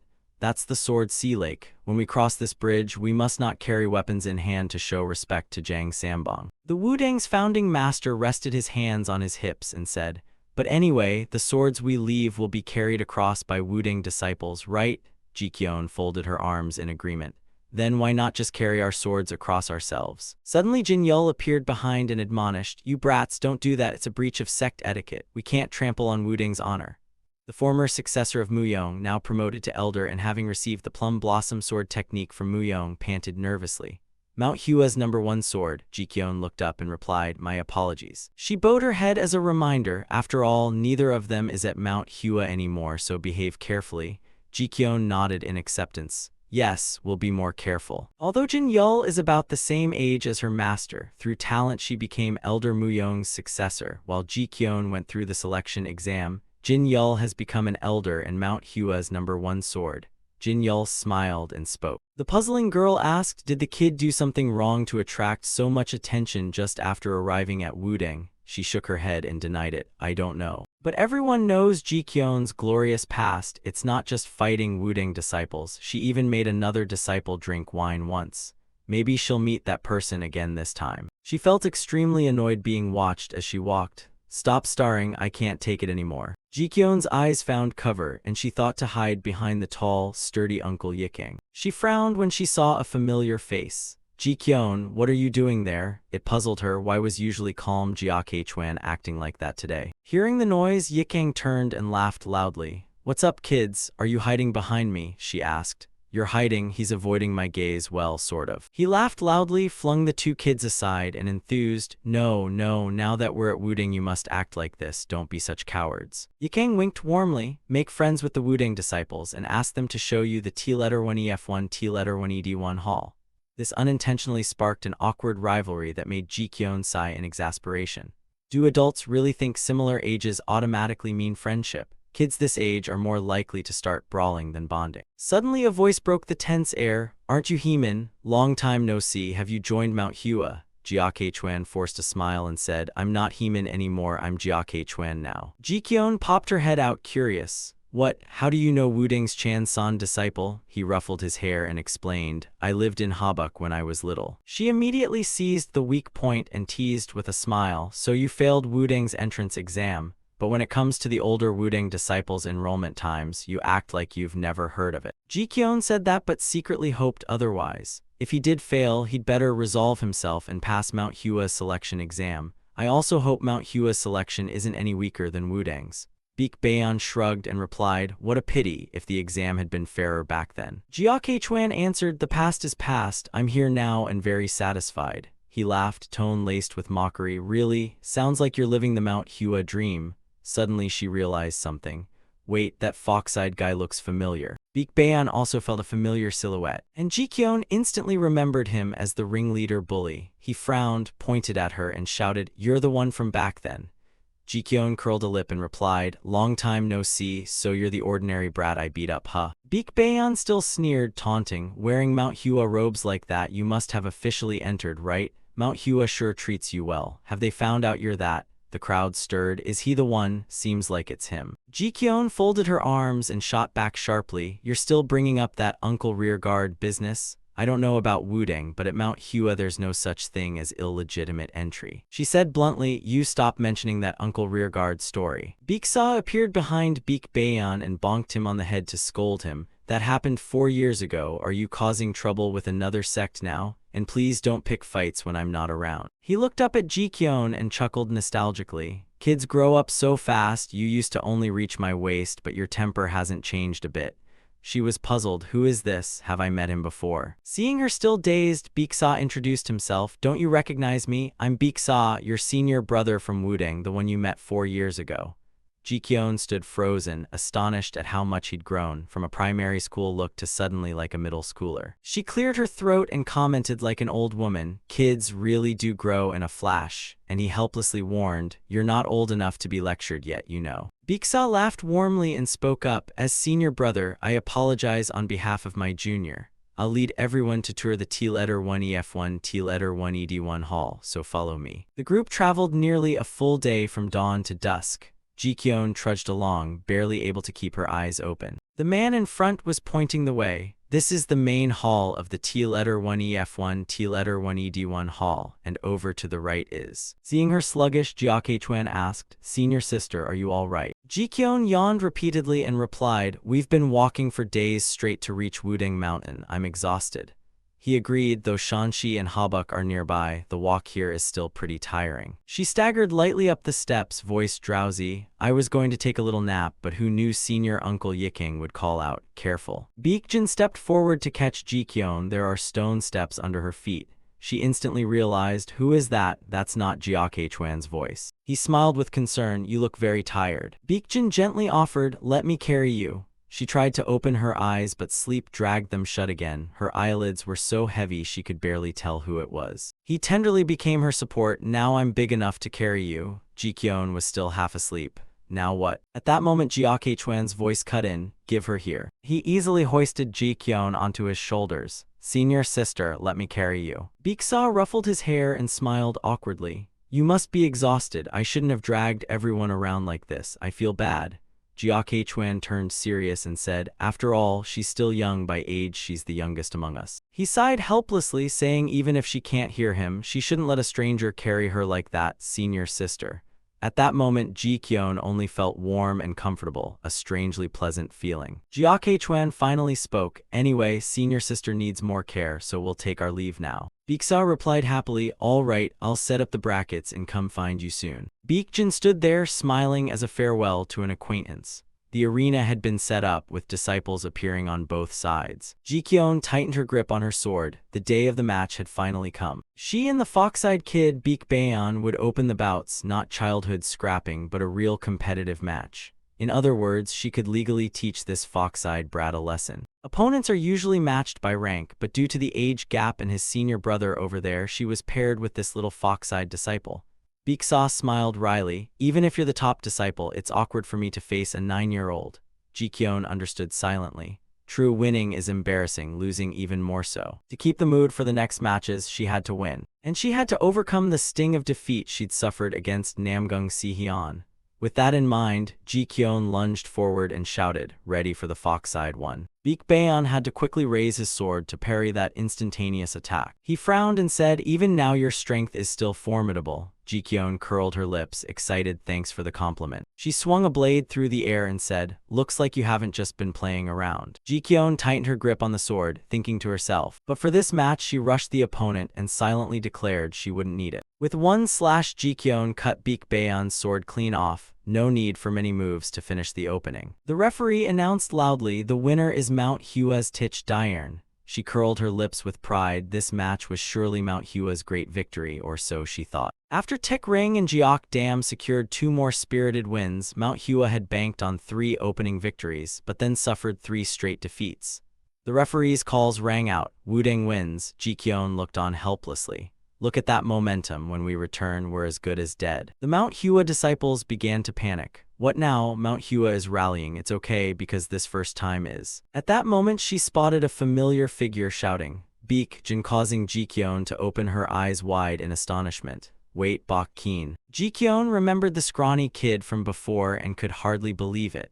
The senior brother over there has changed a lot too, but this one has clearly leveled up. She watched the match and immediately saw it. Moreover, seeing him utterly dominate Mount Hua's disciple like that. The referee announced, the winner is Wudang's Bak Keen. The crowd buzzed. You saved Wudang today, wonderful. Baekjin's senior brother Jikyeon could only smile wryly. Weren't you the ones who ostracized him before? Suddenly Baekjin looked over this way, startling Jikyeon. Eye contact made it impossible to pretend not to know him. Maybe a little wave would do. She turned her head, trying to keep calm. Long time no see, the match was great. Suddenly Baekjin beamed, making Jikyeon even more flustered. What is he smiling at? He tilted his head and replied, long time no see, shame I couldn't keep my promise about that match before. She broke out in a cold sweat because she couldn't remember a thing. What promise? The match of the 3rd generation disciples. It ended with Wudang's senior brother fighting Jeok Hwan and we barely lost. Mount Hua's 3rd generation disciple lost and the score was 69.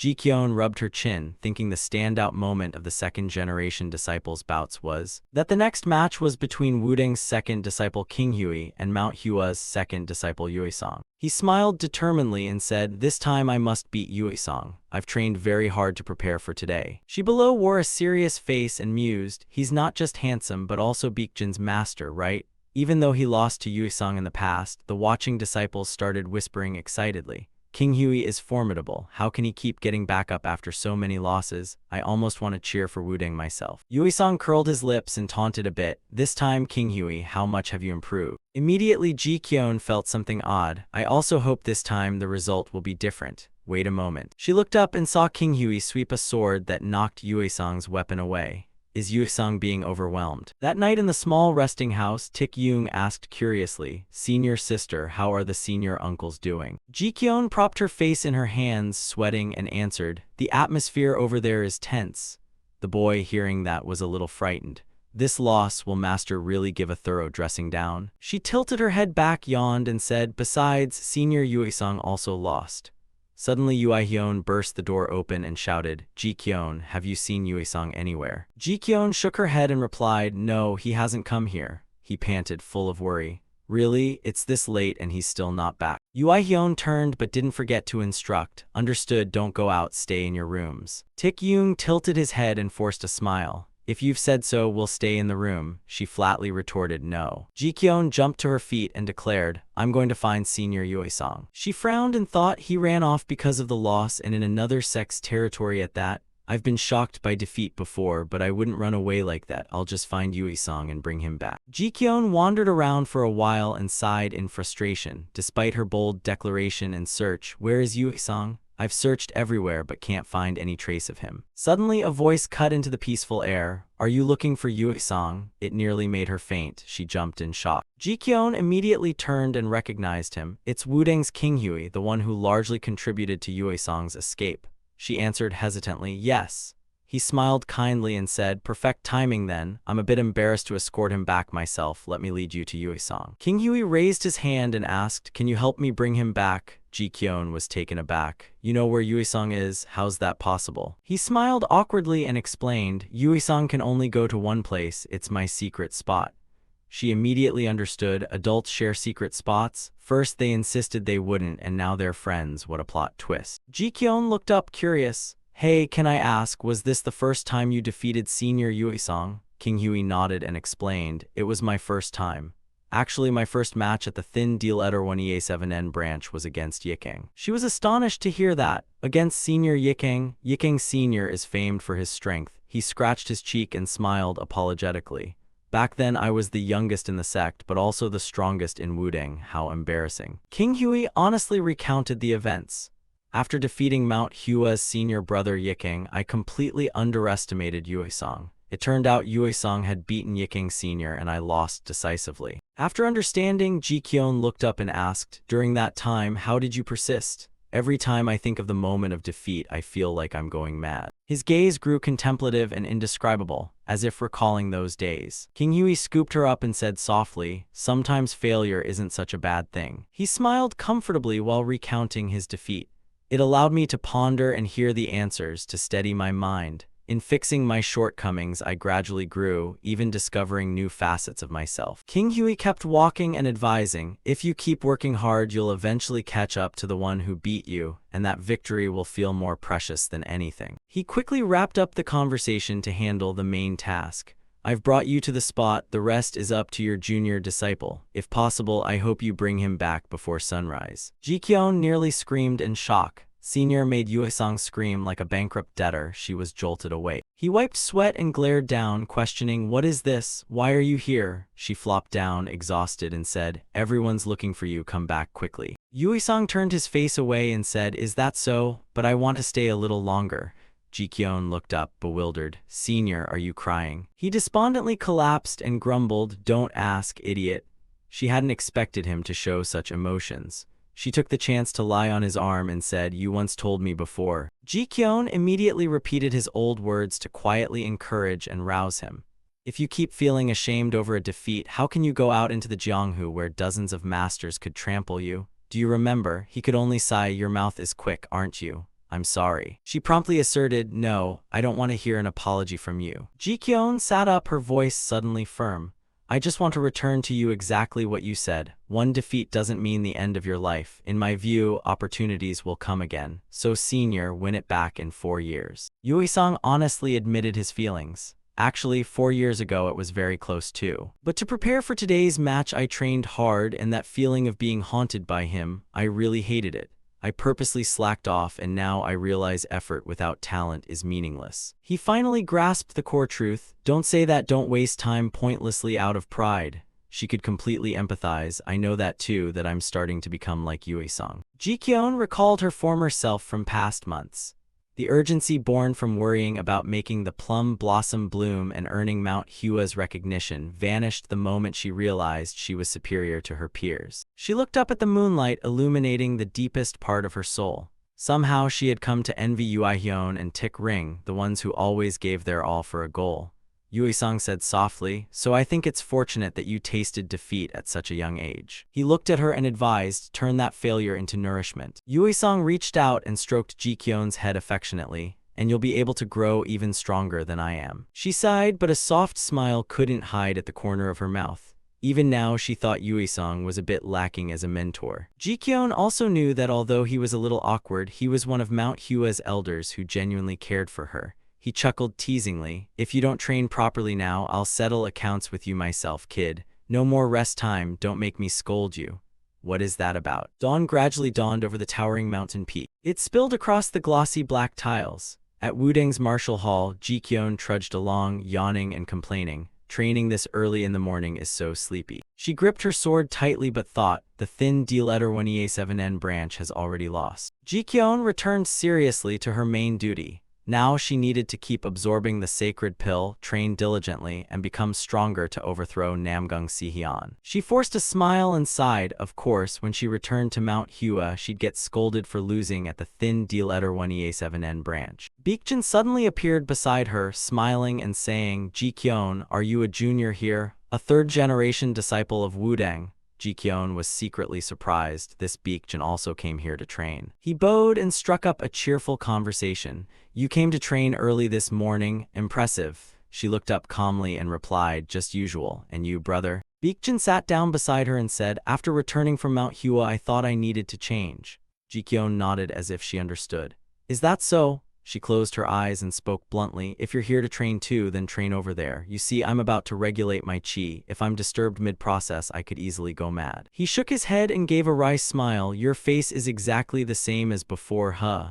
Ji-kyun was a bit surprised and asked, "Huh, didn't I tell you not to bother me before?" Baekjin recounted with a gloomy expression, "You didn't even see me off because you needed to sleep in. I was pretty sad about that. You were so nonchalant. Is that so?" He almost pleaded as he turned to her. "So this time let me have it. Ji-kyun, it's only 4 watch hours." Ji-kyun stared at him, feeling slightly bewildered. This guy. She couldn't hide the surprised scream in her mind. Is he possessed? Otherwise, how could such a timid person become so bold? She rubbed her chin and began to analyze. But is that important enough for me to spend time on him? Baekjin narrowed his eyes slightly and spoke honestly. "Yes, I won't deny this is an excuse to steal your time. What really made me upset was..." He forced a half-smile and repeated, "I believed in the promise that we'd duel, but you let Senior Baek Baeon quickly take the match." Ji-kyun paused a beat, then quickly blurted, "Sorry." But inside she felt utterly helpless, truly nothing more to say. She didn't hesitate to state plainly, "Actually, you were so different from the image in my memory that before I heard your name I couldn't recognize you." Baekjin brightened at that. "Lucky, because I don't want you to remember me as timid or weak." He cheerfully asked, "So which image of me do you prefer, the old me or the new? Do you think the other person is insecure and needs serious advice? Will I change myself based on your choice? Live your life with your own views and stance." That unexpected sermon made him laugh with delight. Ji-kyun blankly set down the blade and said, "Then I'll let you sleep in and not see me off as a way for you to apologize for the first bout." Baek-keen kept a smile and replied nonchalantly, "Sadly, I prefer seeing your face to sleeping in. In 4 years I won't be able to see you, so I should look as much as possible while I can." She stretched comfortably and answered, "Do what you want." In her mind, she confirmed that his personality really seemed to have completely changed. Ji-kyun shifted her gaze curiously and asked, "By the way, now Bok Van doesn't dare act up around you anymore, right? Did you follow what I advised earlier?" He hurried to explain, "Of course not. Wudang also has strict rules so no one can defy orders. I only smashed that lofty pride in front of the senior brothers, for example, by sorting hierarchy through matches." She agreed upon hearing that. Indeed, that method is effective to make people frightened. "I tried it too." Baekjin curiously asked, "Who used to bully you?" Ji-kyun enthusiastically recounted, "It was just that those older ones wouldn't easily accept orders from the youngest like me. Under the pretense of peace and friendship, now everyone recognizes me as the lead disciple." He tucked a strand of hair from her brow and soothed in a soft voice, "Those disciples were terrible, but you did well." Suddenly a voice cut in, "Terrible, huh?" Tik Ring, who had witnessed everything, wore a clearly dark expression, obviously not happy. "They beat us every day, so our senior sister is not to be taken lightly, right?" Ji-kyun called out in surprise. "Tik Ring." Her tone grew threatening as she spoke. "If senior sister comes to the hall so early, why not train properly?" Baekjin waved his hand to explain, "Don't get me wrong, it's been long since I saw an old friend, so I'm a bit excited." She didn't understand and nudged him, saying, "No need to fear. If you fight, you'll definitely win and make him quake in his boots." Ji-kyun, "Not about that." Tik Ring glared and asked bluntly, "Did you just call our senior sister Ji-kyun?" Baekjin felt pressed and hastily said, "Yes, Ji-kyun. Does she have another Dharma name?" Her expression said it all. Terrible. V stepped forward to mediate, still Ji-kyun as always. Tik Ring grabbed her hand and urged, "Let's go, senior sister." Baekjin smiled and waved, "Well then, goodbye. Ji-kyun, I'll come see you off tomorrow." She frowned to compose herself. "I told you it's Ji-kyun already." Walking a bit further, she sternly reminded them, "Senior sister, in this world no one protects someone without a reason, especially between men and women." Ji-kyun laughed to reassure them, "Is that so? Besides, he's a cultivator, no romance there." Same here, Tick Ring sulkily warned. Hope you won't abandon Manhua for a lover later. She hurriedly changed the subject to ease the tension. You're worrying too much, breakfast time is near, let's go. Suddenly she gripped Ji-kyun's hand tightly and didn't want to let go. Tick Ring's eyes seemed about to well up as she sincerely said, please always be our senior sister. She smiled and offered encouragement, rest assured. After the defeat at the Thin D-Letter 1EA7N branch, the following 4 months saw her generation undergo a continuous, grueling training regimen. At last, the hard training period reached the day of harvest. Ji-kyun was finally able to go with them to Shaolin, where the Jianghu Alliance Conference was held. Although they normally wouldn't bring a third-generation disciple like her, someone not yet fully skilled, to the Alliance Conference, but there was a request from the Hab Bil-Eder 1EA FC Ban family and the Nam Kung clan that she must be taken along, so Ji-kyun was summoned by the headmaster and reminded to act cautiously. He warned very seriously, absolutely do not cause trouble. She nodded firmly, yes. Even so, Ji-kyun still had a plan to carry out. Although the headmaster had repeated his warnings many times, this time I must defeat that Nam Kung Si-hyun. In fact, his officially sending a secret dual letter to Mount Hua is basically the same thing. Doesn't it mean he intends to have a showdown at Shaolin? Speaking of which, she had just stepped inside and had to exclaim, it's horrendously vast, how many gates are there? Truly worthy of the 1,000-year Shaolin legend. Ji-kyun looked up and asked, in the scripture hall are there Mount Hua manuals too? Can I go in and look? Hyun beside her smiled and explained, they say there are even demonic cult manuals in there, so Mount Hua surely has its own manuals too, but of course you can't enter without permission. A disciple cheerfully explained the lodging. Guests of THI-1EBF-UM can stay at T-1ECBCH Koch Hall. Hearing that, she immediately said, T-1ECBCH Koch Hall is like NG-1ECDC Than In on Hua Shan or the T-1EF1 T-1ED1 Palace of Wudang. He looked a little tired, rubbing his shoulders. What a mess. Ji-kyun thought to herself that if she wanted to go out alone, now would be a good opportunity. She raised her voice to ask permission. Master, may I step out for a bit and return? Hyun was somewhat surprised. What? Yikang from behind suddenly called, Hyun, come here a moment, keep him busy. Yes, Senior Yikang, I'm coming right away. With no choice, Hyun could only permit her and gave careful instructions. Ji-kyun, don't go too far, just around T-1ECBCH Koch Hall and the nearby area, okay? She excitedly ran off. Yes. Ji-kyun was fumbling for the way when she spotted a familiar figure. Now where's the exit? She then shouted loudly, found it, return my hair ribbon today. Si-hyun, hearing that distinctive voice, turned his head with curiosity. He asked in great surprise, you really came here? Ji-kyun snapped back, irritated. You sent a dual letter, what's there to be surprised about? Si-hyun hurried to explain, no, actually it's not a challenge request. He also honestly recounted that his father had told him not to expect too much. Usually they don't bring third-generation disciples to the conference. She didn't care about that. She focused on her main goal and said, that's unimportant, give me back my hair ribbon now. Si-hyun smiled with absolutely no intention of returning it. This hair ribbon, I said I'd give it to you when we reached Nam Kung, and besides, we're at Shaolin now, which made Ji-kyun furious to the point of wanting to scream. How could he spout such nonsense? He turned his face away arrogantly, issuing a challenge. If you want it back, you must beat me in a match. She trembled with rage, trying to compose herself. Calm down, calm down. Ji-kyun shut her eyes, took a deep breath, and considered the consequences. Although she had thought about a match, if they actually fought and he were injured even by a scratch, the Nam Kung patriarch would come after her. Si-hyun deliberately poured fuel on the fire. Are you afraid you'll lose? She couldn't stand it any longer and stepped closer, eyes blazing, and snarled, now we'll go find a place to spar within half an hour. Clear. He curled a lip and replied bluntly, find one together? You think you can order me around? Ji-kyun sneered, hitting his sore spot.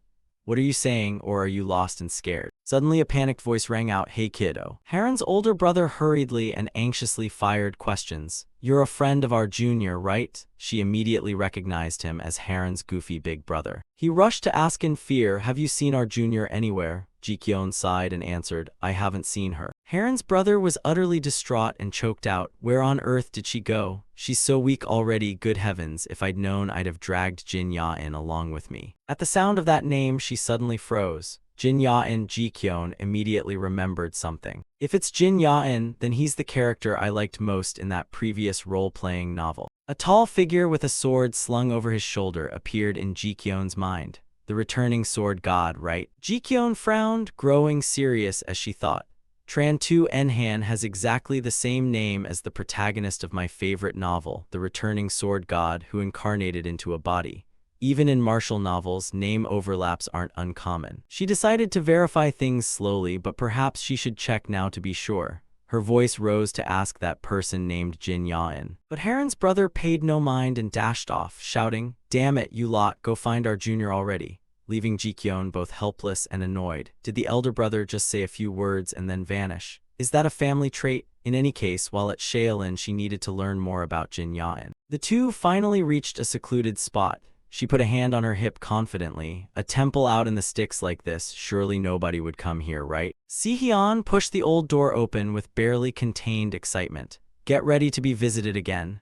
Jikyeon stood beside him, warning with a raised brow, "You'd better look after yourself." The moment the door flew open, his gaze froze for an instant. Si-hyun suddenly let out a terrified scream. He ran backward and grabbed Jikyeon's shoulder, trembling as he said, "There's a white-haired, red-eyed ghost in the temple." She, annoyed, snapped, "What nonsense is that, you lunatic?" Jikyeon, not the least bit afraid, shoved the door wide. What ghosts would haunt a Buddhist place like Shaolin? Si-hyun clung to her from behind to stop her. "Don't open it. I told you not to open it." She breathed a sigh of relief, as expected. Jikyeon cheerfully called out, "Long time no see, Heron." He turned and smiled. "Hello, Jikyeon, and you idiot too. You keeping well?" Si-hyun, hearing himself mocked, snapped angrily, "You idiot, there's a limit to rudeness."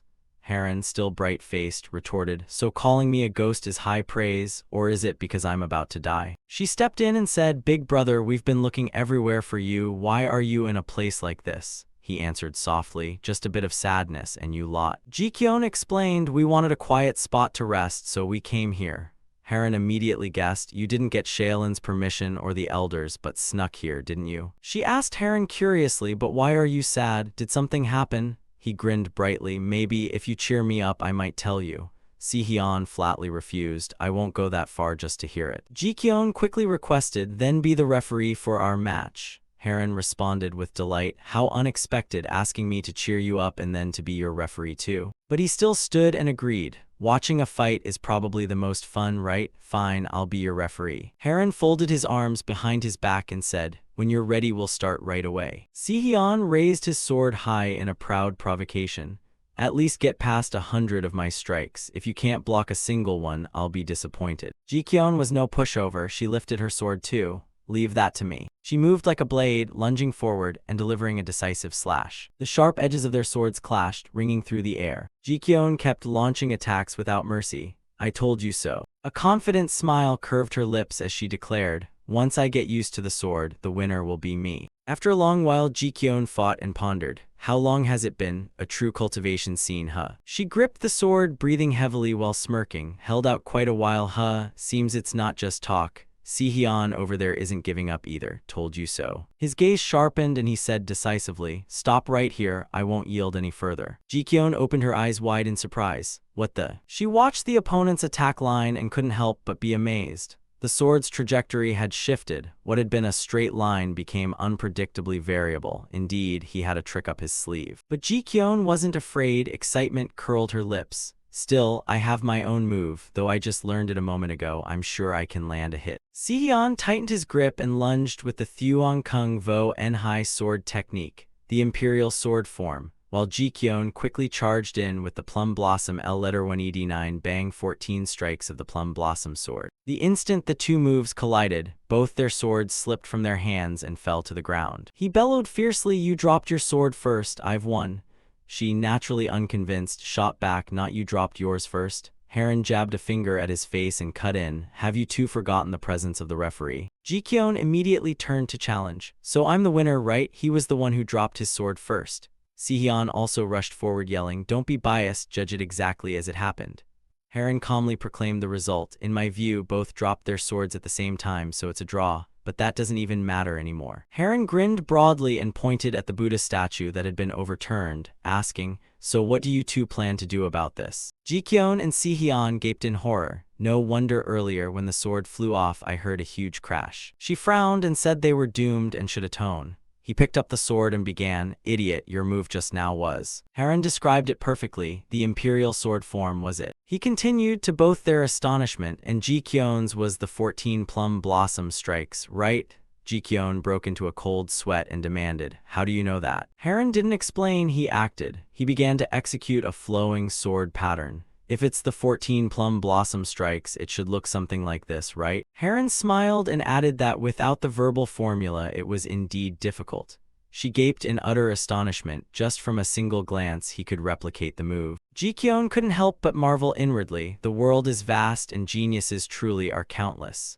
Wait, the movement was actually the one Nam Kung Si-hyun used earlier. He gripped his sword tightly and continued to perform the move as if he'd practiced it for years. So the imperial sword form is this technique. Si-hyun ground his teeth in anger and astonishment. He turned to seize Heron's wrist and demanded directly, "Who are you?" Heron responded nonchalantly, "I know the verbal formula, no need for the manual, I can just sense it directly and reproduce it." Si-hyun was even more shocked at that. "You know the verbal formula." He couldn't believe it and shouted firmly, "How ridiculous! That scripture is only to be seen by the clan head and the young master of the family."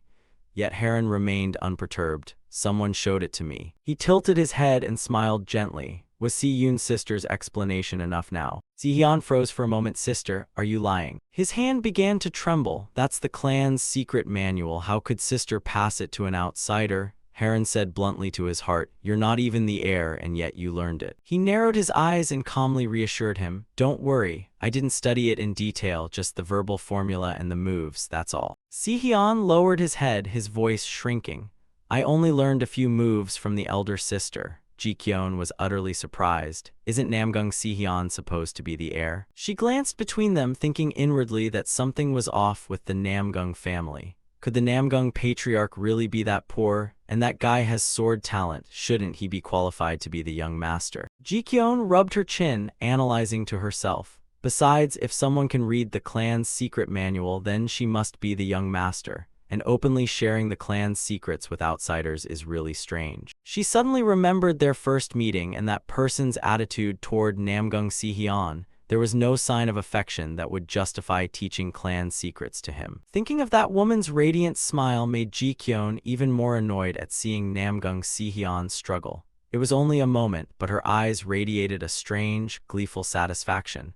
"Even if it's unrelated, I feel oddly irritated." Heron added an explanation. "Maybe she just granted a bit of pity to a dying wretch like me. Even if I learned the infinite hall technique, I couldn't reach its peak. This body will soon decay to the point I can't hold a sword." Si-hyun's eyes widened in horror at that. Heron let out a bitter laugh that wasn't happy at all. He jerked his hand away and said decisively, "And you?" Heron suddenly grabbed Si-hyun's collar and hissed, "If you're going to fake pity for me like that, I'd rather Tich Dian treat me better. Say whatever you want behind my back." His gaze sharpened and his tone turned steel. "But don't pull that pity act in front of me. I loathe being pitied by someone like you." Si-hyun shoved Heron's hand away and said coldly, "Is that so? Why didn't you say so earlier?" He sneered mockingly, "Everyone kept telling me to be careful with you, so I thought I should act that way." Heron turned stern and ordered, "Not careful, don't pity me." Si-hyun shot back, "Am I any different from you?" Ji-kyon too stood between them and sighed helplessly. "This is getting serious." Then inside the temple's main hall, Ji-kyon's voice rang out. "So that's it. Namgung Si-hyun has been banned from going out because of the Buddha statue incident." Heron smiled, confirming that he can no longer leave the guest hall. "I can still move around freely, but those brothers keep tailing me nonstop." She voiced a little worry. Truly, having only some people implicated made her uneasy. He didn't seem to care. "Oh well, let whatever good can pass. After all, we're from a respectable family and you're a mountain sect disciple, so the punishment will surely be harsher." Ji-kyon secretly thought the reversed Buddha statue matter involved Namgung Si-hyun and Heron. On the day it happened, someone had shouted, "Our youngest was here, right?" "Oh my, what is that? Isn't that a Buddha statue?" She had seen everything. Finally, second brother discovered it under these circumstances. Ji-kyon was flustered and wanted to take the blame, but Heron stepped forward and said he did it himself. She was very surprised and stared at Heron then. He casually added, "It was the result of cooperation between him and me, right, you idiot?" Si-hyun couldn't react in time to this move. Suddenly Heron lied that it was something done together with Namgung Si-hyun. Ji-kyon went along with the play. Heron had saved her life and she was very worried. They'd just argued fiercely moments before. If Namgung Sihyun hadn't coordinated the testimony and revealed the truth, everything would have fallen apart. Afterwards, Sihyun admitted it. He was right. We caused this together. Ji-kyun was astonished by his action. For reasons unknown, thanks to Namgung Sihyun colluding with Haran, she'd safely escaped the elders' scrutinizing gaze at Mount Hua. Suddenly she remembered and said, "You said you were sad before, right? Why is that?" Haran answered nonchalantly, "I said if you cheer me up I'd tell you why, didn't I? It's indeed saddening, but I wonder if sharing such things is appropriate." Ji-kyun was very surprised. "Is it that serious?" He then confirmed, "A friend of mine died. Another friend of mine, Jin Ya-in, had witnessed him fall off a cliff. That shock sent him off balance and left him in a terrible state. I should have insisted on taking him to the Martial Alliance conference. Like you, he considered someone a precious friend and treated me like a normal person."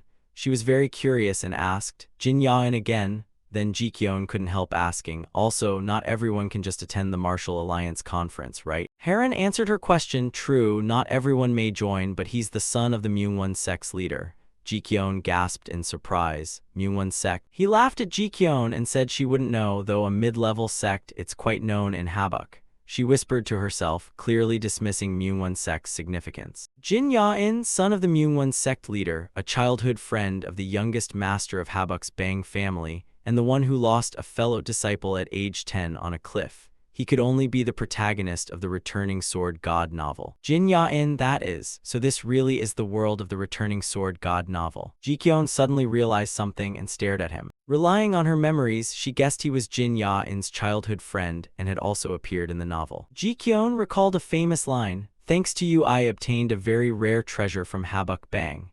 She analyzed those clues. The blood sword master held an ornament on the sword swinging before Jin Ya-in's eyes. It wasn't a pearl but an eye that had been treated and preserved, pale and intact. All those features matched only one person. Just for temporarily sheltering him, his clan was wiped out by the demonic sect and his closest friend drew their last breath. Those who grew up with him ultimately all left him forever. Before the protagonist reset, the clan had been exterminated and his close friend had their eyes gouged out. After the second reset, everything remained the same. The young man passed on the information. It was the last thing his junior left behind. He entrusted me to make sure it reached you.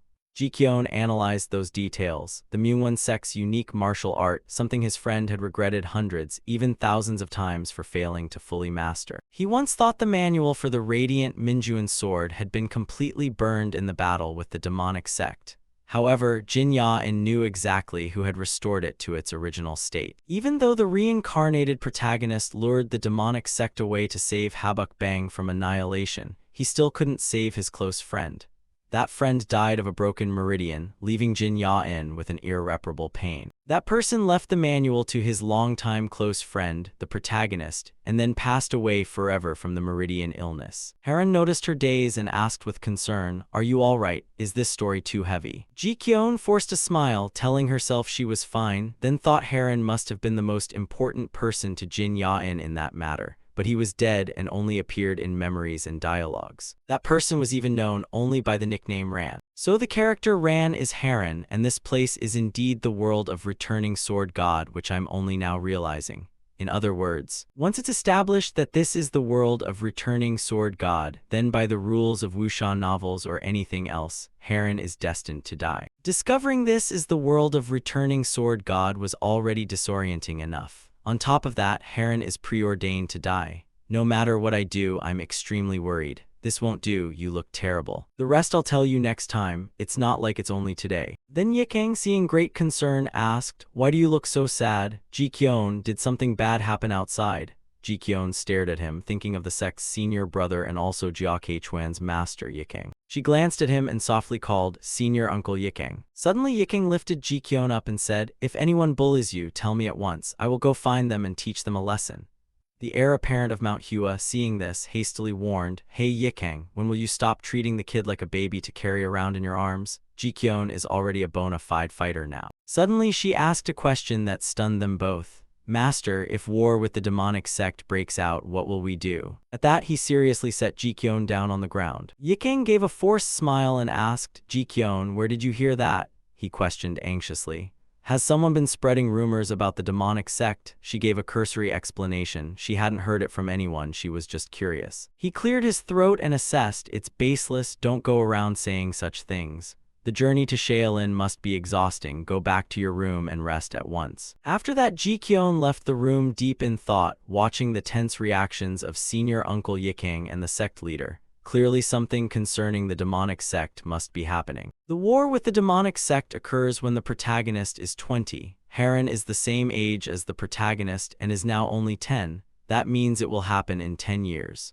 Unexpectedly, the demonic sect had already begun stirring up trouble 10 years before the war. First, tidy everything up about Return of the Sword. Return of the Sword is the wuxia novel I loved most in my previous life, a fairly long work that was still being serialized when I died. The main plot revolves around the protagonist Jin Ya-in, who lost everything to the demonic sect and reincarnated to confront them in his second life. The problem is I don't know whether this is the world of the first run or the second. Moreover, since the work is unfinished, unpredictable events may occur. Even after reincarnating, the protagonist still took some time to realize he had returned.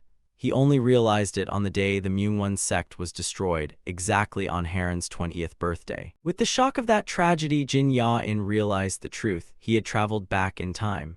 In other words, whether this is the first run or the second, Jin Ya-in is still just a normal child now. If this is the first timeline, things will be far more complicated. She relied on what she knew that differed from the second run, using the advantage of a reincarnation memory. The main righteous versus evil battle in the first run ended in the catastrophic defeat of the righteous side. Naturally, major factions like Mount Hua were not spared. Since it's still unclear whether this moment is before or after the protagonist's reset, all I can do is pray this is the second time. Even if it's the first, I must alter the plot so it doesn't end badly. So what I need to do from now on is... Time passed until the next day when Ji-kyun, definitely discouraged, couldn't help thinking. A 10-year-old child who's only a third-generation disciple daring to mention the demonic sect's rise will just get scolded. What can I do? How should I act? Maybe the only way is to grow up safely and become a top master by 20, then join forces with the protagonist. Just then someone spoke up. Isn't that Ji-kyun who just escaped the Shaolin Council? Startled when her name was called, she whipped her head toward the sound. Ji-kyun asked in surprise, Namgung Si-hyun, I heard you're banned from going out. TH letter 1 EBF H I letter 1 EC1 N replied casually. Of course I snuck out. She asked with great curiosity, you didn't get scolded much, did you? He grinned self-satisfied. I rarely get scolded. My father is strict only with my sister. Ji-kyun stared at TH letter 1 EBF H I letter 1 EC1 and S current manner and judged. According to returning sword god, 10 years later the current head of the Namgung family will become the martial leader, and his daughter, Si-hyun's sister, will inherit the family headship. Although his sister will be the Namgung family head, that character is so bland I don't remember her at all. It seems he's just an unnamed supporting role like me. He felt puzzled at being stared at. Why would your gaze be rude toward your benefactor? Hearing that made her feel even stranger, and this benefactor thing, what a weird reason. Si-hyun replied calmly, I stopped it and didn't let them take you to the repentance hall. Ji-kyun still had many questions. Why would he take the blame for her? He raised a hand to scratch his head and answered, you say that, one must have honor, right? I saw that Bang family young master purposely set himself up as bait so you could escape punishment. Also, it's better that I take the blame than you get scolded all the time. When we argued before, you even bowed so low your head touched the ground. She was surprised, so young, yet so thoughtful. On the other hand, though I have a child's body, I'm still an adult. How embarrassing that my spirit becomes childish just because my body is small, and I even feel glad I wasn't punished. Si-hyun was about to ask more but grew curious when he saw her leave. So where are you going after this match? Ji-kyun insisted vigorously, determined to show him what adult composure really looks like. Don't you find this weird? What now again? Then the Mount Hua successor, horrified, asked Ji-kyun, if what you say is true, Ji-kyun, that means the floor disruption and the toppling of the Buddha statue were done with the young master of the Namgung family. Not by the youngest master of the Hebei Bang family, but by you. She bowed her head and admitted, the youngest master of the Bang family took the blame for me. When he learned the truth, he was furious. Ji-kyun, you little brat, not only caused such a commotion but didn't even win, only drew. Once you return to Mount Hua, go to the repentance hall at once.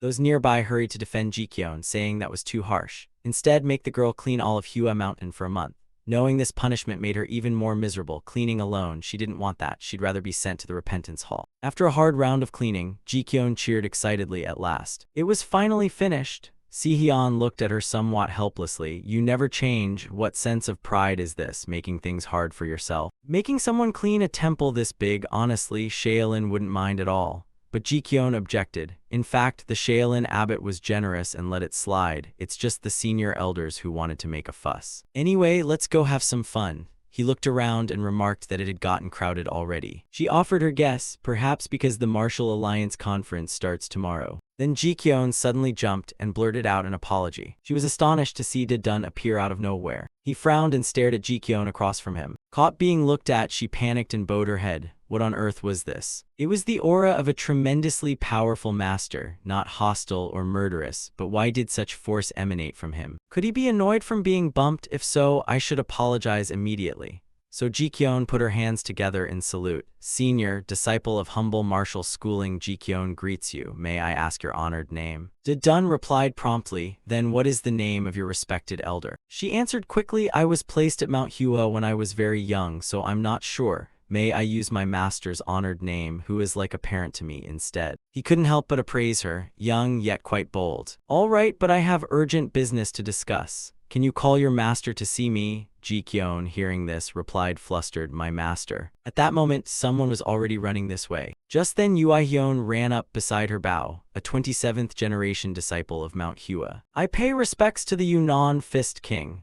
She was astonished by the news. Yunnan Fist King, a famed master whose nickname includes King, one must certainly be careful in the Jianghu. Then Da-dun proactively suggested, I have some matters to discuss about your disciple. Come with me.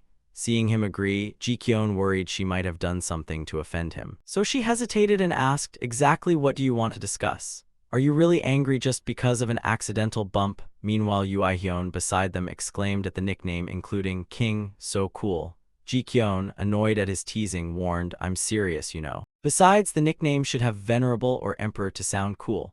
Th letter 1 EBF HI letter 1 EC1 N mocked, truly a provincial taste. Right then Heron approached and said if he is the Yunnan Fist King, then he is one of the 10 honored masters of the martial world. What are the 10 honored masters? 10 great masters nearly worthy of the title, the world's #1. You were pretty awed and asked, is he really that amazing? But why would such a figure ask your elder's name? Heron, equally surprised, suddenly asked the name of her elder. Could he have had recent contact with your biological father? Ji-kyun, using that hint, speculated, so could he have known me as an infant before I was left at Mount Hua? Si-hyun observed, but his manners make it seem like he's meeting you for the first time. She reasoned sensibly, so when he looked at me he thought of someone. Isn't that a bit of a stretch? Can you really judge from appearance alone? Heron stepped forward, grabbed Ji-kyun's hair and said, anyway, Ji-kyun's hair is distinctive. Maybe he recalled someone when he saw this color. Then she realized her hair had gradually turned a brown mixed with silvery gray over time. She still found it odd, but saying someone assumed her father from hair color alone wasn't convincing. Even if face or hair resembled someone, it could be a relative, not necessarily a biological parent. He cleared his throat softly and said the surest way was to ask directly. Ji-kyun was shocked at Heron's reaction. He just coughed. She then took his hand. If things go on like this, Heron's brothers will all swarm over us, Ji-kyun decided. Let's just return to the guest quarters for now. He'll probably summon me later. Fine, Heron agreed to her plan. Let's go on like that. Hey, I hear the rumors about the trouble in the reception hall all piled onto you now. Ji-kyun opened her mouth to explain. It's like this. But Th letter 1 EBF HI letter 1 EC1 N cut her off before she finished. I warn you, I'm not going to say anything at all, okay? Cut to a tea house in the late afternoon. Yu-hyun stared at Da-dun and thought, Yunnan Fist King Da-dun is one of the 10 closest to the title of the world's #1, alongside Elder Jin Yul. Why would such a figure want to see me over Ji-kyun's matter? He suddenly pictured Ji-kyun's innocent face. Could it be because of my minor offenses, scuffling with Wudang disciples, fighting with the youngest master of the Namgung family, forcing a Wudang disciple to drink? Yu-hyun felt miserable. Ji-kyun, I want to believe it's not that, but did you cause trouble again? Just then the man reassured him, relax, your disciple did nothing wrong, so don't worry. Judging from how straightforward you are, I guess this kid is a handful. I only called to ask you a few questions.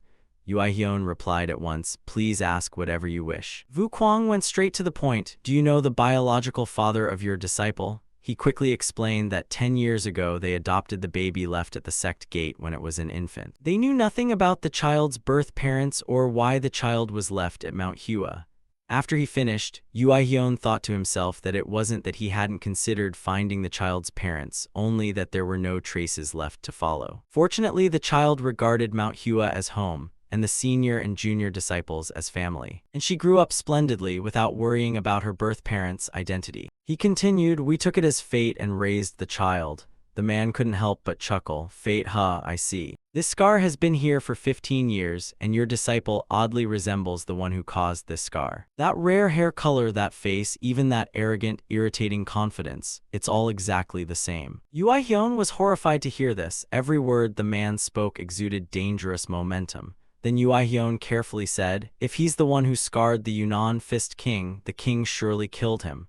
Unexpectedly, Dun denied it. Perhaps he hadn't been killed yet. Hyun grew even more worried. Could the man have survived after leaving that scar on one of the 10 honored masters? In hindsight, leaving the child atop Mount Hua and abandoning her was unusual. Even Mount Hua's masters couldn't trace who left the child. When he saw Jikyun, he had noticed she had talents beyond her peers.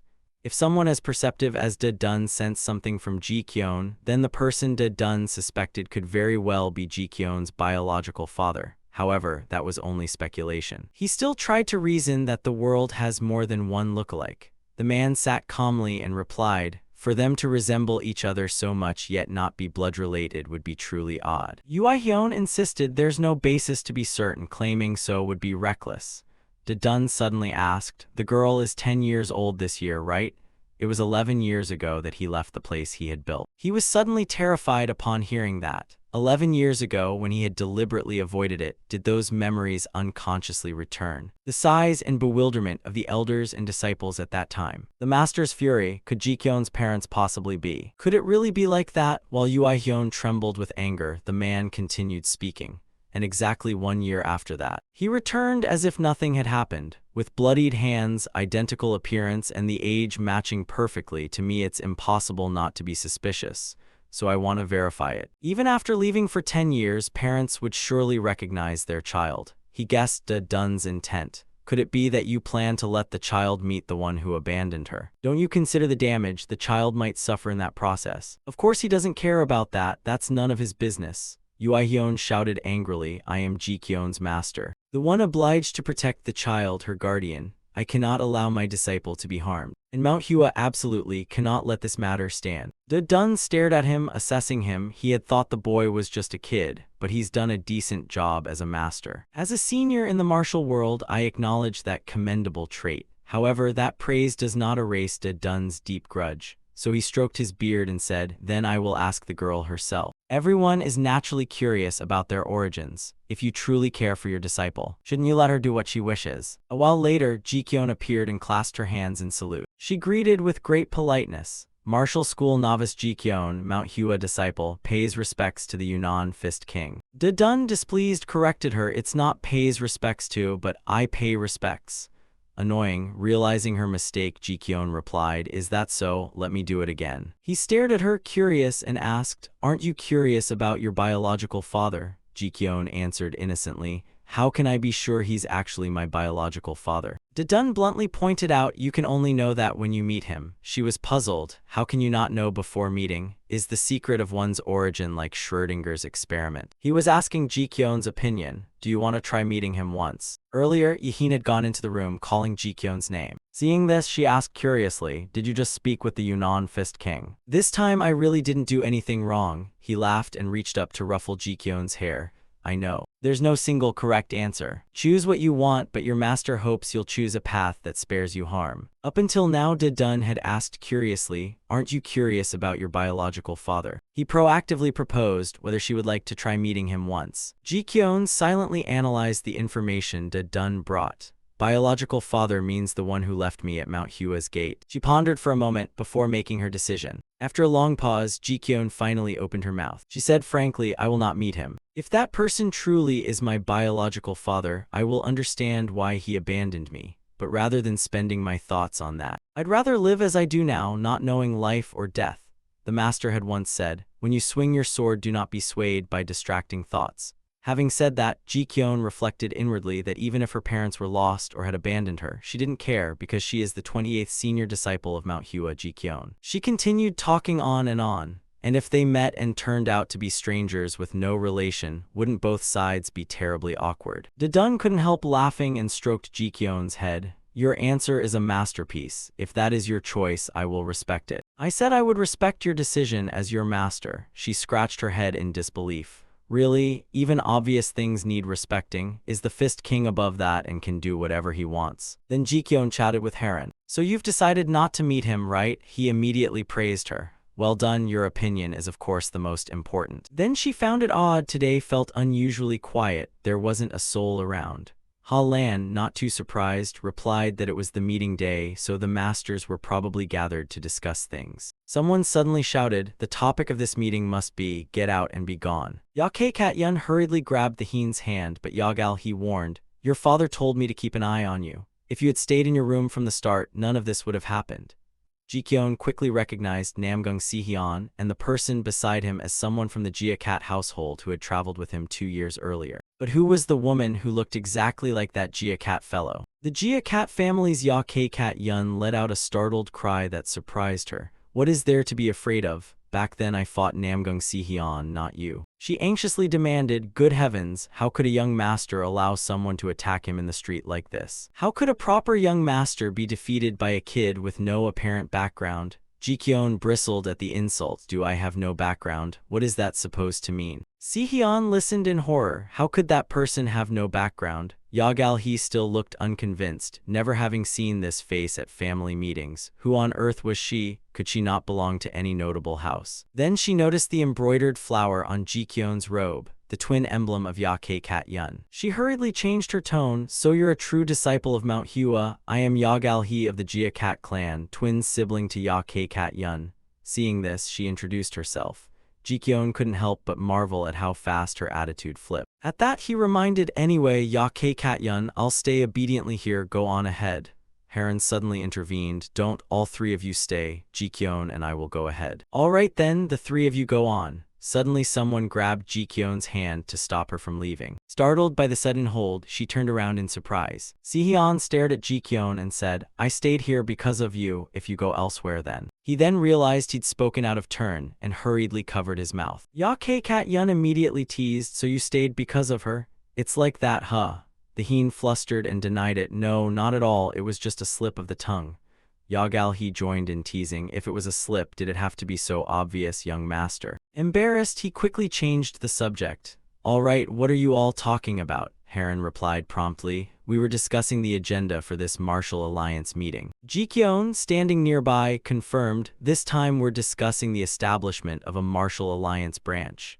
She opened her fan in surprise upon hearing it. Yagal he said cautiously, what I'm about to say comes from the martial alliance's strategist, so do not let it slip to anyone. The reason the martial alliance called this meeting is that the demonic sect is showing signs of resurgence. The group, Jikyon and the others, continued to chatter excitedly. Meanwhile, at the Martial Alliance meeting venue, the Shaolin Abbey's response hall, the leader of the Orthodox White Path, the current abbot of Shaolin, Master Gongjian, declared plainly, according to reports, traces of the demonic sect have been discovered simultaneously in multiple locations. An elder, quite curious, asked, are you referring to the series of kidnappings recently occurring in the central martial world? I heard children around years old from some clans and sects have been abducted, right? He immediately confirmed the information. After several failures, we've realized this is a well-organized kidnapping conspiracy. Moreover, since traces of ancient venom were found, it's been confirmed to be the work of the demonic sect. The demonic sect's full name is the Sun Moon Divine Cult, a militant organization based in the Tianshan range of Xinjiang, worshipping power, divine will, and demonic paths. About 60 years ago, the three great powers of the Jianghu were drawn into a chaotic war known as the Sun Moon Great Martial War. The Sun Moon Divine Cult, ambitious to swallow the Jianghu, rose fiercely under the demonic sect's tremendous pressure. The Orthodox had to ally with the underworld, forming a temporary coalition.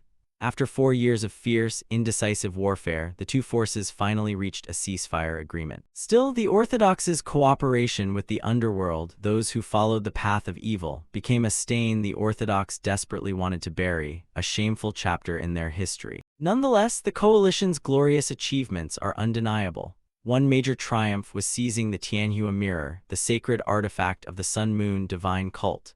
The artifact was broken into pieces and is now held by various forces among the Orthodox and the underworld.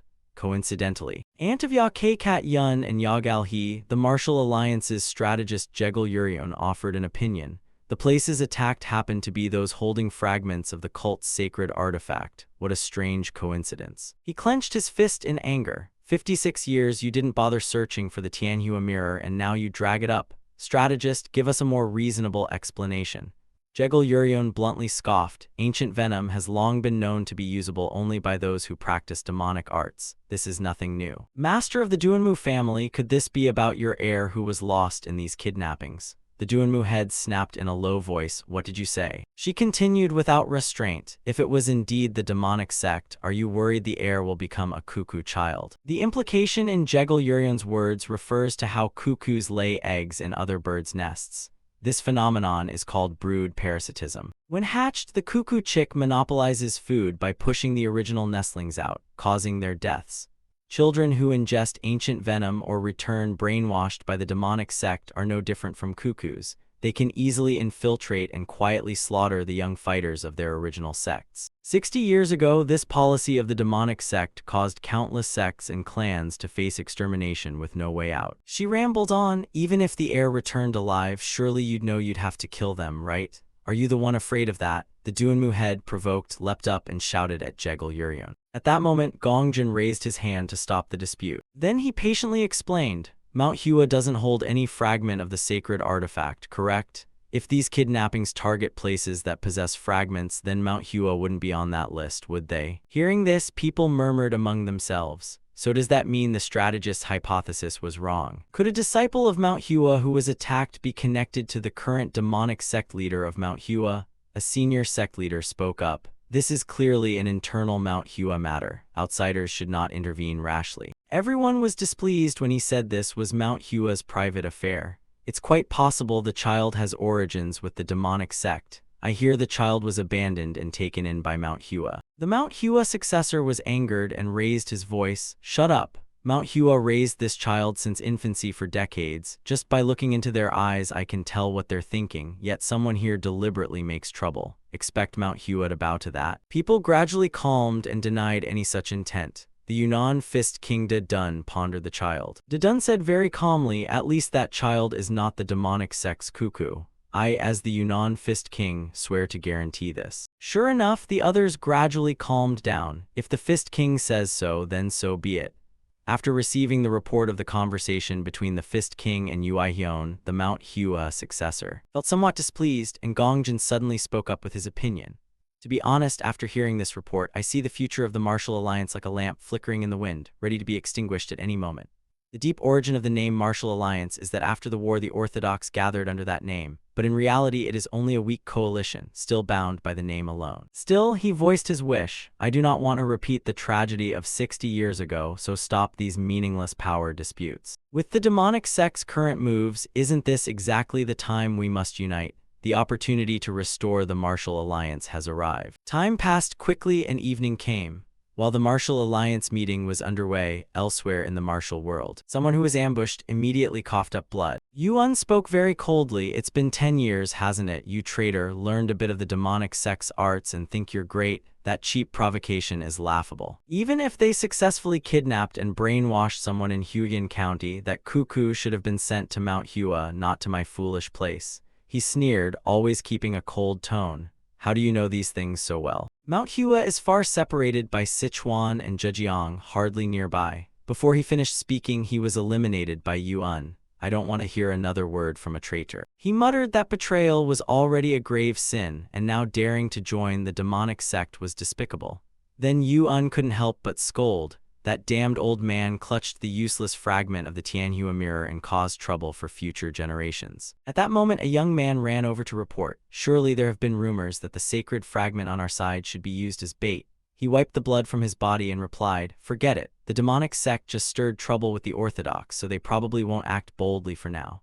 But if the young lady insists, he understood Yuan was referring to Yuan, and saw him reply bluntly, "I have no children as you say, stop and withdraw now." After that, Yuan quickly left the place. He muttered as he went that the days of negotiations had finally drawn to a close. Jikyeon continued her own work. It was time to return to Mount Hua in front of the Heavenly King Hall. The main gate of Shaolin now clear. This is truly the world of Return of the Sword, and the kidnapper was none other than the demonic sect.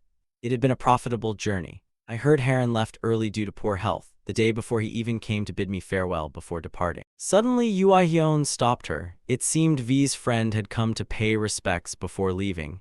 Jikyeon objected unhappily, "That person is not my friend." Sihyun, hearing this, questioned her why she said that. "Are we not friends?" Jikyeon bluntly pointed out, "The one who embarrassed me is a friend. Besides, my standards for friendship are very high." "Very well, this time you choose your words carefully. When we next meet, I will consider you a friend." Only then was he satisfied and left. "Then your hair ribbon, when we meet again, consider it the ritual of friendship and I will return it to you." Jikyeon, having her item snatched, shouted, "Give back my hair ribbon." Then she continued on her journey. After that lively farewell, I returned to Mount Hua. Returning to Mount Hua stirred up a small commotion. People hurriedly called her name to report that something big had happened. Jikyeon asked calmly, "What's all the fuss? Since coming back from Shaolin, hasn't everything been peaceful?" Although being punished to sweep because I accidentally knocked over the Buddha statue was indeed a pain. The third senior disciple Jiok Dam hurried to report, "Actually recently. The senior brothers and sisters, all just 14 years old, including senior Jiok Hwan, had something odd about them." She turned and asked curiously, "Strange? What do you mean by that? Just how strange have they become?" He recounted what had happened. The first type sighed about the world's impermanence, wore a melancholic air like a poetry-quoting teenager, going on about how fleeting flowers bloom for one season and wither. What, after all, is the way of the sword? And it didn't stop there when Jiok Dam continued, or like this. The second type claimed a black flame dragon slumbered in their body, some ominous Tik-Yung lurking within. My left hand has sealed the black flame dragon because of that. He went on and on, or put on such theatrics. The third type were boys and girls who favored literary affectation. She couldn't help exclaiming that today's weather is truly perfect for reading, don't you think? Jiok Dam found it baffling, but why would it be literature and not the L letter 1E5C, H letter 1E3P sword manual? Jikyeon said a little helplessly, "At 14 it's about time that phase visits, isn't it?" Right now he went to boast to the senior sister. Oh, hidden plum spirits at rest, she seemed to realize something. Ah yes, those who claim they have special powers. "Senior uncle, when did the junior brothers and sisters start acting like this?" Yehin whispered to Jikyeon, "Only a few days, but it seems to be getting worse." After all that unfolded, the disciples who caused a ruckus over this so-called adolescence were all apprehended by Master and escorted to seclude and cultivate. She felt a bit helpless seeing things head this way. Jikyeon smiled inwardly, wondering if puberty comes with a sophomore year syndrome too. It's a sure sign the junior at the selection hall has turned 14. Remembering Jiok Hwan's very sophomore-sounding words. Back then Jiok Hwan confessed, "Why do we force moral reasoning onto sword techniques?" She wasn't too surprised, of course it circles back to sword methods. She recalled having once discussed that very topic with the venerable former head of the sect. The sect leader once told Jikyeon that the immutable truth of the way can only be realized by those who attain enlightenment themselves. Never forget that. Now she felt nothing but sorrow. Even I haven't found that answer to this day. I also hope one day to perceive the way to make the plum blossom bloom across heaven and earth. That is the path to go beyond the present realm and the pride of Mount Hua. He asked with some curiosity, "So you sought this old man to pursue the way?" Jikyeon promptly confirmed that. She thought it was time to clarify that answer. The sect leader couldn't help but laugh and called her name. If the way isn't realized by oneself, it will only be meaningless. A way pointed out by others at best serves as a milestone. It cannot become your own thought. Jikyeon asked puzzledly, yet even if it's merely a milestone, isn't that still useful? And certainly the ancestors must have found answers long ago. Memorizing that answer, it akin to discovering it yourself. He was surprised by her words. This youngster is indeed interesting. The way, is there an absolute answer? Even if there is an answer or a guiding milestone, without penetrating it with heart and mind, it's just vanity. Jikyeon muttered in disappointment. But she still couldn't grasp a single clue. The sect leader patiently pointed things out to her. Isn't the very journey of seeking the answer the cultivation of the sect? Ji-kyun began to feel anxious. What if I never find it my whole life? If I alone cannot make the plum blossom bloom, then what should be done? Can martial achievement and enlightenment be regarded as the same? He ruffled her hair and she felt shy, thinking that out of pride she had never revealed these words to Hyun. Although she'd long known she surpassed peers in martial skill, a yearning remained unfilled within and an unease of unclear origin. The sect leader continued patiently explaining Mount Hua's sword. Could one truly live just for the plum blossom? Ji-kyun felt that thanks to the elder's guidance and support, the lingering anxieties in her heart slowly dissolved. He reminded her not to bury herself in plum blossoms. Only by giving up attachments can enlightenment come to you. At last, Ji-kyun realized one thing. Perhaps she had been too hasty. The plum blossom couldn't bloom, but that didn't mean she'd be expelled from the sect. If so, she could inherit another martial art of Mount Hua. Then the sect leader spoke gently. Consider today's words the final teaching this old man leaves you. Engrave them on your heart, child. She asked with some disappointment. From now on you won't answer my questions anymore. I still have so many things to ask. Why say this is the last time? Ji-kyun remembered vividly that day. The smile the venerable former sect leader once gave, she feared she would never forget it in her lifetime. Afterwards, the years passed quickly. She was able to settle all the spirit chi of her self-cultivation pill into her danchan. Fellow disciples who had been secluded for cultivation because of that sophomore syndrome, especially Jia Kei-chuan, often became targets of her teasing. So much for one way and another. 4 years flew by and we sat again to discuss the upcoming Dragon Tiger Assembly, trading quips and gossip. I lived contented days much as before. To me those were always simple, intact days. Yet she always carried a lingering worry in her heart. 13-year-old Ji-kyun felt a little sad as she thought. The Dragon Tiger Assembly had been postponed because of Mount Hua's situation. At that moment someone called to her, "The masters have returned." A voice from Mount Hua's pharmacy called out, "Not allowed in today either." The pharmacy owner, Elder Zhen Shan of Mount Hua, looked gloomy and said nothing. Ji-kyun asked a bit disappointed, "Not allowed in today either." Gongjin stammered in response. Ji-kyun, the venerable former sect leader, he is merely temporarily ill and needs rest. He'll soon rise from his sickbed, so do not worry. She understood the situation well. Even so, she fully knew that was only a well-intentioned lie. Everyone present understood the truth, but no one dared speak it aloud. They continued to comfort her. Ji-kyun, the venerable former sect leader, will surely be all right. Ji-kyun pondered sadly. Adults often think children are unaware. Then she confided to Hyun, "I only hope, like Elder Vo-chan, he can leave the upper hall. Could that be?" He, hearing this, awkwardly replied, "Ji-kyun, that matter." She spoke her true feelings. "I don't want that." Ji-kyun was quite sensible. In fact, she knew everything already. She simply kept silent. At that moment, she wiped her tears and whispered, "I really don't want to face the parting. It's terrifying. I don't want it at all." Ji-kyun was deeply anxious. That year, just after she turned 13, the Dragon Tiger Assembly was scheduled to be held. Hyun hugged her tightly and murmured, "The pain of parting from loved ones is something everyone must face, Ji-kyun. But if you flee out of fear, you'll live with regret forever. Parting is not only the last time for those who remain, but also the final road for those who leave." In the end, she endured pains of growing up she'd never tasted before, not only bodily pain but torment in the soul, crossing the threshold of maturity.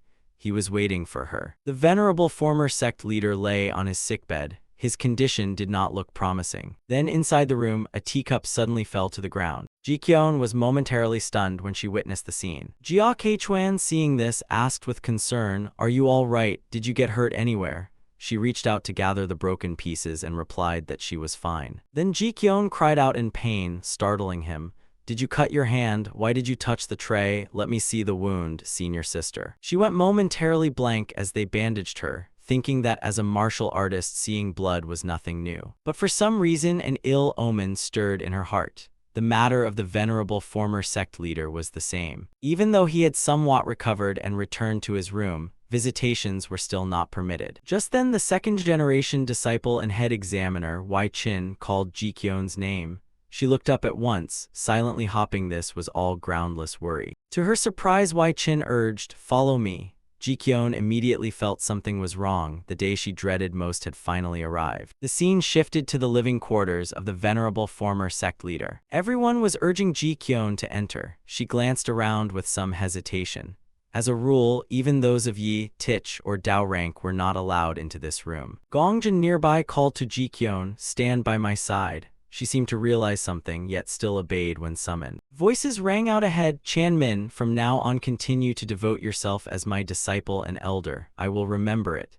Master, steady yourself and move forward. This is likely the moment of parting." In a past life when I still had poison, I could not comprehend how painful losing a loved one could be. At this moment, Jikyeon softly spoke, "Elder." The sect leader reached out, wiped a tear, and softly called her name. He said gently, "Do not grieve too deeply. Facing parting is also part of growing up." Jikyeon, hearing this, sobbed, "You never warned me it would be this hard. You promised to restore your form, become young again, live long by my side. So why is it like this? Even if not forever, leaving now seems far too hasty, doesn't it? You haven't even seen me compete for the plum blossom once." At that moment, the sect leader instructed, "Give me the sword. From now on it belongs to you." Jikyeon, she stared in bewilderment at what lay before her. Why was this being entrusted to her? Someone in the back panicked. "The venerable former sect leader's sword is being passed to a third-generation disciple." Gongjin immediately signaled him to be quiet, while the elder whispered, "Child, a youth still unsteady on his feet. When I took this sword in the purification chamber that day, I imagined a time when I would hand it to you. When you grew older, I intended to return it, and I'm sorry it had to be this way." Jikyeon immediately assured the sect leader she would mature well so Mount Hua's name would not be disgraced. Hearing this, he seemed more at ease and called out, "Everyone take good care of Mount Hua." She took the sect leader's admonition to heart. It was the final words of the venerable former sect leader. Her childhood had at last come to an end. After that, Jikyeon practiced swordsmanship with great diligence. Time continued to pass. After the former sect leader's funeral, she devoted herself solely to cultivation. For a full week, the sword the venerable former sect leader had passed on was not once sheathed. The person who once held an important place in her life was no longer in this world, leaving her with a profound emptiness and sense of loss. "Because the happiest moments of my life now seem to have a huge hole in them. If I continued like that, I feared I'd drown in sorrow. So I asked Senior Jin Yul to recommend a place away from the upper halls and buried myself in training." Afterward, Jikyeon bluntly said, "I've already found you there, so come out now." "Tick Ring, how did you find your way here?" Tick Ring then explained, "Elder Jin Yul guided me." She was rather surprised and retorted, "But why did you come here?" Then she pointed out the reason. "Uihyun's senior uncle sent me. He asked when you would return. Senior uncle said that someone your age would make you more comfortable than he would. If your mood still isn't steady, senior uncle said you may stay as long as you like and return whenever you wish." Tick Ring stared at Jikyeon, thinking it's fine if senior uncle had come himself, but right now she needs attentive care. Jikyeon calmly said, "All right, I was planning to return to the upper halls soon anyway." She suddenly spoke up, "I think it's fortunate you left the upper halls for a while. There's been much talk about the sword, and Jikyeon wasn't too surprised by that. No wonder, the plum blossom sword was forged from 10,000-year cold steel who wouldn't be moved." Tick Ring also knew some details. It was the relic the venerable former sect leader left to senior sister, so it was natural she kept it. Now Tich Dian looked at the sword in hand and thought, "The blade, forged from top-grade 1,000-year cold steel, the snow plum blossom sword. I heard it was once the master of the former sect leader's weapon, and he was regarded as Mount Hua's top swordsman of that generation.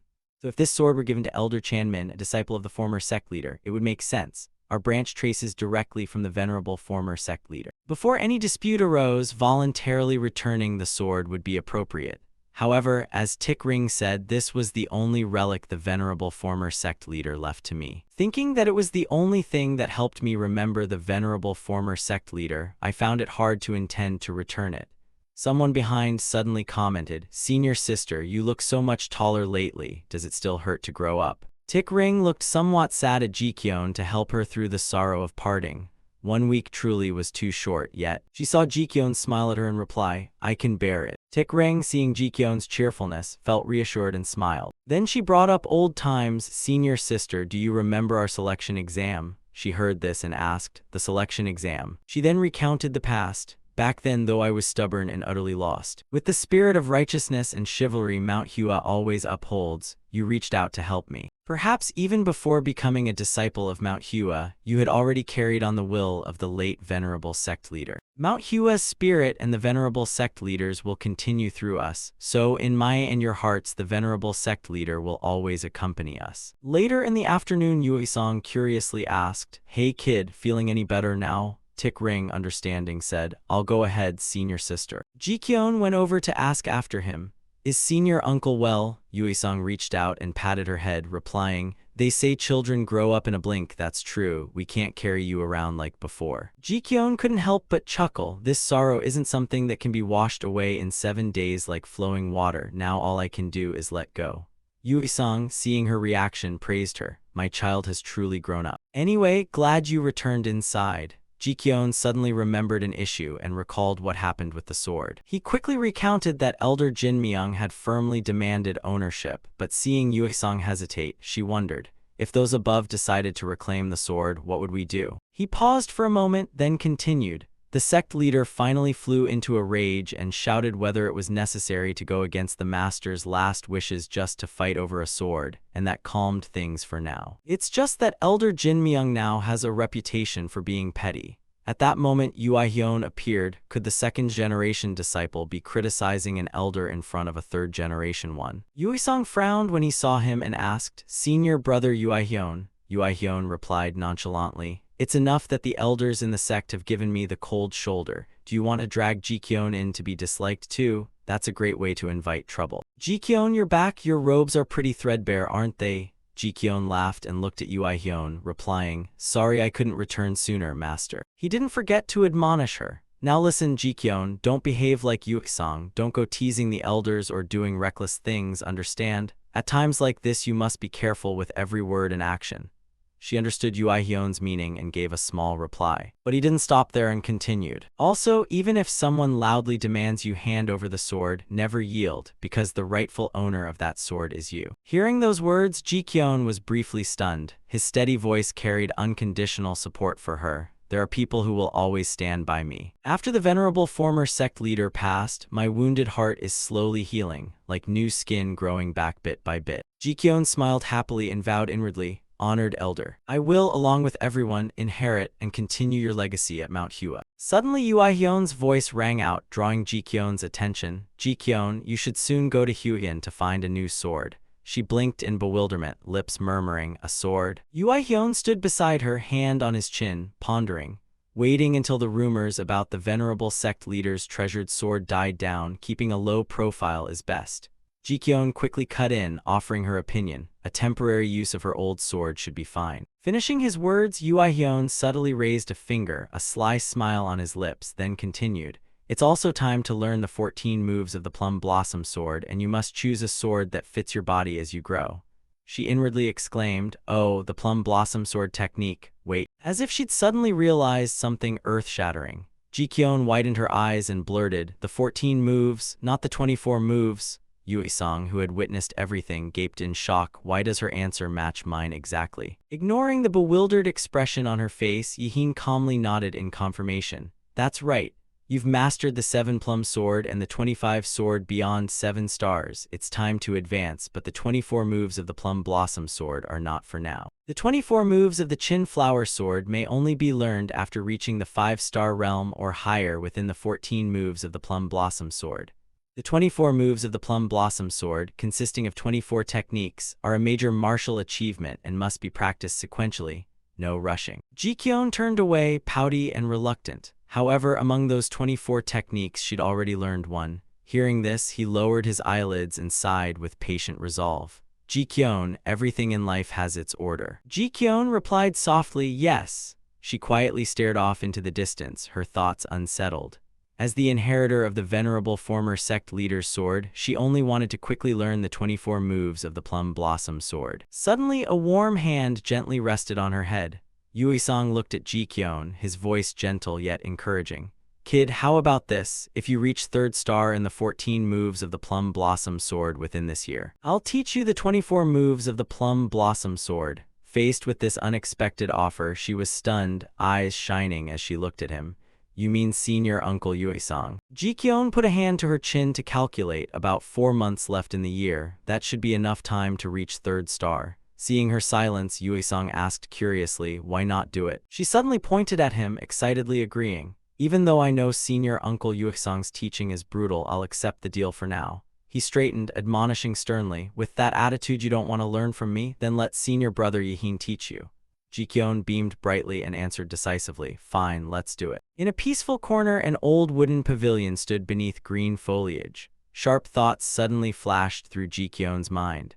After the venerable sect leader's passing, the Celestial People's Assembly, postponed, will soon be held. I've already searched all of Wuding's white boats. I'll train hard to show Mount Hua's true swordsmanship. Lost in schemes, she was pulled back by a strange movement at the door. Reality, that is. Ji-kyeon darted over, peeking inside, and couldn't help exclaiming, "All of these are letters? You're famous indeed." Tik Ring, who was holding a towering stack of letters, turned and protested with a wry face. "Junior sister, leave those to me. Senior sister, you're really famous." Stepping in, she curiously opened each envelope. Immediately, Ji-kyeon's eyes widened in shock. "What? All these letters are for me? They're really not challenge letters, are they?" Her whole body stiffened, her delicate brows lifted slightly in puzzlement. The name written here looked familiar. On the pale brown paper was the name Baekjin. Ji-kyeon began flipping through the other letters with a smoldering joy stirring within. The others bore familiar names too, 3 people in total. Baekjin's neat, candid handwriting conveyed grief and sincerity. Heron's slim, tidy script delivered calm consolation. Finally came Nam Gung Si-hyun's handwriting. Though he tried to be neat, the strokes at the end still had a slightly whimsical flair. After counting several times, she turned to ask Tik Ring in wonder, "Why does Nam Gung Si-hyun have so many letters? How many did he send?" She didn't change expression, merely lowered her eyes to explain, probably worried because he didn't get a reply. "Really so impatient? Then try writing him a reply first." Looking at the practice strokes on the paper, Tik Ring was briefly surprised. Her face showed puzzlement mixed with worry as she quietly asked, "Will you really leave things as they are? With Nam Gung's temperament, I'm afraid if he reads this he'll rush to Hueshan at once." Ji-kyeon just grinned mischievously to reassure her. "It's fine, Nam Gung's family won't allow it and he's terrible with directions. He probably won't find Mount Hua anyway." At the same time, in Habakra, a clear voice suddenly rang out, breaking the quiet.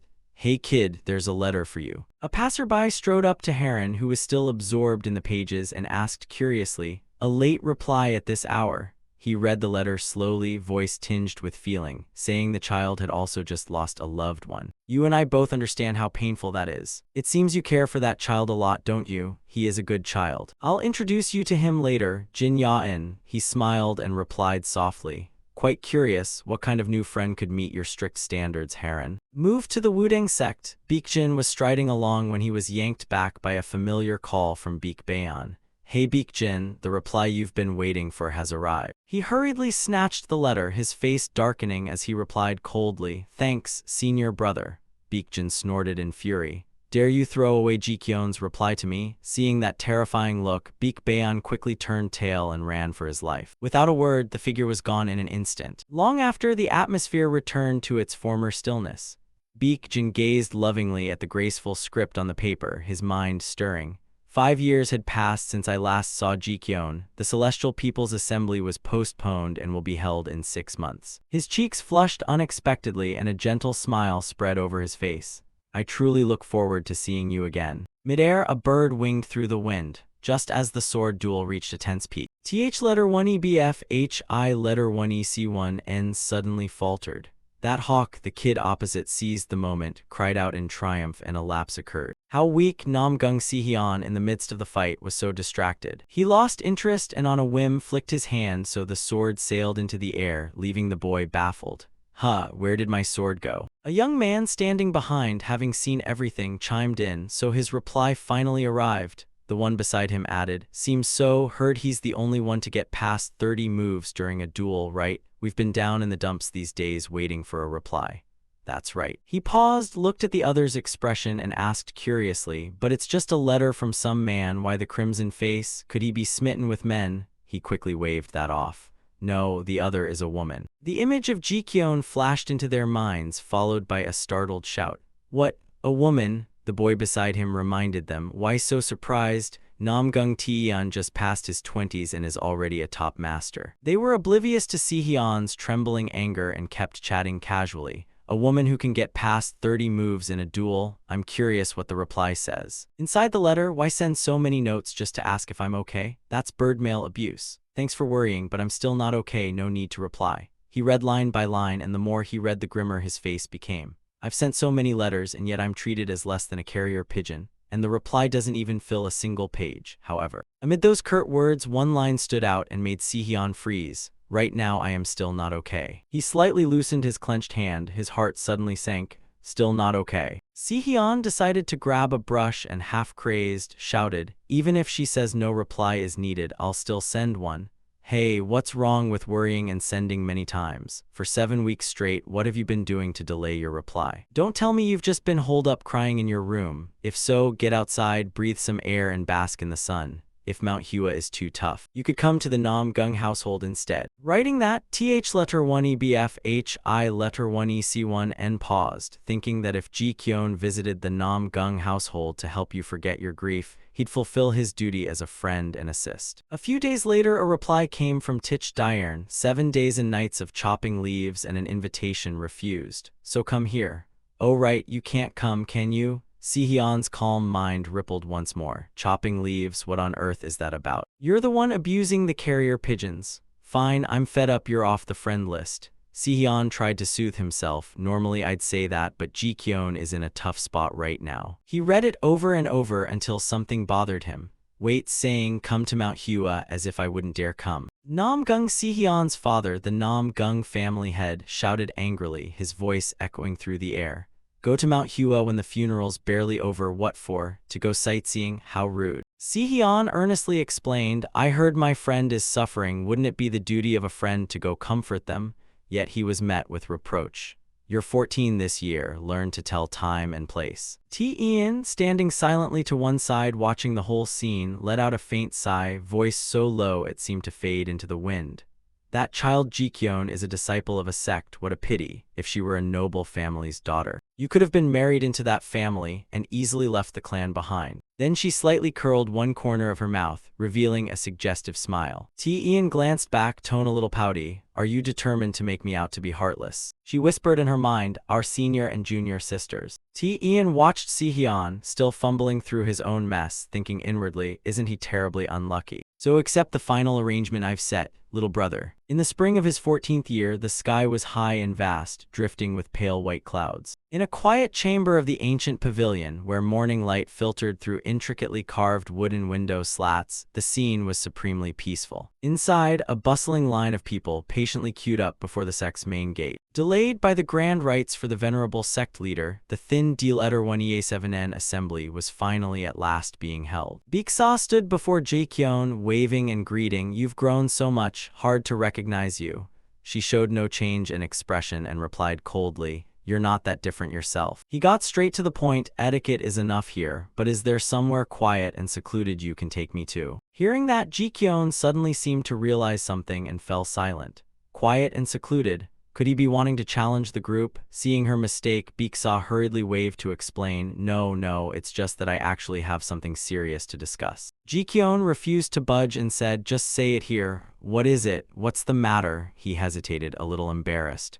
"Well, let the result of this match be decided by the score." She widened her eyes when she heard the next words Baeksa uttered. "A draw, 15-15. Ji-kyun shouted in his face, "What?" Baeksa awkwardly rubbed his head. "You mean you want to rig the match results?" She exploded, wanting to leap at him, but was restrained and could only splutter a few words.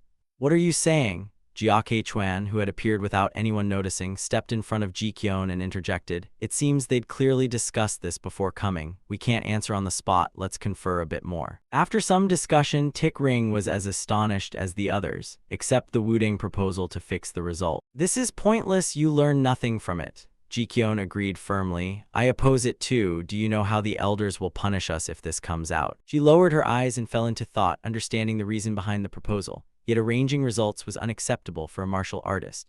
Ji-kyun recalled Baeksa's explanation. "Last time we were scolded for not winning plainly, so this time they want to arrange a draw." Her rising disgust made her find it almost laughable. From rigging admissions to fixing match results, is this really our beloved Wuding sect? Tik Ring turned to the other brothers and loudly demanded, "Do you have no pride? How can you so easily accept such an unreasonable proposal?" Tik Young forced a smile, face clearly embarrassed. But last time we lost and were beaten senseless. I'd rather avoid going through that recruitment hell again. Honestly, I'd prefer to dodge it." Hearing that, she laid a hand on the boy's shoulder to soothe him. "That's right, if you don't want to throw your life away pointlessly, you'd accept even dirty tricks. If you don't want to die alone, you must join the crowd. But you cannot do that in the name of Mount Hua. Kid, as a martial artist, if you lose your pride, what are you left with? With that attitude, you'd be mocked in the martial world and slink home.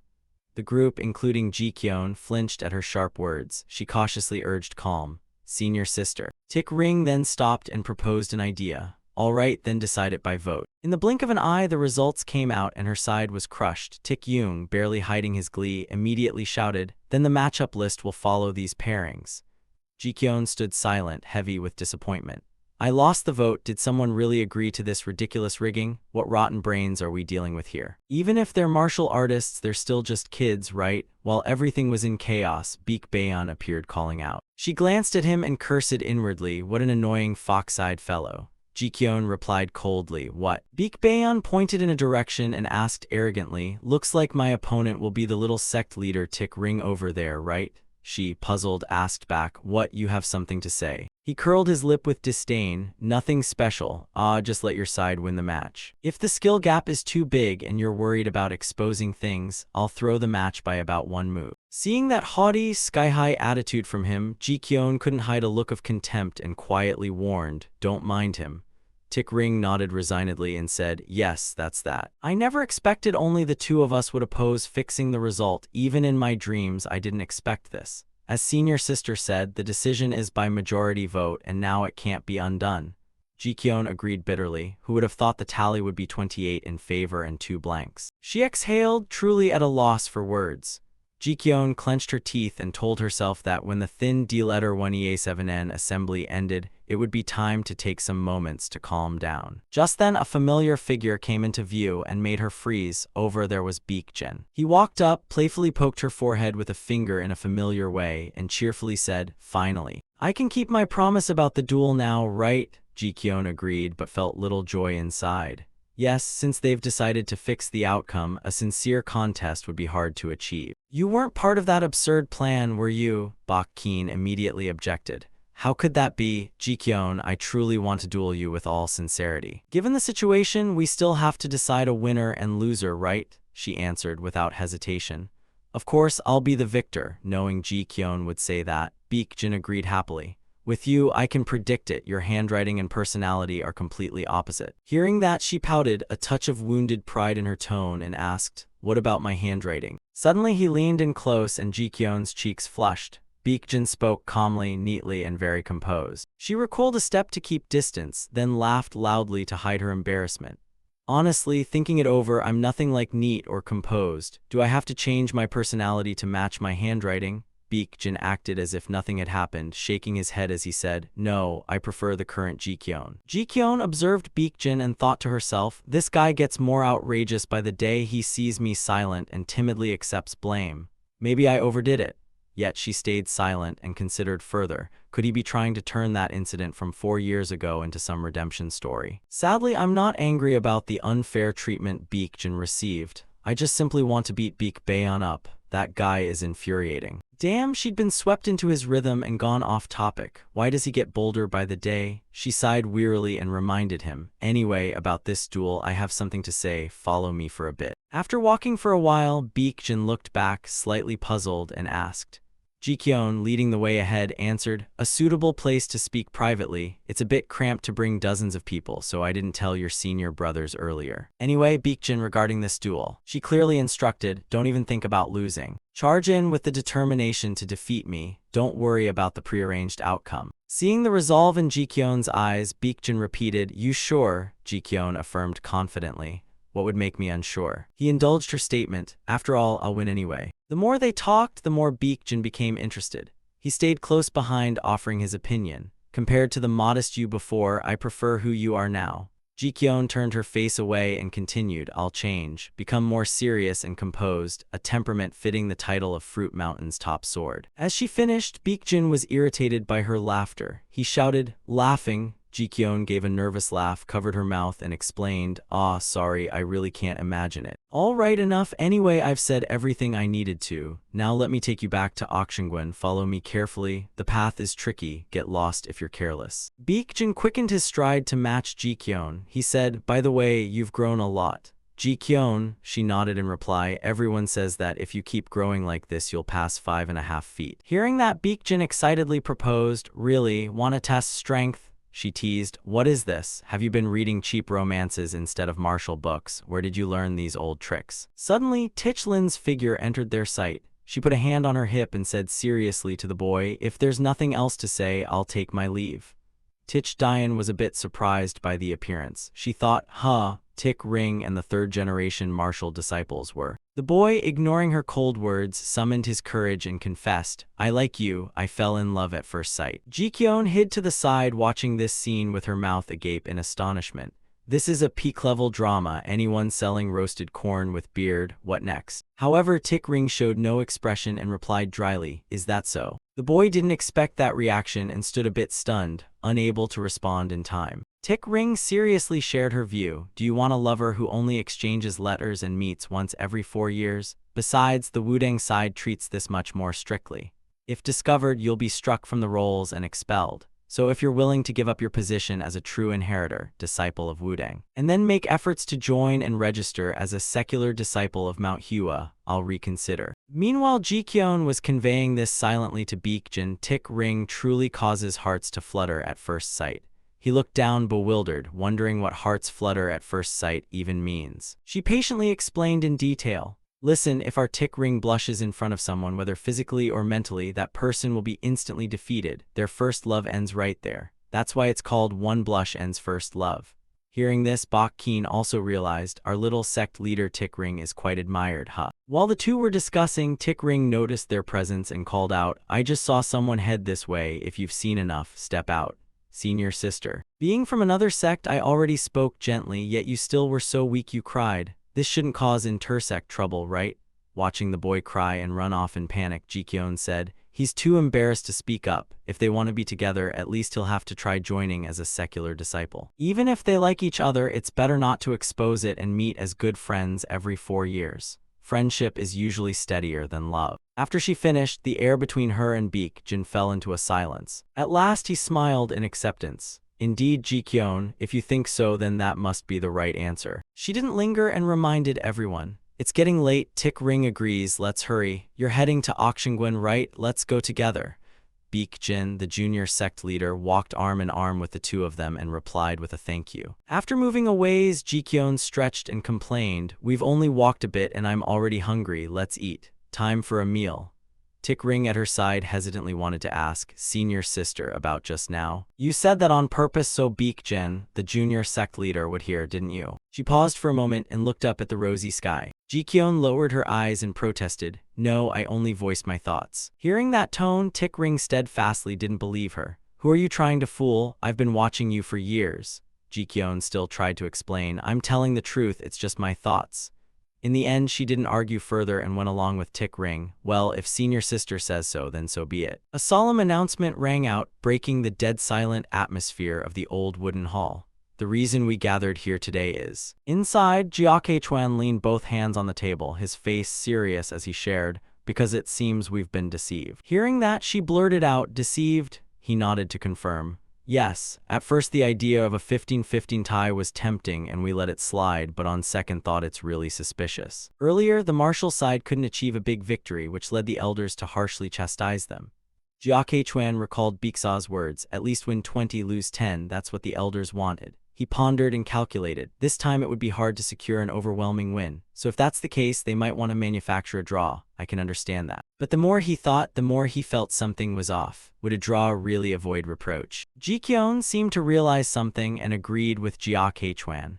Come to think of it, it's true, when the score was 17-13 they still got scolded. Would a 15-15 draw really dodge the elders' criticism? Tik Ring appeared calmer and cut in coldly. You're only noticing this now? Even though there's only 1 day left until the duel, it's lucky your head cleared in time. The other disciples felt uneasy, so Tik Ring had anticipated all this. Though she lowered her voice, she still heard those words clearly. Tik Ring replied, I just couldn't speak up because the martial side was listening in. Besides, I assumed the 28 who agreed had already considered these risks. After hearing that, he concluded with one line. So what senior brother Jia Keichuan wants to say now is that this proposal might actually be the martial side's scheme to make us let our guard down and seize an overwhelming victory. On the day of the duel, the matches opened with Jia Keichuan versus a senior brother from Wudang. Jikyun stood to the side, watching their contest intently. Then she turned and asked, "The first match was arranged to be won by that senior brother across, right?"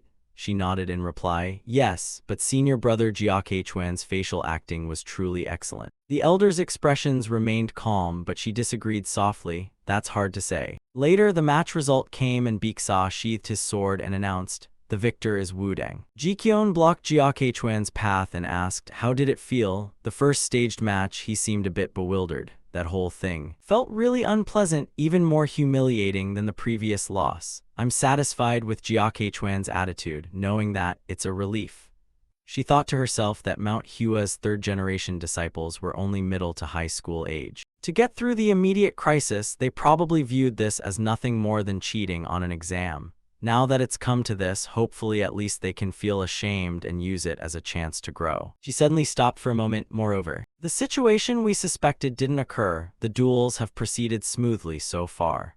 As the prearranged results indicated, the mid-stage outcome will likely be decided in the matches between Tik Ring and Baek Baeon and between me and Baekjin. Jikyun stood amid the crowd and observed that it seemed still undetected for now. But earlier both sides had been placed into a stretch of 3 losses and then 2 consecutive losses, which genuinely unsettled people.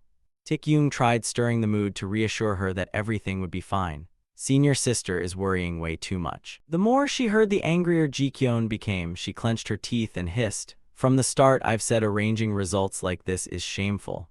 The boy retorted with some caution, "Calm down, senior sister, look, it's Tik Ring's turn now." On the arena, Baek Baeon strode in fiercely with blade in hand, not forgetting to remind, "As agreed, I'll yield for a second, remember." Tik Ring remained calm from start to finish and indicated she wanted to decline. "No need." Hearing that, he rested a hand on the sword hilt and curled a confident smile. "Is that so? You'll regret it, don't blame me later." Jikyun was silent, hand on her chin in thought, while murmurs of gossip fluttered around. "Oh, the other side acts pretty well too, another staged yield and then they get cocky and lose, huh?" When Baek Baeon and Tik Ring took their ready positions, a clear voice announced, "Duel begin." Watching the 2 evenly matched fighters, Jikyun thought to herself as expected. The sharp blades clashed repeatedly, producing a piercing ring. She watched without blinking and concluded it was right to have them fight each other. Soon after the match result came, the winner was Tik Ring of Mount Hua. She had barely finished fighting when she hurried over to Jikyun and asked, "So senior sister, did you intentionally have me fight that bastard for some reason?" Tik-yoon cut in, "Tik Ring, I'm not sure, but aren't you planning to betray the senior?" She spoke calmly, "I'm just curious, out of all those from the martial side, why him?" Passing by Tik Ring, she lightly placed a hand on her shoulder and lowered her eyes. "You're perceptive. Wait until the duels finish, I'll tell you." Jikyun stepped onto the arena to face Baekjin. The final duel. Before it began, she smiled and said, "Keep your promise, don't think of looking down on or deceiving your opponent." Baekjin didn't seem bothered and answered nonchalantly, "Of course." As soon as the words left her mouth, she placed a hand on her sword hilt. Thinking silently, the dual promise with Baekjin, consider it kept after 9 long years. In a flash, Jikyun leapt forward. "Since it's taken so long, I'll give it my all." A loud shout echoed, "Duel begin." Master King Hui had repeatedly impressed one lesson on him.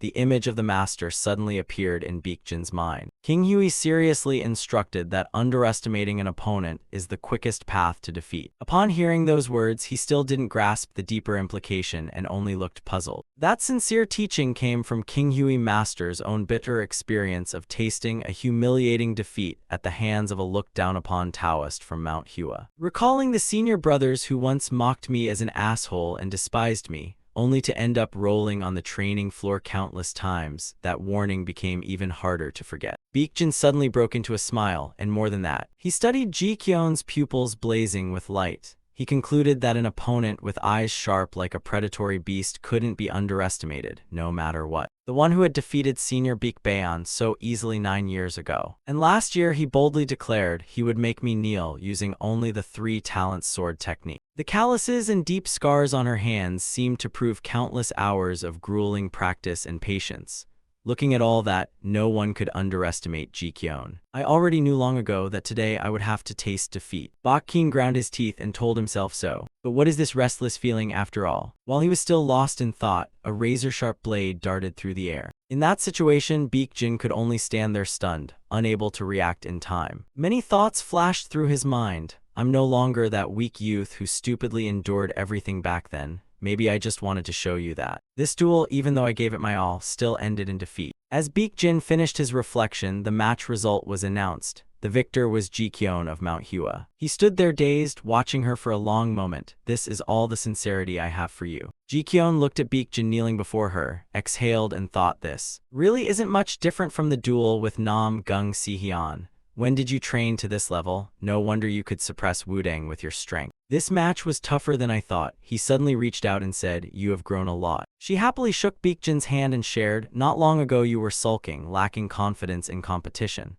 He responded playfully, was I really like that? Ji Kyun earnestly advised Baek Jin not to be too discouraged by defeat. Losing to the future strongest swordsman of Hugyo Mountain is nothing to be ashamed of. There was no regret or sadness at all. He blushed and replied, indeed I can't match you. The duels among the third-generation disciples of the Thin D-letter 1EA7N branch, after many hardships, finally ended with a 15-15 score. Following that were the second-generation duels. Once again, Yue-sang, who had once seemed ready to leave home, luckily defeated King Hui. After finishing the remaining matches, the second-generation contests also closed at 15-15, a perfectly staged result. Ji Kyun stood aside and sighed. Two lads beside her were discussing, could the first-generation disciples be like that too? The young man quickly retorted, no way that's true. After completing the first-generation duels, Tik Ring summoned the rostered disciples back to the hall. Still bothered by it, she seriously asked again, so what exactly is the reason? The reason you had me face that guy. Ji Kyun lowered her eyes and calmly answered, if that brat can remain composed without showing panic and still win, then besides me there's only you. The others are too hot-headed, and Jia Keichuan doesn't know how to hide his feelings. Finally, she nodded in tacit agreement. As senior sister said, that guy has a fox-like gaze. In a duel he truly forced me to use everything I've got. Jia Keichuan cut in, stunned. What? Tik Ring, unconcerned, continued, if I let my guard down, I'd certainly have lost. Tik Yoon curiously discussed with the person next to him. Is that guy really from the righteous side? He put a hand on his chin, thinking, then shared. Come to think of it, senior sister, the hot-headed one who's no less fiery than the dark side is still on the righteous side. Ji Kyun, standing behind and witnessing their talk, interjected, what are you guys talking about? Right after she asked, they continued talking. So it turns out he intended to trick us, the fellow next to her added, so our suspicions about him weren't misplaced. But if that fox-eyed fellow acted on his own, he could claim the others were none the wiser. The martial faction will leave in 2 days, going after them then to question them wouldn't make sense. What are you waiting for? Just storm straight into Akshinguan, round them all up and make them answer for it. Jia Keichuan grabbed the other's hand to reassure them. Fine, let them go this time. Seok Jun stopped and turned to ask Ji Kyun for her opinion. Really let them go, senior sister? She smiled and replied, yes, and even more. After this rigged results incident, you've surely learned the lesson, right? Remember it well, and at the next Thin D-letter 1EA7N branch meeting pay back both principal and interest. Then face them openly and fairly. Thus the Thin D-letter 1EA7N branch meeting, full of gossip and uproar about match fixing, officially drew to a close. To prepare for the next Thin D-letter 1EA7N meeting that will unexpectedly arrive in 3 years, we have no choice but to devote ourselves to grueling training. Ji Kyun and the other brothers peered out to watch. Time kept passing, and I celebrated my 15th birthday. While she and everyone were eating, a shout cut through, you brats, Huyan County Shanxi. Yu Young stormed up angrily and barked, who allowed you to go down to Huyan during self-training? How many times is this now? She was the second senior disciple of Tik Ring, Yu Young. The girl stood in the middle, bowed back and pleaded softly, it was unexpected, could you let it pass this time? Today is senior sister's 15th birthday, so we came down the mountain. Ji Kyun, mouth full of food, chimed in. Yes, the scolding woman snapped, finish what you're chewing before you speak. Suddenly Ji Kyun wilted inwardly. She thought, of course my birthday is just the day I was picked up at Mount Hua's gate. But the kindly masters and aunts in the upper halls usually pity me for being abandoned and tend to let it slide. Yu Young wasn't having it. She grabbed Jikyon's collar and dragged her forward while scolding. So how does that excuse skipping self-draining? Jikyon thought helplessly. That's what I thought. But it turned out some people are not easily swayed. Now Jikyon was punished with banana plant duty. She grumbled angrily, damn, of course it's Master Yue Young, Tick Ring's master shows no mercy. Ha Yong sitting nearby added, if you play around under Hua Yin, you'll of course get caught. How many masters and ants walk around there? Jiake Chuan's twin brother Ha Yong, Jikyon retorted sullenly, who doesn't know that, but I can't take it anymore. She ground her teeth in indignation, thinking, do you know how much I've been mocked by the clergy? How could you not know? Jikyon recalled when she was questioning Jin Yul. How did you know? His master widened his eyes and summed up, what you kids are doing is just reenacting our past. Those brats. Ending the recollection, Jikyon dropped to her knees and asked seriously, is there anywhere to play without being seen? Ha Yong answered without hesitation, there is Sion. Remembering something, she exclaimed, Sion, isn't that Zhongnan Sect's place? He explained calmly, Zhongnan Sect on Mount Zhongnan lies south of Sion, so if you play farther to the east, closer to Mount Hua, the chance of running into them is lower. I even have a secret spot only I know, I can show you. Jikyon stood up, massaging her aching shoulders as she shared, but whether by carriage or lightness skill, it still takes about an hour to get there. Then she put a hand to her chin and calculated carefully, is it necessary to skip Hugin right in front of us and spend 2 whole hours going to Sion to play? Still, I want once to play without worry or anxiety. Jikyon stamped her foot in determination. All right, if that's the case. Under the eaves of the grand pavilion where red lanterns swayed and the space glittered, Jikyon stood in the center and exclaimed with delight, so this is Sion, truly the grandeur is on another level, nothing like Huyin County. Seok Jun beside her peeked in and added, indeed, a real city is different. Her eyes bright, she said, honestly, I've been to Huyin too many times. Then Jikyon thought to herself, it's nothing hard, if you want to have fun, just go. Jikyon and her fellow disciples set off. While the group was celebrating, a cold hand landed on her shoulder and a voice added, indeed, Sion is a great city, nothing like Huyin. So don't even think about causing trouble here. This isn't Huyin County where things can be easily smoothed over, understand? Jikyon broke out in a cold sweat and nodded repeatedly in agreement. Ah, got it, Tick Ring said, then strode quickly ahead to put some distance between them. Jikyon thought to herself, really, Tick Ring worries about everything. Sion may be a bit far, but it's still in Shanxi, what could possibly happen? After moving for a while, Jikyon's hands were now full of skewers. She laughed excitedly, and this was the moment to enjoy some free time without any adults around. Her quick steps suddenly froze, that's what I thought, until we ran into the Zhongnan side. Pause a moment, since both are in Shanxi, the relationship between Zhongnan and Mount Hua is far from friendly. More precisely, Mount Hua always vies for the title of the world's top sword sect and looks down on Zhongnan, which only just maintains its place among the 9 major sects. Although some novels portray Zhongnan as a mainstream faction, in the world of Return of the Sword, Mount Hua's contempt for Zhongnan is part of the setting.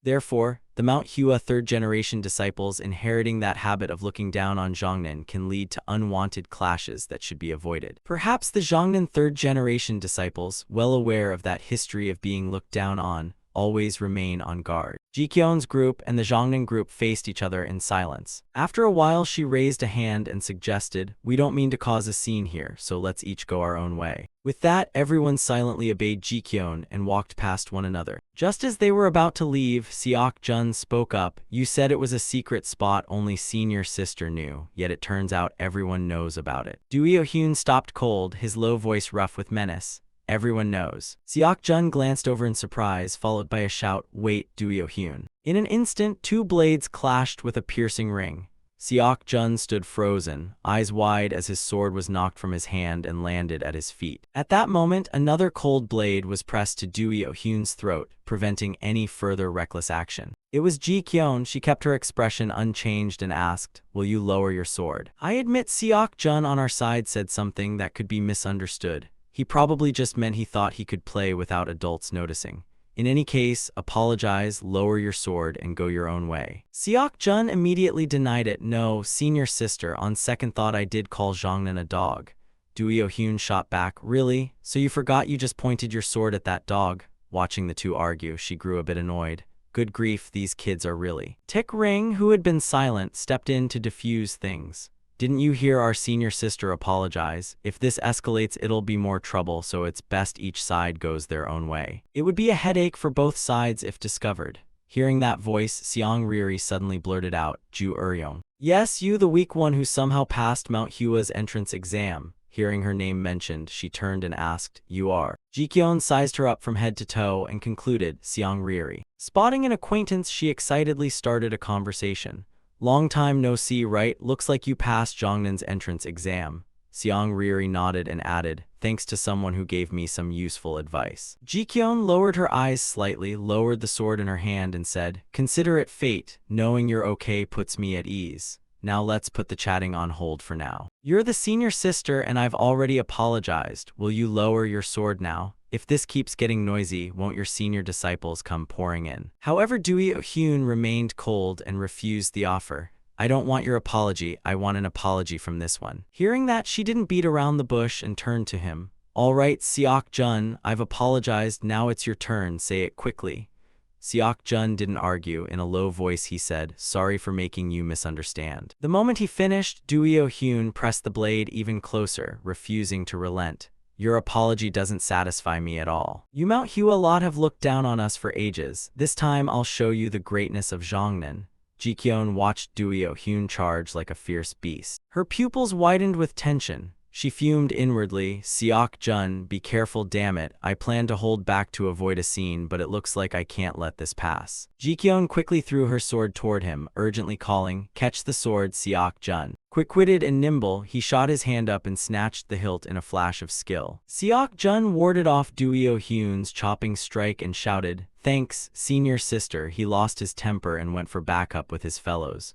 What are you all standing there for? Hearing that, Ha-yong couldn't sit still and drew his sword to charge. The Jongnan group likewise shouted in unison, brothers. The atmosphere instantaneously peaked as both sides lunged at each other like predators, accompanied by ferocious roars that overwhelmed everything. Seizing a moment when Jae-tuan was off guard, Dewey Hyun swung his sword to attack. However, a sudden counterstrike flew out and sent him pitching backward. It was Ji-kyeon. She turned to him and asked, Seok-jun, are you okay? Seok-jun handed the sword back to Ji-kyeon and nodded. Yes, senior sister, this is your sword. Across from them, Dewey Hyun ground his teeth in resentment, hissing, we've been looked down on by you lot long enough. I've endured it all. Ji-kyeon took a startled step back and assessed silently. Jongnan's 16 swords, this guy is frighteningly fast. And he's by no means inferior to me at all. Very well, I'll show him the true strength of a senior disciple of Mount Hua. Talk is cheap. Ji-kyeon swung her arm into a ready stance, leaving Dewey Hyun dumbfounded. Her gaze hardened with killing intent as her heavy sword descended in a blaze of blade light, blooming like 10,000 flowers in the cold mist.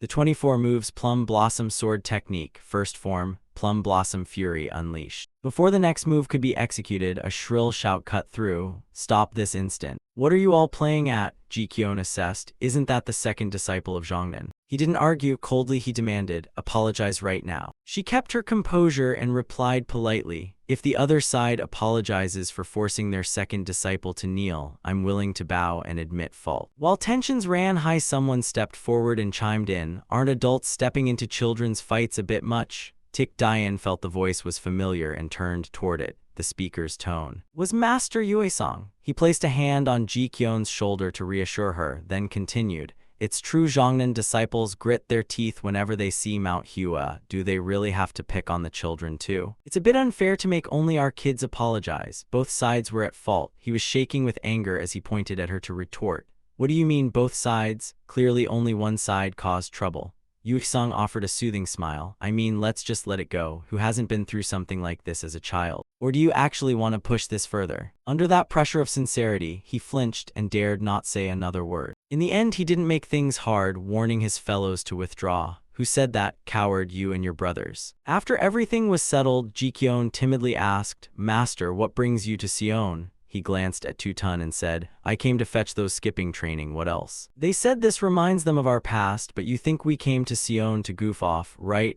Hearing that, she suddenly felt a bit anxious. She'll probably be punished when they get back. Yue-sung didn't bother with more words and reminded, let's go home, you lot of rascals. Mount Hua headmaster's study. He nodded to confirm what Ji-kyeon had just related. Indeed, there is a flame containing such power. Moreover, among Zhongnan's 3 senior disciples, there is one with that kind of strength. Has Zhongnan produced a genius? She tilted her head curiously and exclaimed, "Is it a big deal?" He explained in a grave tone, "Though both are in Shanxi, do you know why Mount Hua grew stronger than Zhongnan? It's because Mount Hua keeps producing geniuses consistently. Zhongnan hasn't had a truly outstanding master for decades, while Mount Hua continuously trains famous masters. A single master can determine a sect's prosperity. That's the rule in the Jianghu. We can't let Shanxi's influence fall into Zhongnan's hands." Jikyon agreed, "I think so too." He went on to speak sincerely, saying he had high hopes for Jikyon. "Mount Hua's future will depend on you." Hearing that, Jikyon was momentarily stunned and couldn't react. Wait, if the sect leader calls that person a genius, then that means I'm a genius too since I fought him on equal footing. She blurted out in shock, "So I'm a genius too." He didn't answer directly but offered evidence. Reaching level 3 of the 14 moves Plum Blossom Sword technique in 6 months and level 5 in a year is an extraordinary talent. Jikyon grew more convinced of her own supposition. "My goal was 3 stars within a few months," he said casually. "If one is at that level, what is there left to learn from the master?" Absorbing the information, her head spun and Jikyon felt joyful inside. Of course, realizing she's far ahead of her peers, she once grew arrogant. She had compared herself to Yuixang but realized she was only at the competent level. Calling herself a genius was merely her wish to become one. He turned his gaze to the distance and warned, "Nevertheless, don't be foolish enough to place all your faith in your own strength." Jikyon looked at him and guessed, "The sect leader says that because one of the true practitioners has emerged into the world and unfortunately was slain by an evil cultivator." After discussing everything, he didn't detain her further and said in a low voice that matters were clear enough and she should withdraw. Jikyon solemnly bowed, "Yes, sect leader. I will come visit again." She smiled brightly, telling herself and him, "Please don't worry, sect leader, for I intend to use this talent to bend the original story to my will." Outside, he curiously asked, "I heard the elder called you and you caused trouble again?" Jikyon cried out, "Senior master." "That's not it. The sect leader just said I'm a genius." He seemed a bit incredulous and tentatively asked, "Did he really say that?" Jikyon noticed the unusual expression on his face and stood still like that for a long moment. After a while, he spoke to break the silence. "So you finally realized it." Jikyon blushed as she admitted it. It was because no one had ever directly praised her talent before. Hearing that, he let out a long sigh. "I had advised Yuaihyun to restrain and temper you so that realizing your talent wouldn't make you lax. Wasn't that clearly meant to serve as a cautionary example?" But Yuaihyun replied, "My disciple, I don't want to see him gloomy or discouraged. I want to see him grow true to his nature. I told you that if you become too arrogant, you'll get into danger later. Since birth, you haven't had a shred of humility." Jikyon widened her eyes and asked, "Me?" He continued, "You grew up surrounded by people who only love and praise you. Your master chose not to mention your talent so you could learn humility without being suppressed. Fortunately, at the right moment, that Namgung brat taught you a costly lesson. Master, you've planned carefully for him, so don't be complacent. Always be humble about your strength. The Jianghu is vast and full of talented people. Even if you're outstanding in a small pond, if you only rest content, aren't you just a frog at the bottom of a well?" At last, Jikyon understood everything and replied excitedly, "Yes, I will go and mend my ways." Jikyon told herself, "Don't worry, great uncle, I will do well." While they were talking, Jikyon spotted a familiar figure approaching and cried, "It's master, excuse me, great uncle, I'll go in first." He nodded and said, "Go on." No sooner had he spoken than she dashed forward like the wind and flung herself into Yuaihyun's arms, calling, "Master. Master, I will surely repay you. As great uncle said, thank you for not forcing me but guiding me. I'm truly grateful. If I'd been repressed too much, I might have left long ago." Seeing Jikyon overexcited, he stroked her head to calm her. "Kid, what exactly did the master say to you?" Beside them, Yuisang chimed in, "Hey kid, what about me? Don't you owe me thanks too?" Jikyon whispered, "It's unfair to equate thanks to the one who raised me and the one who just stood by playing." He grumbled, "When have I ever just stood by playing? Funny, Yuaihyun is clearly the one who raised her, so why is she becoming more like me?" Hearing that, Yuaihyun at the side could only helplessly hug and sigh. "Jikyon, if you could grow a bit more mature before that age, that would be the greatest repayment." She laughed off the comment.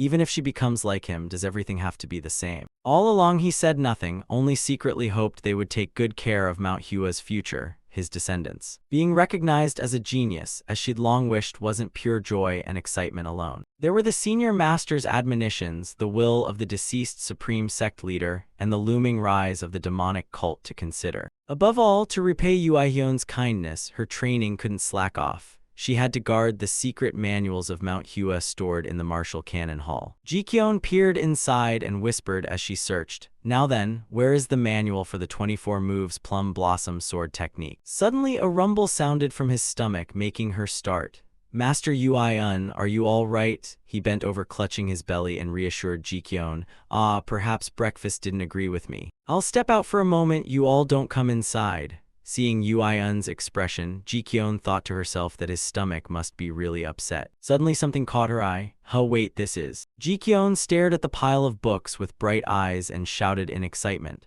A rare chance to see the forbidden manuals. Come on, those secret manuals of supreme techniques that the elders hid." Jikyeon judged enthusiastically that even if she possessed them, she couldn't comprehend them. The content was profound and unfathomable, mystifying and obscure, each line of text like a tangle in the mind.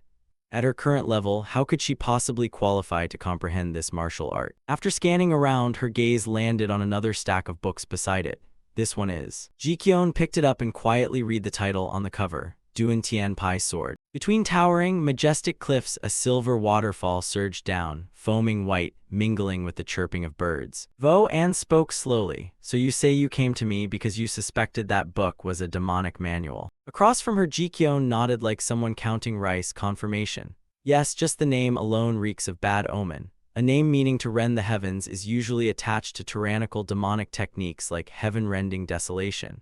If practiced incorrectly, not only could one be expelled from the sect, one might also go mad from false qi." Muyong sat leisurely on a rock and made a request. "All right, bring it here for me to see." Jikyeon didn't hesitate and complied. "Yes." She took the book from her hands, read through each page, then offered her opinion.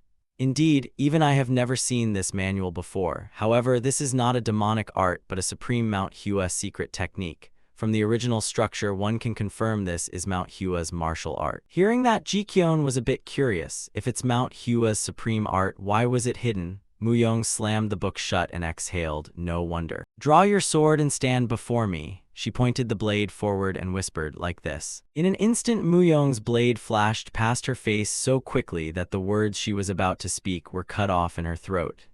"Now." Jikyeon reacted swiftly, flicking her blade up to intercept the sudden strike. She panted as she looked at the aftermath. Muyong explained, "As you can see, the killing intent is far too dense. Mount Hua's swordsmanship has always had the reputation of being unorthodox. If it's saturated with such a heavy killing intent, it's bound to make others wary. If you want to practice it, practice on your own and preferably don't use it in front of others on formal occasions." Jikyeon trembled all over, thinking that even with the elder restraining his power, the killing intent still made her whole body shake. She steadied herself and then wondered aloud, but he didn't exactly forbid practicing it. She lowered her eyes and said, "With your eyes shining like that, what's the point of telling me not to practice? Even if I were forbidden, I know you expect I wouldn't obey." Jikyeon looked down at the book in her hands and gave a small smile. "The elder has permitted it. The power of this art has been verified. I'll take the Duan Tian Pai sword as my signature technique." After 29 years, the Central Plains Martial Alliance was re-established. After countless meetings, the alliance was reorganized, making the Martial Alliance of Akduong the main headquarters. Sichuan and Anhui were set up as the two primary branches. Naturally, the great sects and martial clans that had freely expanded their power under a nominal alliance were dissatisfied. However, with the growing likelihood of the demonic sect's resurgence, no one dared to oppose too strongly. Today was the first day the Martial Alliance headquarters opened its doors. Heroes and talents from across the Jianghu gathered in one place. A man stopped, observed the scene, and exclaimed, "The descendants of the martial clans have already grouped together." The guy beside him, seeing that, turned to ask, "Hey, who are you?" "Wait, what's a martial clan?" The man turned and seriously explained, "You don't even know that.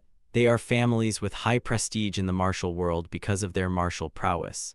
The other nodded and said, "My master was a recluse, so..." He leaned in and whispered, "Then it makes sense. Look over there. The Tang family of Sichuan, the Jia family, the Moyang clan." The Pang family, the two stared and couldn't help but murmur in admiration. Their eyes and hair looked strange, and the one standing beside them looked terribly frightening. In the crowd, Sihyun's figure also drew quite a few onlookers. Finally, his sharp eyes swept straight ahead. A passerby called out the name Namgung family. Sihyun caught the two gazes, frowned, and turned with puzzlement. The man didn't stop. He calmly continued to explain that the most prestigious families like these are called the 5 great clans. They hold status comparable to the 9 sects of the realm, renowned and illustrious. The fellow beside him nodded. I get the big clans, but what's the 9 sects of the realm? The other displayed his knowledge. They're the 9 orthodox sects with the highest prestige and greatest power in the martial world, along with an association. Shaolin, Wuding, Manhua, Imei, Kunlun, Zhongnan, the Dian Shang School, King Cheng, Kongdong, and finally Kaibang. Just then, the successor of Wuding entered, and he was drawn by a figure behind him. Wuding, I know them as the #1 sword sect in the world, right? Seeing the long hair fluttering in the morning sun, the other youth offered a caveat. You can't absolutely say Wuding is the top sword sect. He added, there's still Manhua. After all, disciples of the great sects carry a different air. The man beside him watched admiringly and murmured, and there's also a stunning beauty. They turned their eyes to Jikyeon and Tik Ring in disgust. Look, that's a Taoist family. Taoists don't concern themselves with worldly ties. Ah, but that brown-haired disciple over there is pretty too. Jikyeon draped an arm around her and asked, should I go introduce myself now? Tik Ring whispered, calm down, senior sis, one of them commented, but her gaze is kind of scary. With Wuding and Manhua facing each other, he wondered aloud, these two schools are always mentioned when people argue about the world's top sword sect. What will they say when they meet? In the corner, Seok Jun put on a frosty face and dryly said, it's been a year, hasn't it? Good to see you again. Those shameless tricksters. Hearing that, he was stunned as if he couldn't believe his ears. What did you just say? He snapped irritably. Are you deaf, shameless tricksters? Jiake Chuan quickly covered Seok Jun's mouth and soothed things. My apologies, he's a bit loose-tongued. Jikyeon, witnessing it, agreed and admonished. That's right, Seok Jun, there are seniors here older than you shouldn't call them that. Seeing her side with him, Jiake Chuan was a little moved. Senior sister, Bok then added, so are we just going to leave those shameless tricksters as they are? Jikyeon tipped her chin and suggested, ask the fellow next to you, see if he knows why we act like this. Biksa, as if noticing the issue, spun around to scold, Biletter1EA1CH fan, what mischief have you stirred up again? He denied it adamantly. Who knows, I really had no idea. I was just playing the part to be proper, I only used a little strength.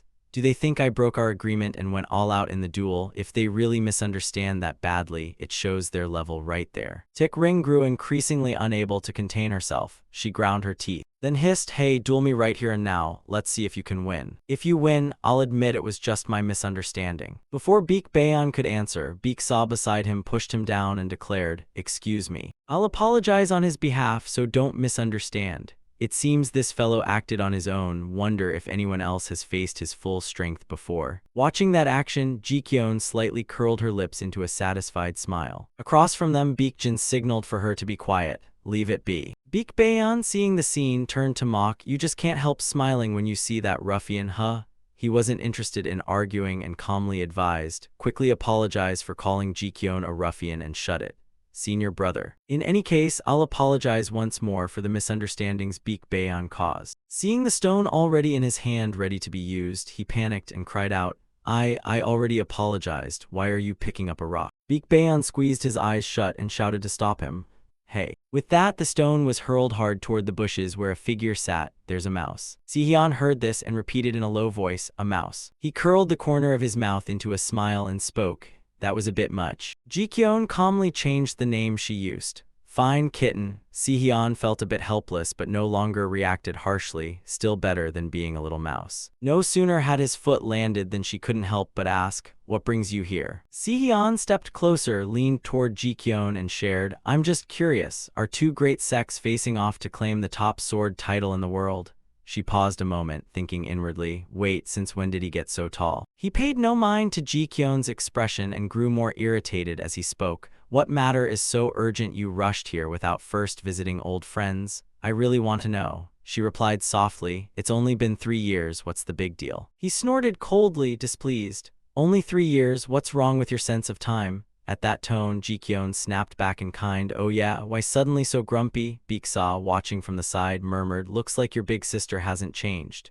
Jiake Chuan nodded in agreement. Indeed, whatever. He didn't linger, pushed Baekbaeon's head down and said, "Anyway, we're heading off first." Baekhyun trailed behind them and didn't forget to wave, "See you later." Jikyeon watched the exchange, and Sehyun, face darkening, demanded, "Who is he to act so familiar?" Under the deep blue sky streaked with white clouds, the wind rustled through the trees, stirring the quiet atmosphere. Over here, the Heen was walking arm in arm with Jikyeon. He clenched his fist and asked, displeased, "Hey, who is he that you've been so nice to him all this time?" She kept her expression, merely glanced over and answered shortly, "What does it have to do with you?" Sehyun's face flushed red. He lost his temper and shouted, "Of course it matters. If we're friends, why are you cheerful with him but always cold to me? I can't believe the Heen would say that."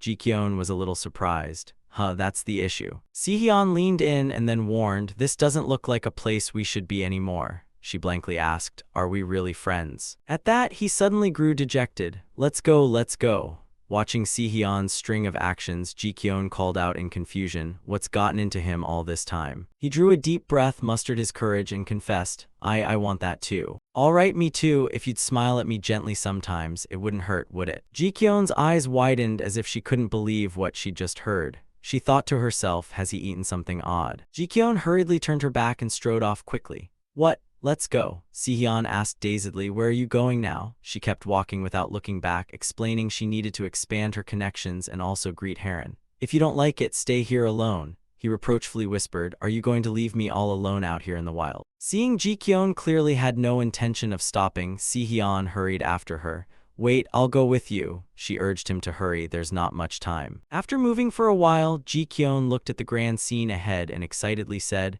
"I've heard this is the center of the martial alliance. It's truly magnificent.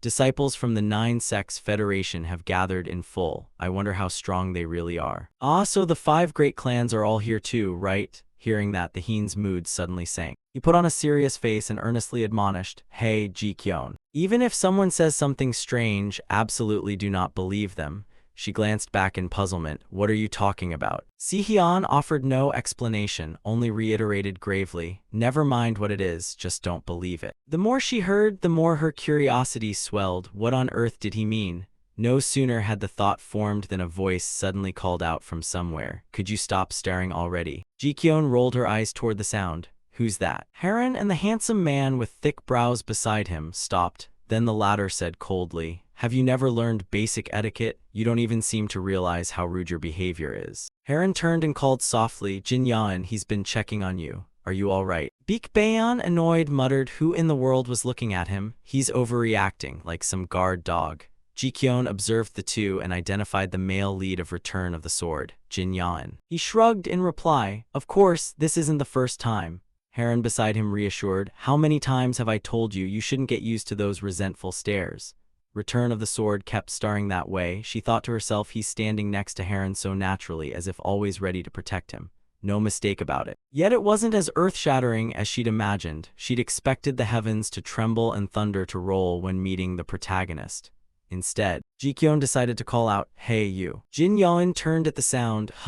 Behind him, Haran recognized her and called out happily, "Jikyeon." She asked abruptly, "Are you strong?" A flood of thoughts surged up, and her fighting spirit flared. This is the protagonist from the novel. How strong could he really be? He looked puzzled, glanced down at Jikyeon, and asked back, "What did you say?" Only then did I fully realize that I am Jikyeon. Before, I always treated this place as merely a world from a novel. But it's been over 10 years since I first set foot in this world, and many years since I became a disciple of Mount Hua. After countless meetings and partings, I gradually became the senior sister of the Mount Hua's 3rd-generation disciples, a master in the Jianghu. And more than anything, I truly became Jikyeon. For that reason, I couldn't help but ask him about his strength, that irresistible instinct of a martial artist. I was curious how strong Jin Yan had become by now. Jin Yan rested his hand on the sword hilt and coldly proposed, "If you're curious, the only way is to test it." Before either side could act, Haran cut in, "Wait a moment. I still hope my friends will greet each other before they dispute whose martial arts are superior. Both of you will listen to me, all right?" Finally, he extended his hand and spoke in greeting.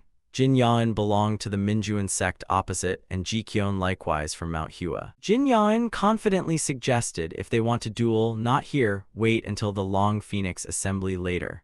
Unlike disciples of major sects accustomed to all the attention, I don't like needless notice or stirring up a commotion. Hearing this, Ji-kyun froze for a moment, displaying a surprisingly calm demeanor. This is Jin Yaon in his youth. Before being drowned by hatred and a thirst for revenge, she bowed her head and softly said, "I'm sorry." He saw Ji-kyun looked a little sad and quickly explained, "Ah no, you don't need to apologize so much." Heron beside him covered his mouth and laughed. "See, I told you she's a good person." Si-hyun, who'd appeared without anyone noticing, put a hand on Ji-kyun's shoulder, leaned in, and whispered, "If anyone's fighting, they can only fight me." She blushed and turned to scold. "What now, Namgung Si-hyun?" He didn't hesitate to repeat. "If you want to duel, you can only fight me. What will you do if you lose again?" Ji-kyun snapped back angrily. "Lose is lose. It's not a life-or-death duel. You won't die from losing." As the atmosphere grew tense, Heron suddenly cut in. "Oh, we were having fun and you have to interrupt. Sorry about that, Ji-kyun." The air between Mount Hua and the Duong family seemed off. "Aren't you going to go see?" She jumped and shouted. "What?" Ji-kyun blurted a name in alarm. "The Duong family from Sichuan." "What's happening now?" As she was about to leave, Si-hyun grabbed her arm to stop her. "Wait, Ji-kyun." He asked in a low voice, "Could you not go?" Ji-kyun stopped and asked seriously, "What's gotten into you?" Si-hyun shared his view. "After all, the Duong family has people watching, so they probably won't start anything big. Besides, you're the youngest, being so small, there's no point in going." She paid it little mind and retorted with lowered eyes, "What are you saying? I'm only the youngest, not the shortest. Besides, I'm the senior sister, of course I should go see." Si-hyun, unable to persuade her, sighed in exasperation. All right, but if anyone says anything nonsense, just ignore it, promise me." As soon as they arrived, a booming shout reached Ji-kyun's ears. "Apologize right now." She hurried over and asked, "What's happening?" Jeok Dam's face filled with worry as he called back, "Senior sister." That man dared lay a hand on senior sister Tick Ring. She kept her expression and cut in, "Don't say it aloud. Just thinking about hearing those words again drives me mad." Saying that, Tick Ring looked at the crowd before her, thinking to herself, "The Duong family of Sichuan, one of the 5 great clans of the martial world, the overlords of Sichuan, are clan-minded and bloodline-focused, specialized in poison techniques and hidden weapons. Even in Return of the Sword, they're all scheming and ruthless." Hae-un escorted Ji-kyun over and excitedly said, "Ah, so this is the senior sister." He tilted his head, looked her over, and casually remarked, "No matter how you look at her, she seems the youngest." Hae-un declared, "Such chaotic manners." No sooner had he finished than Ji-kyun swung her arm and landed a punch on that annoying face. She looked at the body rolling on the ground and shouted, "If you're looking for trouble, be prepared to be hit, right?" That rotten-eyed fellow. Ji-kyun clenched her anger, thinking, chaotic manners. Does he take Mount Hua for a dog? Footsteps drew nearer, accompanied by a clear voice. "That's enough." Ha-jeong stopped and sternly warned, "You've started trouble with someone out of your league, Hae-un." Ji-kyun turned warily to Ha-jeong and asked, "Who are you?" Hae-un, sitting on the ground, suddenly called loudly, "Senior sister." She snorted coldly at that. "Senior sister? Are you here to take a beating for your junior?" Then she bluntly added that a disciple of a respectable school being rude and lazy like that was disgraceful. Ji-kyun had no intention of backing down and shot back immediately. "What about the things your brothers spat at us?" Ha-jeong began lowering the hand that covered her mouth and snapped, "How dare you? Not only did you touch someone from the Duong family, you even dare to utter insulting words." Ji-kyun observed her and thought inwardly that the murderous intent was fierce. Her brows suddenly knitted tightly. "That person." Ji-kyun placed a hand on her sword hilt as if ready to strike, adding, "Very strong." Just as both sides were about to move, Si-hyun stepped forward to block her, stopping and saying, "Can't you see the murderous intent gathering here? Besides, wasn't your junior the one who started it?" Ha-jeong curled a lip. "You, how noble, truly arrogant. Are you seriously going to side with a woman from another clan now? How disgraceful, my betrothed." Ji-kyun froze solid when she heard this. "What? That woman is Namgung Si-hyun's fiancée." She bit her lip in reluctant anger, her whole body trembling. Then Ji-kyun said coldly, "Don't block me, get out of the way." Si-hyun suddenly turned. "What's wrong?" He read her thoughts and hurriedly explained, "Are you really going to believe that? I told you, if a madman speaks madness, just ignore it." Si-hyun privately judged it to be just one of countless scandals from before. However, no words could reach Ji-kyun now. She demanded seriously, "I said move."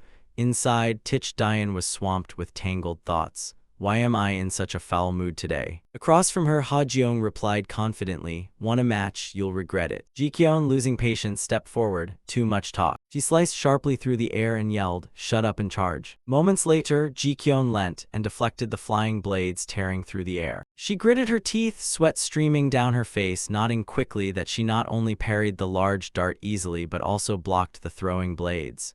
Truly overwhelming. Not only the speed and the unpredictable style, but also the terrifying finesse. Ji Kyun stared straight at her and took in the situation at a glance. Then she sprang up, preparing a counter-strike. The sword's tip sliced the wind as Ji Kyun poured all her strength into a fierce downward strike at Ha Jeong. Indeed. As the sword force rolled in, she couldn't help but admire inwardly. This is a formidable opponent. Ji Kyun stood firm, hands clamped on the hilt, yet it seemed she'd found a way for herself. There was still a gap to break through. After a tense bout, the woman across commented, turns out you're not only skilled in technique but also possess impressive stamina. I suspected you'd at least have a hidden dart stuck in you by now. Ji Kyun retorted bluntly, same to you, my target wasn't the big dart but the sleeve hiding the throwing blades, yet you still dodged remarkably well. She remained alert from start to finish, eyes sweeping as she calculated. The situation had become advantageous, yet unease lingered. The Duong family's real strength didn't lie in hidden weapons. Ha Jeong suddenly asked a question that stunned her. Do you know why poisons are so terrifying? Because only when the body shows abnormal signs do you realize it. She suddenly staggered. Ji Kyun finally recognized the problem. Her heart was going numb, her body's sensations muddling. She swore, damn it, when did this happen? The woman showed no panic, calmly explaining, did she carry poison and then neutralize it? That's just a trick of lower-tier killers. Hearing that, Ji Kyun began to speculate. Could she have concentrated poison into her acupuncture points? Ha Jeong wasted no time and launched successive attacks at her. Now let's see how much longer you can hold out. Ji Kyun felt a pang of anxiety. Damn it, she was panicking. Since when had she been poisoned? Although she knew poison was the woman's main weapon, she had been overly complacent. Calm down and think, she had dealt with poisons before. Back then, even without doing anything special, the chi-cultivating Tudo pill swallowed the poison for me. Now my internal skill is nearly at the first grade. That was more than enough to suppress the poison the way she did back then. Compared to the cult's poison, this was like plain water. Just using internal energy as before to burn the venom flowing in the veins would suffice. Once the numbness began to subside, in an instant Ji Kyun lunged her sword up close to the woman's face. She would surely panic. Ha Jeong gaped in disbelief and shouted, How is this possible? You cleared Duong's poison so quickly. While the other's mind was in chaos, she took the chance to slash and bring her down. Ji Kyun exclaimed at once, and at the moment the man let his guard down, I'll exploit the opening and end this in one strike. Warm syrupy lines flowed down from her lowered hand onto the ground. She bowed her head and clutched her injured arm tightly. After a long moment, Ha Jeong finally admitted, I underestimated the little Mount Hua Lord. What she said next left the crowd and Hae-un mouths agape. I concede defeat. Jeok Dam cheerfully ran over to celebrate with Ji Kyun. Senior sister, she's so cool, someone beside added. You're the calmest, plus you even reminded us that her body still carries poison, so stay back. Si-hyun, seeing the fight end, also hurried over in a panic. Are you hurt? Ji Kyun turned and warned once more, I told you not to touch her, the poison is still on her. Yet you worry only about the wound on her arm, what's that got to do with it? Never mind, Jacket Yun, hurry bring water and clean cloths here. Ha Jeong suddenly cut in, can't you see the wound on your fiancé's side? You don't beat around the bush, curse that fiancé refrain, will you stop already? Hearing that, she said nothing more, merely lifting a corner of her mouth in a slight smile. Then Ha Jeong walked up to Ji Kyun and said, Indeed, you are strong enough to claim the title of Mount Hua's senior sister. I admit that, I will remember your name. She held out an item to her. This is an antidote pill to completely remove the remaining poison in your body. You'd best take it. Seeing Ji Kyun accept without hesitation, Si-hyun beside her quickly blocked her. Hey, don't drink it. Do you even know what it is before you just take and swallow it? I told you not to drink it. Do you know what that is to dare to casually swallow it? Ha Jeong tilted her head, her tone teasing. Didn't she just say it's an antidote pill? You turn and retort, how could you trust the lowly people of the Tang family? She wasn't angry, she calmly spoke reason, saying sooner or later we'd be family. Talking about our future family like that, doesn't that go too far? Si-hyun was furious, ready to explode. Future family my foot, I'd rather die than be anything other than a Namgung family member. After everything had settled, she turned her gaze to Hae-un and reminded him, All right, Hei-un, apologize properly, bow and make amends. Even though Ha Jiong had instructed him, he stubbornly held his ground. But sister, the road belongs to the Sichuan Tang family, why should I? She fixed him with a cold look and said flatly, don't make me say it twice. Do you need me to point out who damaged the Tang family's honor personally? Oh right, now that I think about it, that's the real reason behind this mess. Ji Kyun suddenly remembered. Come to think of it, the cause of this incident was when she whispered, Tick Ring, junior sister, come here. She nodded and replied, yes, senior sister. Has your wound gotten any better? Ji Kyun cheerfully recounted. I'm fine, the poison has been neutralized. Meanwhile, Hei-un pressed his lips together, wrestling with inner conflict. Later, he resolved to bow and say, I sincerely apologize for my rude words earlier. Seeing this, Ji Kyun secretly breathed a sigh of relief. Another matter settled today. Si-hyun bandaged her wound while anxiously asking, do you feel any better now? Ji Kyun bluntly observed, you've never done this before, have you? Hearing that, he snapped back a bit annoyed. I've helped and you're making a fuss. As the two were talking, a voice called out, Ji Kyun saw someone hurrying over and let out the name Baekjin. He grabbed Ji Kyun's hand, worried, are you all right? Your arm is bleeding. She looked down and then nodded in affirmation. All right, I must not have tied it tightly enough so it didn't stop the bleeding. Baekjin then gently rebandaged her wound and even asked permission, forgive my rudeness for a moment. Si-hyun watched and thought to himself, you tie nicely, kid. Afterward, Baekjin expressed concern. This is only a temporary measure. You should go to the Medicine King's Hall. If you can't walk, I'll carry you. Hearing that, Ji Kyun shyly declined. No, it's fine, the poison is still in me, so about carrying me. You can't just stand there, stepped forward to block Baekjin. Forget it, seems you have no resistance to poison. If you get poisoned, what will you do then? If you need to be carried, let me carry you, hurry up. I have a physique almost immune to all poisons. Her eyes suddenly widened. What did you say, immune to all poisons? This kid truly is the talent the Tang household thirsts for. Seeing Ji Kyun still frozen, Si-hyun reminded her, what are you waiting for? Get on already. Under the urging, Ji Kyun finally climbed onto his back at a leisurely pace. Si-hyun held Ji Kyun tightly and teased, you're heavier than I thought. She nonchalantly replied, of course, I've been training my muscles for a long time, so of course I'm heavier. He nodded in agreement. She looked light, but since he'd already hoisted her up. Seeing Baekjin act so mild, he hurried to take credit. Then leave it to me, if poisoned, just take an antidote pill. Without another word, he dashed off in an instant, leaving Baekjin no chance. He watched the diminishing figure, the corner of his mouth twitching. This young master really wears his thoughts on his face. At the Hua Shan Inn, Ji Kyun rubbed her sore shoulders and said, because of that Namgung Si-hyun who can't find his way, we've lost several times more time. Jeok Dam spotted her silhouette and called out, senior sister, you're back. The elders didn't say much either. Maybe because senior sister had won, but big brother Uihyun warned before resting, senior sister, drop by once. Ji Kyun heard this and growled in annoyance. Why would they keep such a thing secret? Right, so what exactly did that Tang family guy say to Tick Ring that almost started a fight? He covered his mouth and leaned close to her ear to whisper, about that. A faint memory resurfaced. Hei-un stood before Tick Ring and made a clumsy remark. With such a lovely face given by heaven, she chose the wrong place to hide. With that face, she surely could have claimed the household master's concubine spot in that noble family. He said it like that. Ji Kyun glanced at her, thinking to herself that Tick Ring hated compliments about her looks because of memories from having lived in a brothel. Moreover, she had deep loyalty and pride toward Hua Shan, and he had attacked both at once. She ground her teeth and, furious, spoke through clenched teeth. Thinking it over, a punch might not even be enough. Tick Yung saw this and hurried to soothe things. Senior sister, actually I agree. But Tick Ring, who'd been silent until now, suddenly cut in. Senior sister, do you know why the Tang family's young lady made her own brother bow before us? She calmly shared her thoughts, clearly wanting to end this here so it wouldn't cause trouble later. She put on a serious expression and questioned Ji Kyun. You understand the situation, so why act that way? Did you avenge me, or were you simply venting some anger? Did something unpleasant happen? Hearing this, her heart sank. That matter. Ji Kyun recalled the past as she spoke up. Hey, Namgung Si-hyun, you turned to answer.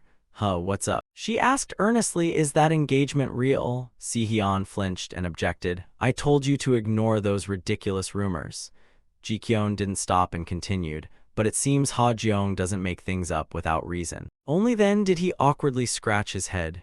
An engagement? Not yet, at least not up to now, but it's almost like it's been decided already. She said no more, just letting her eyelids droop slightly. She merely let her eyelids fall slightly. Ji-kyun tried to stay calm and shared, now that doesn't matter. What's important is I broke through to first-rank cultivation when I fought Ha Jeong. Si-hyun asked cheerfully. Really? She affirmed confidently. Of course. And so the first lively day at the Martial Alliance headquarters came to an end. The next day, every corner buzzed with people discussing it. Is it her? You beat Ha Jeong, a young man nearby added, the one called the Serpent Gallant of Sichuan. Standing amid the chatter, Ji-kyun felt annoyed. They kept talking. Apparently she's 3 years younger than Ha Jeong, no wonder Hua Shan is Hua Shan. Ji-kyun widened her eyes and shouted, what? Who on earth is Ha Jeong that everyone reacts like this? Yagal-hee fanned a smile and said, that reaction is understandable. Serpent Gallant, Ha Jeong is the eldest daughter of the Tang Sa household of Sichuan and the principal wife of the main branch and a top candidate for future young mistress.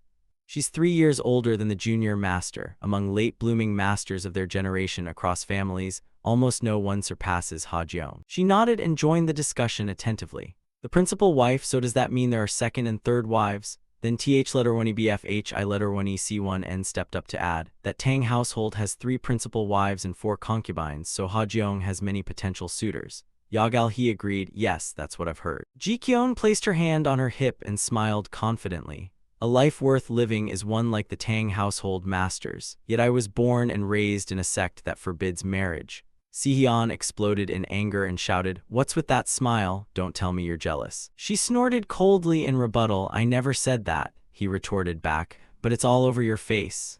While they argued heatedly, someone stepped forward and cut in. You two look close, don't you? If the principal wife has ties to the future top sword of Hua Shan, that wouldn't be a bad thing. Ji-kyun turned to Ha Jeong and shared her thought. Hua Shan's #1 sword looks like you have a keen eye. Saying that, she inwardly laughed with excitement. That's right, the future Hua Shan #1 sword will of course be me. She lowered her eyes and continued the conversation, but I want a more direct connection rather than an indirect tie to the junior master. What do you think? I'm genuinely interested in the junior master. Ji-kyun was stunned at that. I caught your eye. In what way exactly? All I remember are the times we fought. Ha Jeong didn't hide it and explained plainly.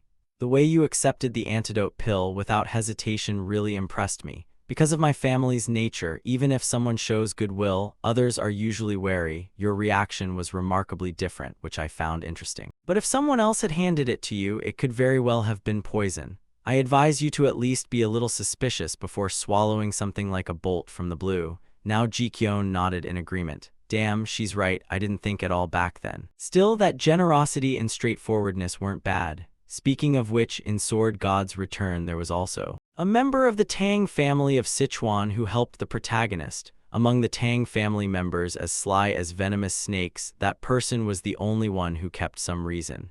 Could that person be you? Ha Jeong took her hand and cheerfully said, then from now on keep a good relationship with my fiancé, but don't get too close, I do get jealous. Ji-kyun watched her retreating figure and asked warmly, what if we actually become too close and something happens? Ha Jeong waved her hand casually, it's fine, besides the engagement is already set. I've said all I needed to say, now I'm off, she muttered under her breath, already leaving. Nearby, Heen collapsed onto the lush grass. Look, she finished her business and left immediately. If I had to marry someone like her, I'd surely die of rage. Tik Dian, curious, asked, no other betrothals? He shook his head, no, none. This engagement was chosen by my own sister. I couldn't resist it either. Why on earth would my sister want to marry her only brother into that clan as a son-in-law? She observed the Heen, thinking silently that it's obvious. She likely wants to eliminate a brother who could become a rival in the succession struggle. Then Ji-kyun sat down and shared her view. But if she told you not to get too close to me, doesn't that mean she has some feelings for you? He quickly jumped up and hurriedly explained, she only wants to use marriage with a direct line of the Namgung clan to strengthen her position in the succession struggle. Political marriages don't leave room for love. Ji-kyun nodded in agreement. I don't think she's a bad person. Actually, I might worry too, but she still allows you to keep a friendly relationship with me. Then Si-hyun scowled and said maybe she meant that if you travel through Sichuan's Zhonghu you could drop by to visit a bit. Seeing Sihyun overly intense, Jikyun reminded him, but she's still your fiancé. Are you sure it's okay to speak ill of her like this? He didn't care and replied nonchalantly, marriage? Am I insane? Even if I die, that'll never happen. An engagement may be unavoidable, but I'll struggle to the end to avoid marriage. If I still can't escape, I'll run away in the night to Hua Shan West and join as a secular disciple. She asked, why Hua Shan? Sihyun turned his face away. When did his cheeks even flush? Do I have to ask why? He admitted in a low voice, because you're there. Jikyun heard this and suddenly felt embarrassed. Namgung Sihyun, you. Then she flipped her attitude like a pancake and angrily shouted, you're planning to cling to me to become Hua Shan's sect leader and Hua Shan's #1 sword, right? Live with some principles.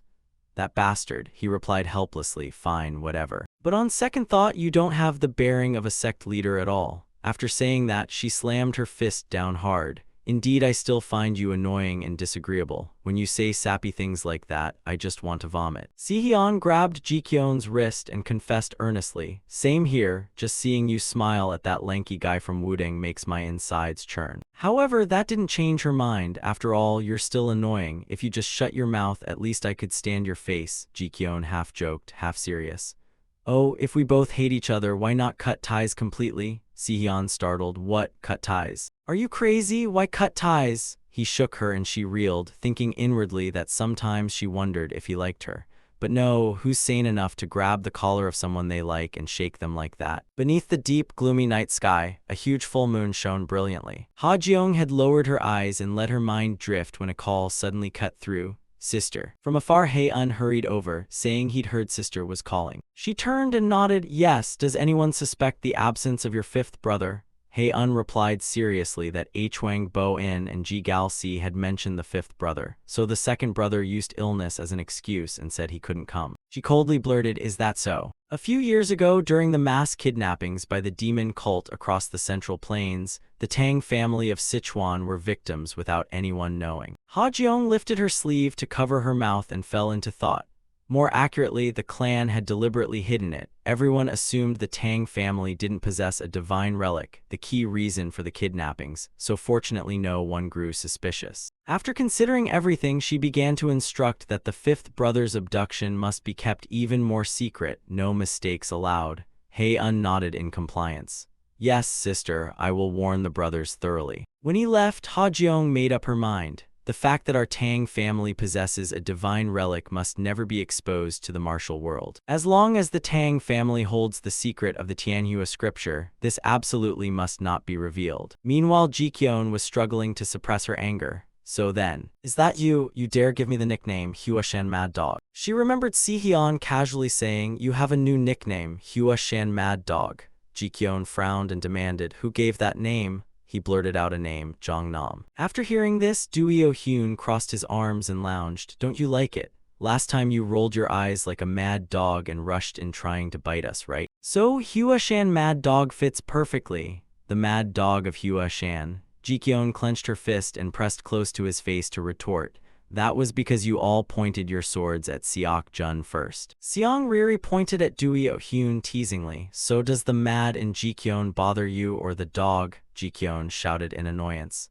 Obviously the dog. Who gave you the right to make me a dog? Hearing that, she cheerfully suggested another name. Then how about Hua Shan Mad Sword? She thought it over and agreed immediately. That one was acceptable, at least she wouldn't be called a dog anymore. Seong Riri nodded in confirmation. Done then, Hua Shan Mad Sword it is. Jikyun shook her head in refusal. Don't keep them mad either, drop that word too. Under the pale white canopy, a figure stepped forward and called, Jikyun. Haran politely began, wait, may I speak with you for a moment? After a while, the two moved up to a high rock to talk.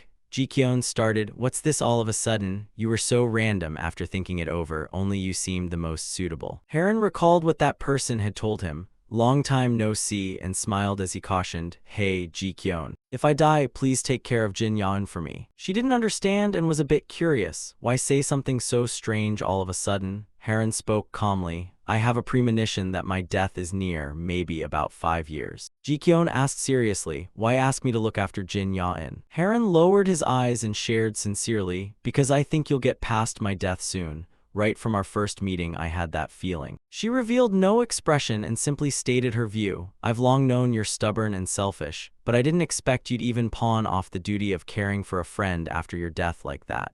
Ji-kyun was slightly surprised, thinking inwardly, why say that to me? I can no longer treat his death lightly. Knowing the tragic end that awaits him, I can't even blame him for wanting to foist despair onto others. Before I realized Heron was ran from that story, I had casually judged his future and misunderstood him, assuming, like tropes in novels, that he'd recover. So I had no right to comfort him, nor the right to be disappointed. Ji-kyun unclenched her hand and then refused the request.